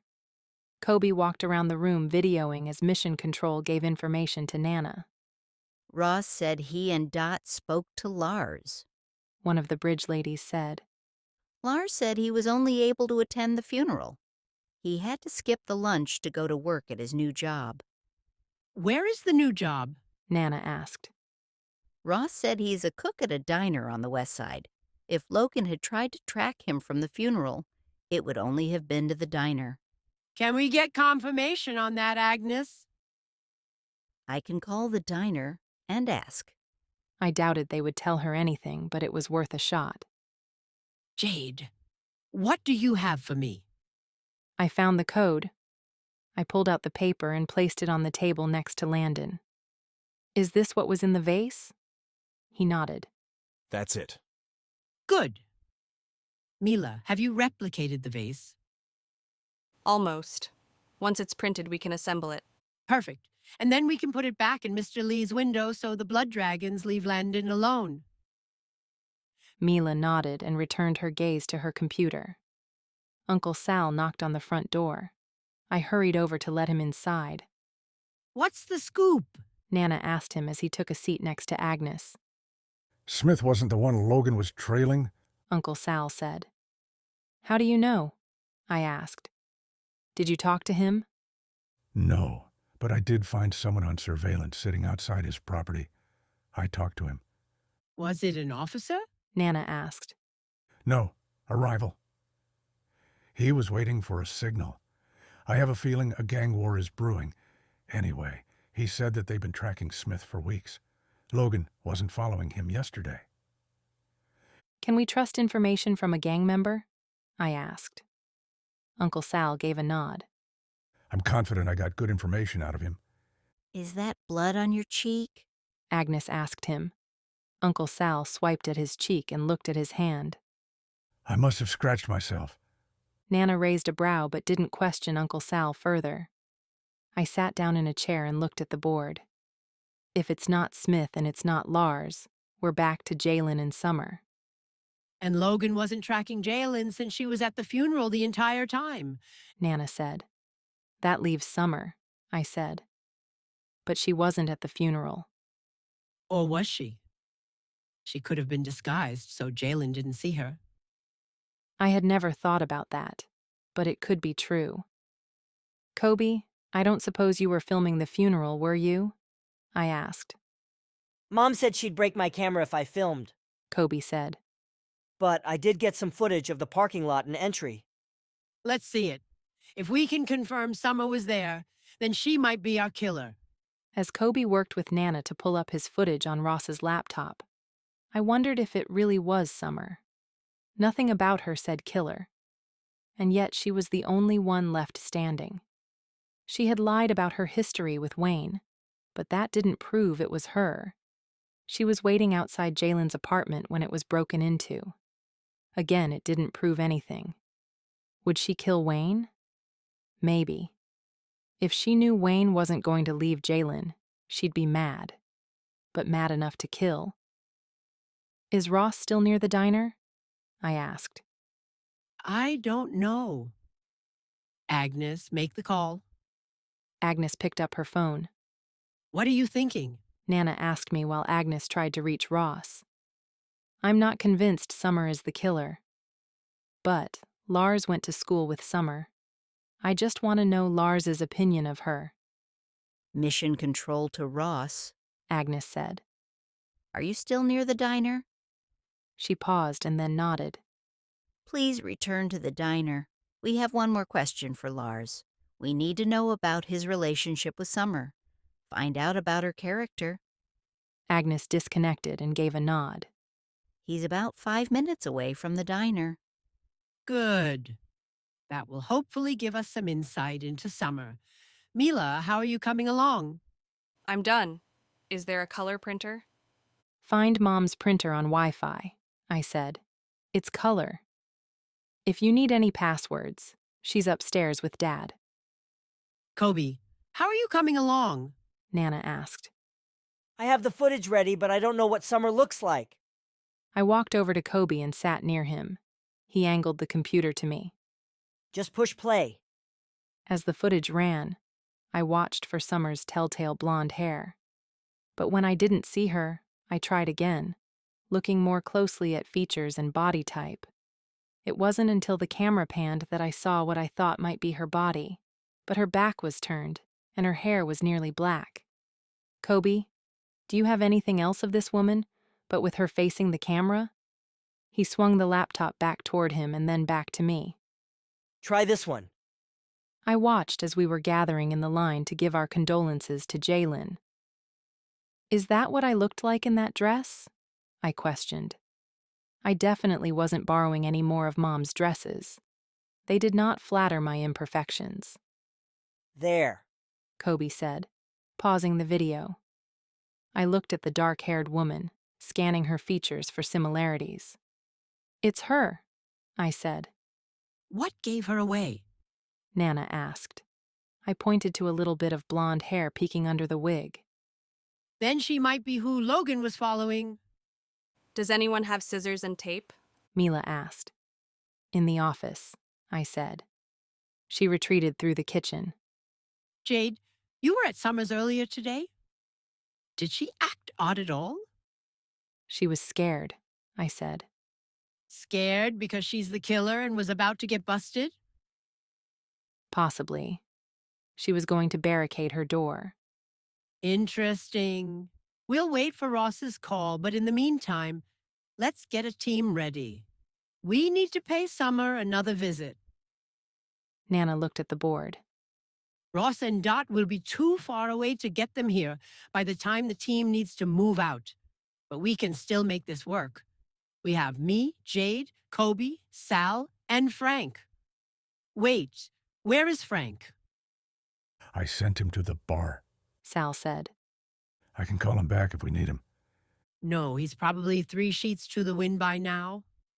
I wondered if Uncle Sal had sent Uncle Frank to the bar on purpose, and if that was before or after his talk with the rival gang.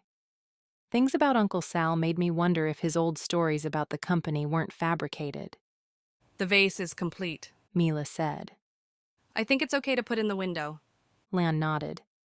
It's exact except for the fact that it's paper. Do your thing with the combination, Nana said. And then we'll have someone take it over there. I don't want you to do it in case the blood dragons are somewhere out there.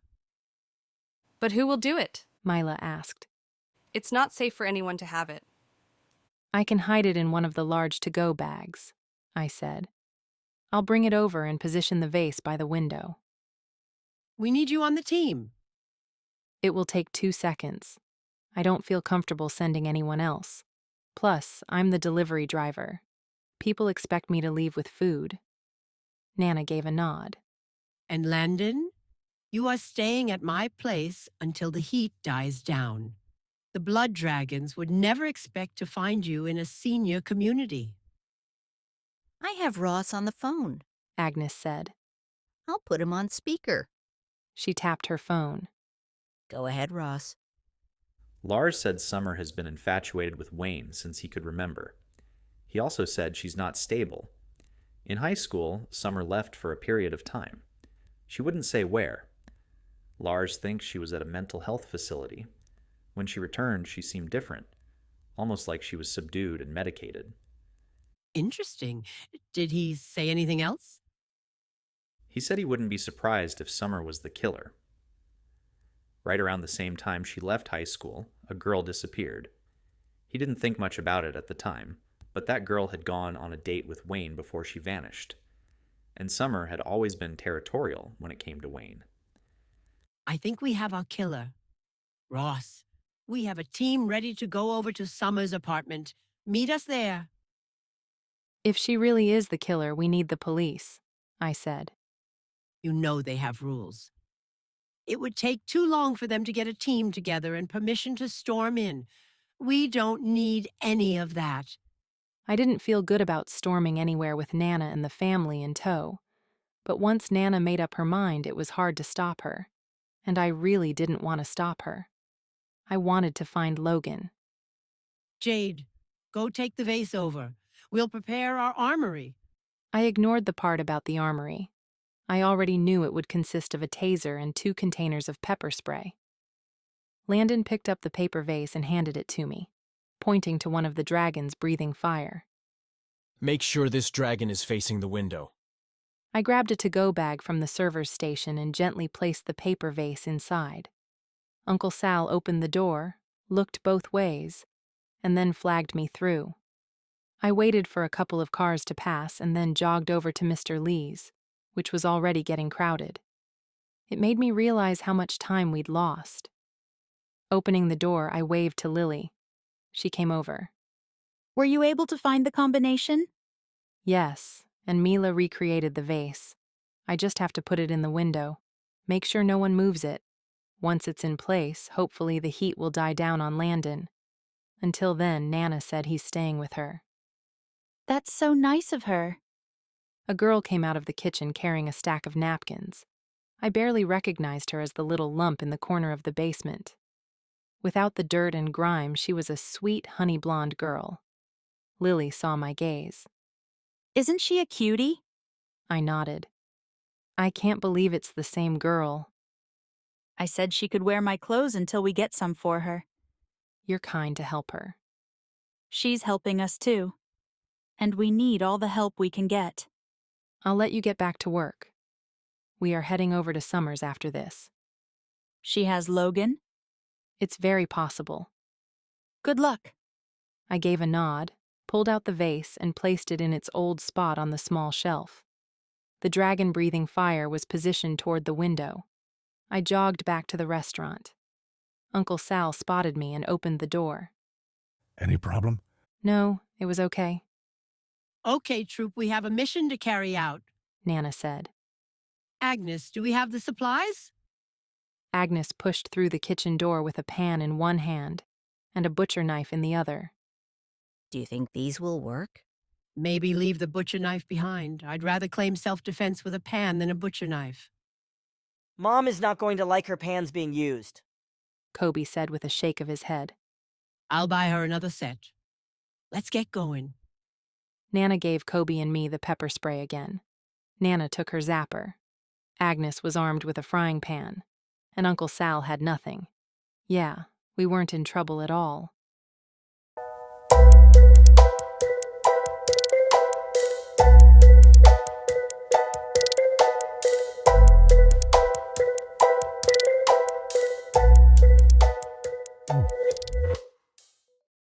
Chapter 30. We stood in front of Summer's apartment door, each of us armed with our weapon of non-choice. Nana gave a nod, indicating I should knock. I gave the door a quick rap. I wasn't surprised when Summer didn't answer. It wasn't like she had wanted to answer the door the last time I was here. Knocking on the door again, I called, "Summer, it's Jade." Do you hear anything? Nana asked. No, she's either not home or she's keeping quiet. What do we do now? Kobe asked. Bust it down. And how do you propose to do that? I asked. She eyed each of us. Kobe, toss your shoulder into it. I'm the cameraman. Kobe, just do it and turn off that damn camera. It can be used as evidence against us. I'm not getting tossed into the slammer. It could also solve our murders if we die. I should have brought the butcher knife, Agnes said. And butcher the door to death? The neighbors will call the cops on us. At least then the cops will come. They can knock the door in. My eyes rolled to heaven as I pleaded for help. Ross might have a crowbar in his trunk, Uncle Sal said. Jade, call him. Find out his ETA. Just as I pulled out my phone, movement at the end of the hall caught my attention. Summer was carrying a bag of groceries up the stairs. She stalled when she saw us, and then she dropped her bag and bolted. Get her! Nana shouted. Nana didn't have to tell me twice.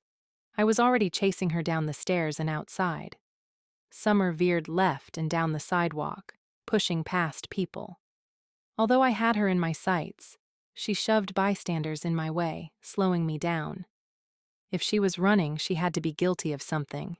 In the pit of my stomach, I knew it was her. She was the killer. But why? What did Logan find out that made him follow her? And where was he now? Was he lying next to stinky garbage like Wayne? My stomach tightened. Stop thinking. Just run. Summer! I yelled and wheezed at the same time. Stop. I just want to talk to you. I didn't think she would stop, but it was worth a try. I wondered if there was anyone from the group behind me, but then I remembered who was in my team. I doubted Nana, Agnes, or Uncle Sal bothered chasing Summer, but perhaps Kobe was near me. I didn't look back for fear of tripping or running into a pole. Summer shot across the street, heading for the park. She headed to the river, and I saw a flash of pink. Sparrow was walking down the path. His back was turned to us. "Sparrow!" I hollered, but once again it came out more as a wheeze. "Stop her!" Sparrow glanced back but continued walking. He wasn't going to help. Just as Summer was about to fly past him, he jammed out his arm. She ramrodded straight into his fist and crumbled to the ground. Wheezing worse than I was, she gasped for air.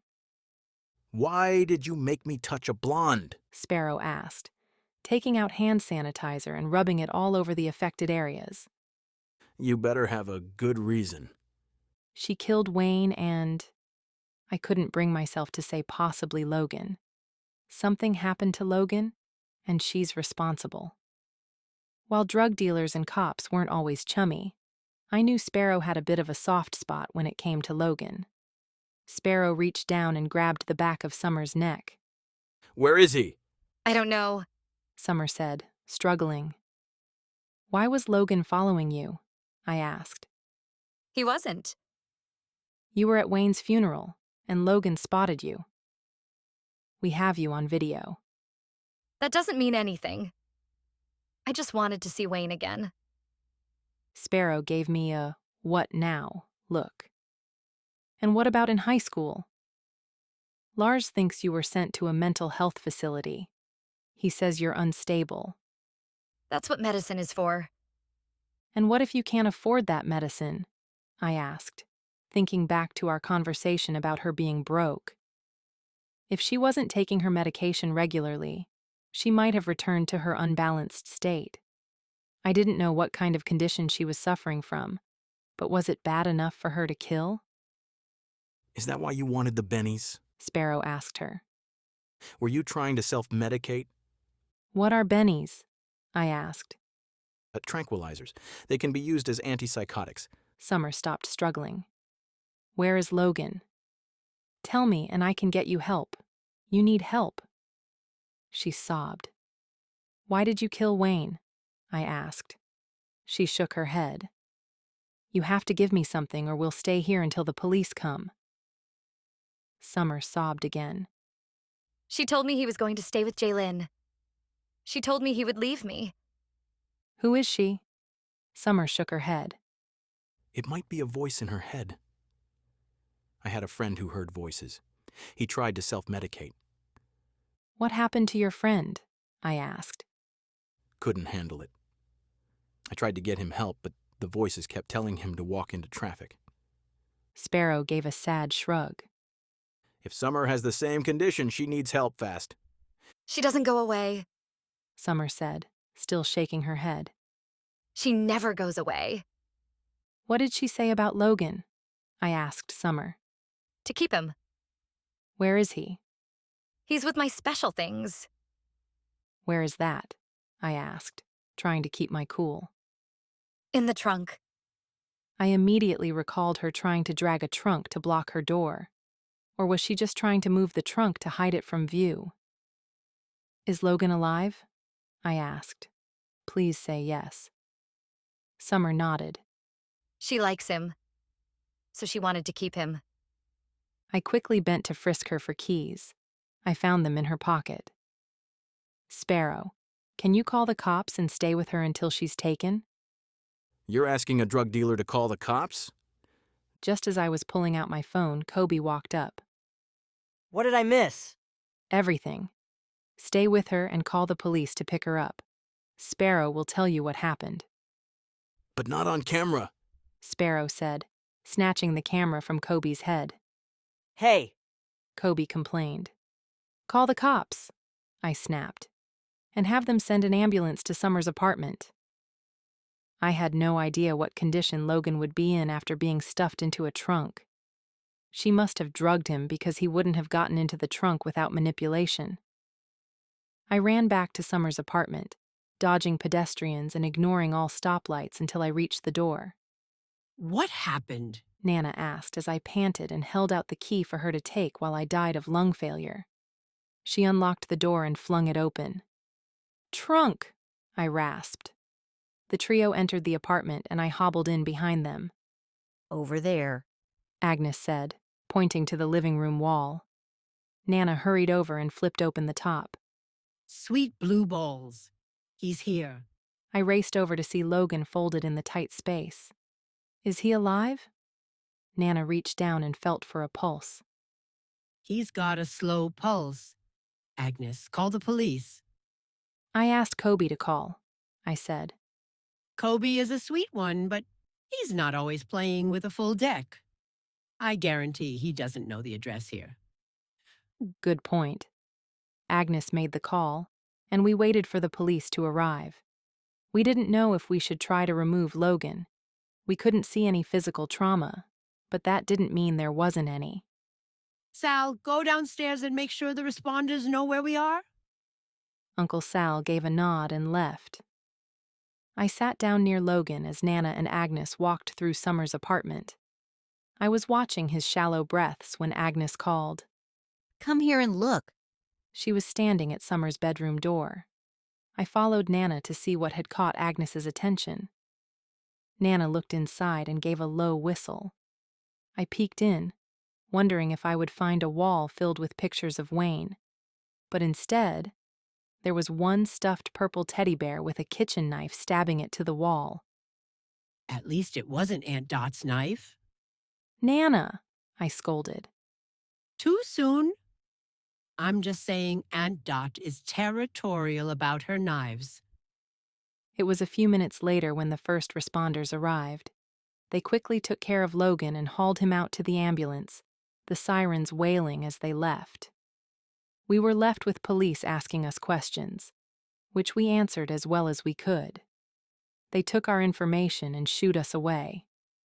Nana and Agnes were first down the stairs as I took my time. My leg muscles didn't want to work after the abuse I had just given them. A door down the hall opened, and a familiar blonde walked out. My breath halted in fear that it was Summer. But instead of Summer, it was a blonde from my long-ago but never-forgotten past. Mindy, the ex-best friend who had slept with Logan. I paused, hoping she wouldn't see me as she pushed through with a double stroller. Our gazes collided. Jade? She asked. I gave a nod since my mouth refused to move. I glanced down at the two dark-haired children and then at Mindy. Mine, she said awkwardly, and then pointed to her belly. And one on the way. Congratulations, I said, even though my brain was cussing like a sailor. I've been wanting to talk to you, but Mindy stopped. Since she was blocking the stairs, I stayed rooted to my spot. Can we get together sometime? No. Jade, you've had a stubborn streak since kindergarten. I just want to talk to you. You're talking to me now. If you have something to say, then say it. She glanced back at her door and then closed it. I want to say I'm sorry. I know I hurt you, and I think I did it on purpose. You hurt me on purpose? Why? She shook her head. I don't really know. You were leaving me to go to college, and I'd always had a crush on Logan, but you dated him instead. I don't know. Chalk it up to me being a jealous idiot. But you have to know something about that night. I don't want to know anything about that night. Shut up and listen to me for once. What? Do you want to tell me how it was? You can be such an ASS. Right back at you. She rolled her eyes. I didn't sleep with him. Did I hear her correctly? But you got pregnant, I said. No, I didn't. It was a lie. I never slept with Logan because even when he had too much to drink, he only wanted you. He had fallen asleep, and I curled up next to him. And when you saw us, you jumped to conclusions and I let you. I didn't know what to say. My mind spiraled, and it felt like my heart was breaking all over again. Logan hadn't cheated. I'm sorry, Jade. I really am. There's not a day that goes by that I don't remember what I did to you. I didn't say anything. The lump in my throat threatened to burst. She eased the stroller down the stairs. If you ever want to talk, you know where I live. I'm home almost all the time. I gave a nod, still stuck in place. I had to talk to Logan. I had to tell him the truth. But he was in the hospital and needed time to recover. And not only that, I didn't want to charge into his hospital room with a declaration that he had been faithful. He has a girlfriend. Would Logan even care about the past when he has Avery? I needed a shower and advice. But when I returned to my parents' place, I found my day kept getting worse. Alan was sitting comfortably on the couch talking to my parents.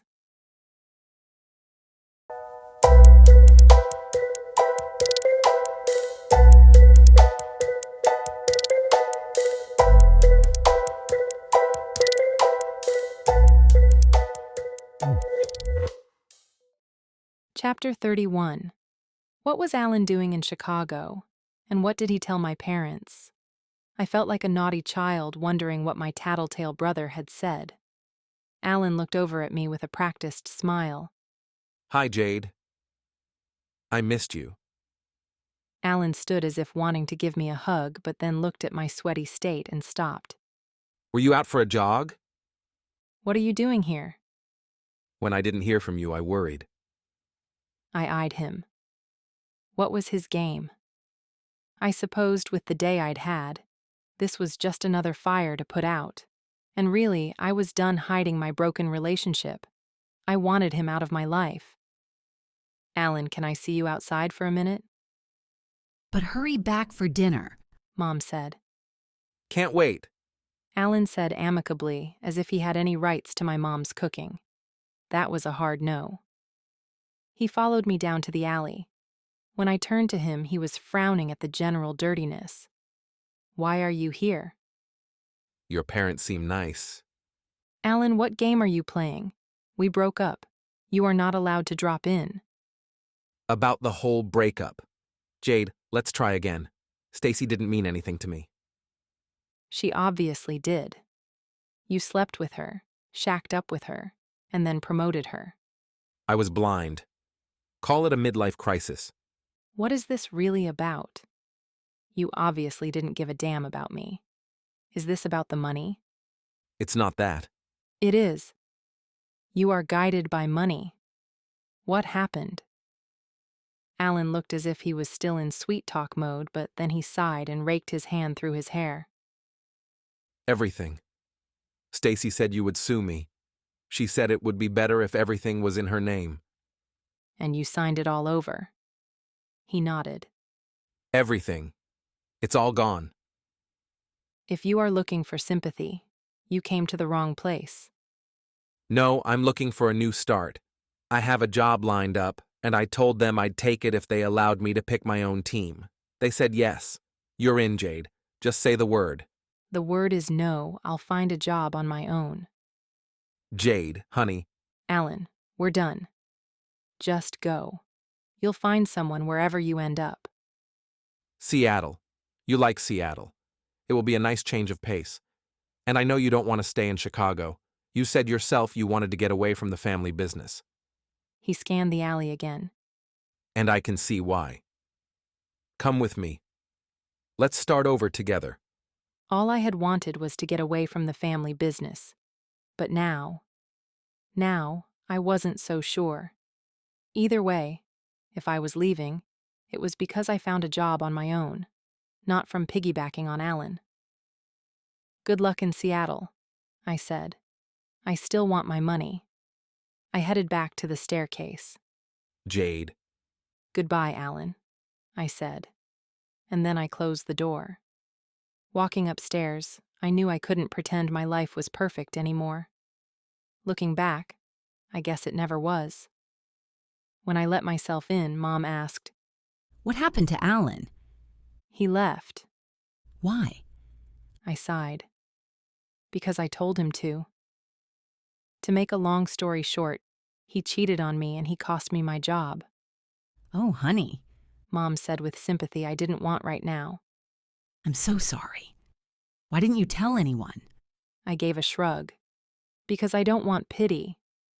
I just want to get my life back in order. How can we help? Just let me hang out for a while until I figure out what I want to do. Done. I knew she'd ask more questions eventually, but for now I was just happy to be home. Do you mind if I skip dinner? I asked. I think I'll grab a drink at the Rusty Screw. I'll join you, Dad said. Very funny. You're staying home. He deflated into his chair. The boys can come over tomorrow and keep you company. Mom said to appease him. It worked. But that meant this place was going to be the boys' hangout for quite some time while Dad mended. By the way, did you both talk about the restaurant? I asked hesitantly. Mom nodded. Yes. We hit a rough patch, Imp. But your grandparents and great-grandparents had rough patches, too. We'll survive. How? Family, he said simply. We stick together. One way or another, we'll get the restaurant back up and running. I'll help however I can, I said. I know you will. Glad to have you back, Imp. I'm going to shower and head out, I said. Has anyone seen Mila? She might still be downstairs. I plucked a few clean clothes out of my suitcase and texted Mila on my way to the bathroom. Want to grab a drink at the Rusty Screw? She replied back with a yes. And within a half hour we sat down at the back corner table with a beer in front of me and a cosmopolitan in front of Mila. Well, kind of a cosmopolitan. The bartender at the Rusty Screw didn't normally make girly drinks, as he liked to call them. So he dumped alcohol into a glass and topped it with a cherry. I had a feeling I might have to hire a driver to take Mila the few blocks home. I'm so glad I came here. Really? They can't even make a cocktail. Not the Rusty Screw. I meant Chicago. You were nearly shot. I didn't say there weren't some scary times. But seriously, it's nice to be a part of a team again. You were a part of a team at the firm. Not really. Everyone was out for themselves. Here, though? She shrugged. It's like being part of the family. Well, you went above and beyond to help us. And we saved your hunk. I call that a win. He's a hunk, but he's not my hunk. She waved me off. I know he cheated, and you were right to dump him. He's still delicious to look at, though. That's what I was hoping to talk to you about. I screwed up. I found out he didn't cheat. Mila had just taken a sip of her drink. Her eyes widened, and I had a bad feeling I was going to be wearing a non-cosmopolitan cosmopolitan all over me. But she choked it down and sputtered. What? I ran into Mindy on the way out of Summer's apartment. Mindy confessed she never slept with Logan. She just made it look like she did. Do you want me to hold her down while you smack her? I shook my head. I have so many emotions, but the biggest one is regret. I should have tried again with Logan, but I left. Mindy wouldn't have confided in you back then. You would still have thought Logan cheated on you, and you would have resented him. You'd have 2 kids and a divorce by now. Yeah, I guess. I know it. I also know that you have to tell him this. I will. But he's at the hospital now. I'm not going to bother him with this after a murderer stuffed him into a trunk. Anyway, Avery is probably already at his bedside. There's no room for me. Tonight, you are allowed to cry your eyes out. But tomorrow you are going to pull up your big girl pants and march down to the hospital to tell him. I will check on him. And tell him the truth. He's got a girlfriend, I said. What happened to us is history. He's moved on. But you haven't. I couldn't say she was wrong. Why haven't I? Because you still love him. And that was my problem, not his. If he was truly happy with Avery, what right did I have to weigh him down with the past? I pulled out my phone and texted Ross. Are you at the hospital with Logan? I just got here. Why? How is he? Still unconscious? Is Avery there? She's on her way. Send me updates. Okay. A part of me wanted to go to the hospital, but I needed more time to think. I had to make sure that whatever I did next wouldn't blow up in my face. I couldn't screw it up with Logan again. Now, we need a plan so your brother falls in love with me. Give me the entire encyclopedia of Ross. I'll need more alcohol. Done. She pulled a wallet out of her purse. And by the way, I've decided to move here. I already put a deposit on an apartment. Want to be roommates? With my parents' apartment becoming the boys' club, it might be time to move on. But I hadn't had a roommate since college. Did I really want one now? And, more importantly, did I want to stay in Chicago? My phone rang. I didn't recognize the number. Jade speaking. Jade, this is David Bayfield of Foster and Groves. I apologize for calling you at this late hour, but I wanted to get in touch with you. It was a firm I had sent my resume to. We're impressed by your resume and want to set up an interview. I'll have my assistant call you in the morning if you are still interested in the position. Did I want the position? I just didn't know anymore. I felt tired and weary, a little broken, and the ad world could crush me in my current state.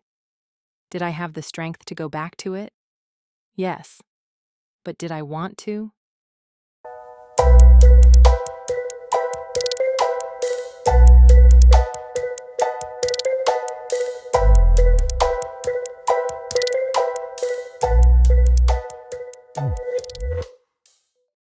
Chapter 32.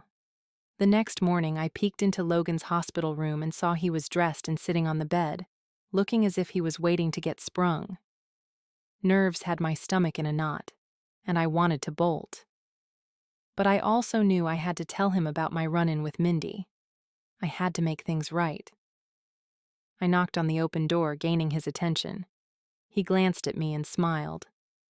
Hi, Jade. Hi, I said, stepping into the room. Just stopped by to see how you are. Alive, he said, scooting over to make a spot on the bed. I sat next to him. I hear that's thanks to you.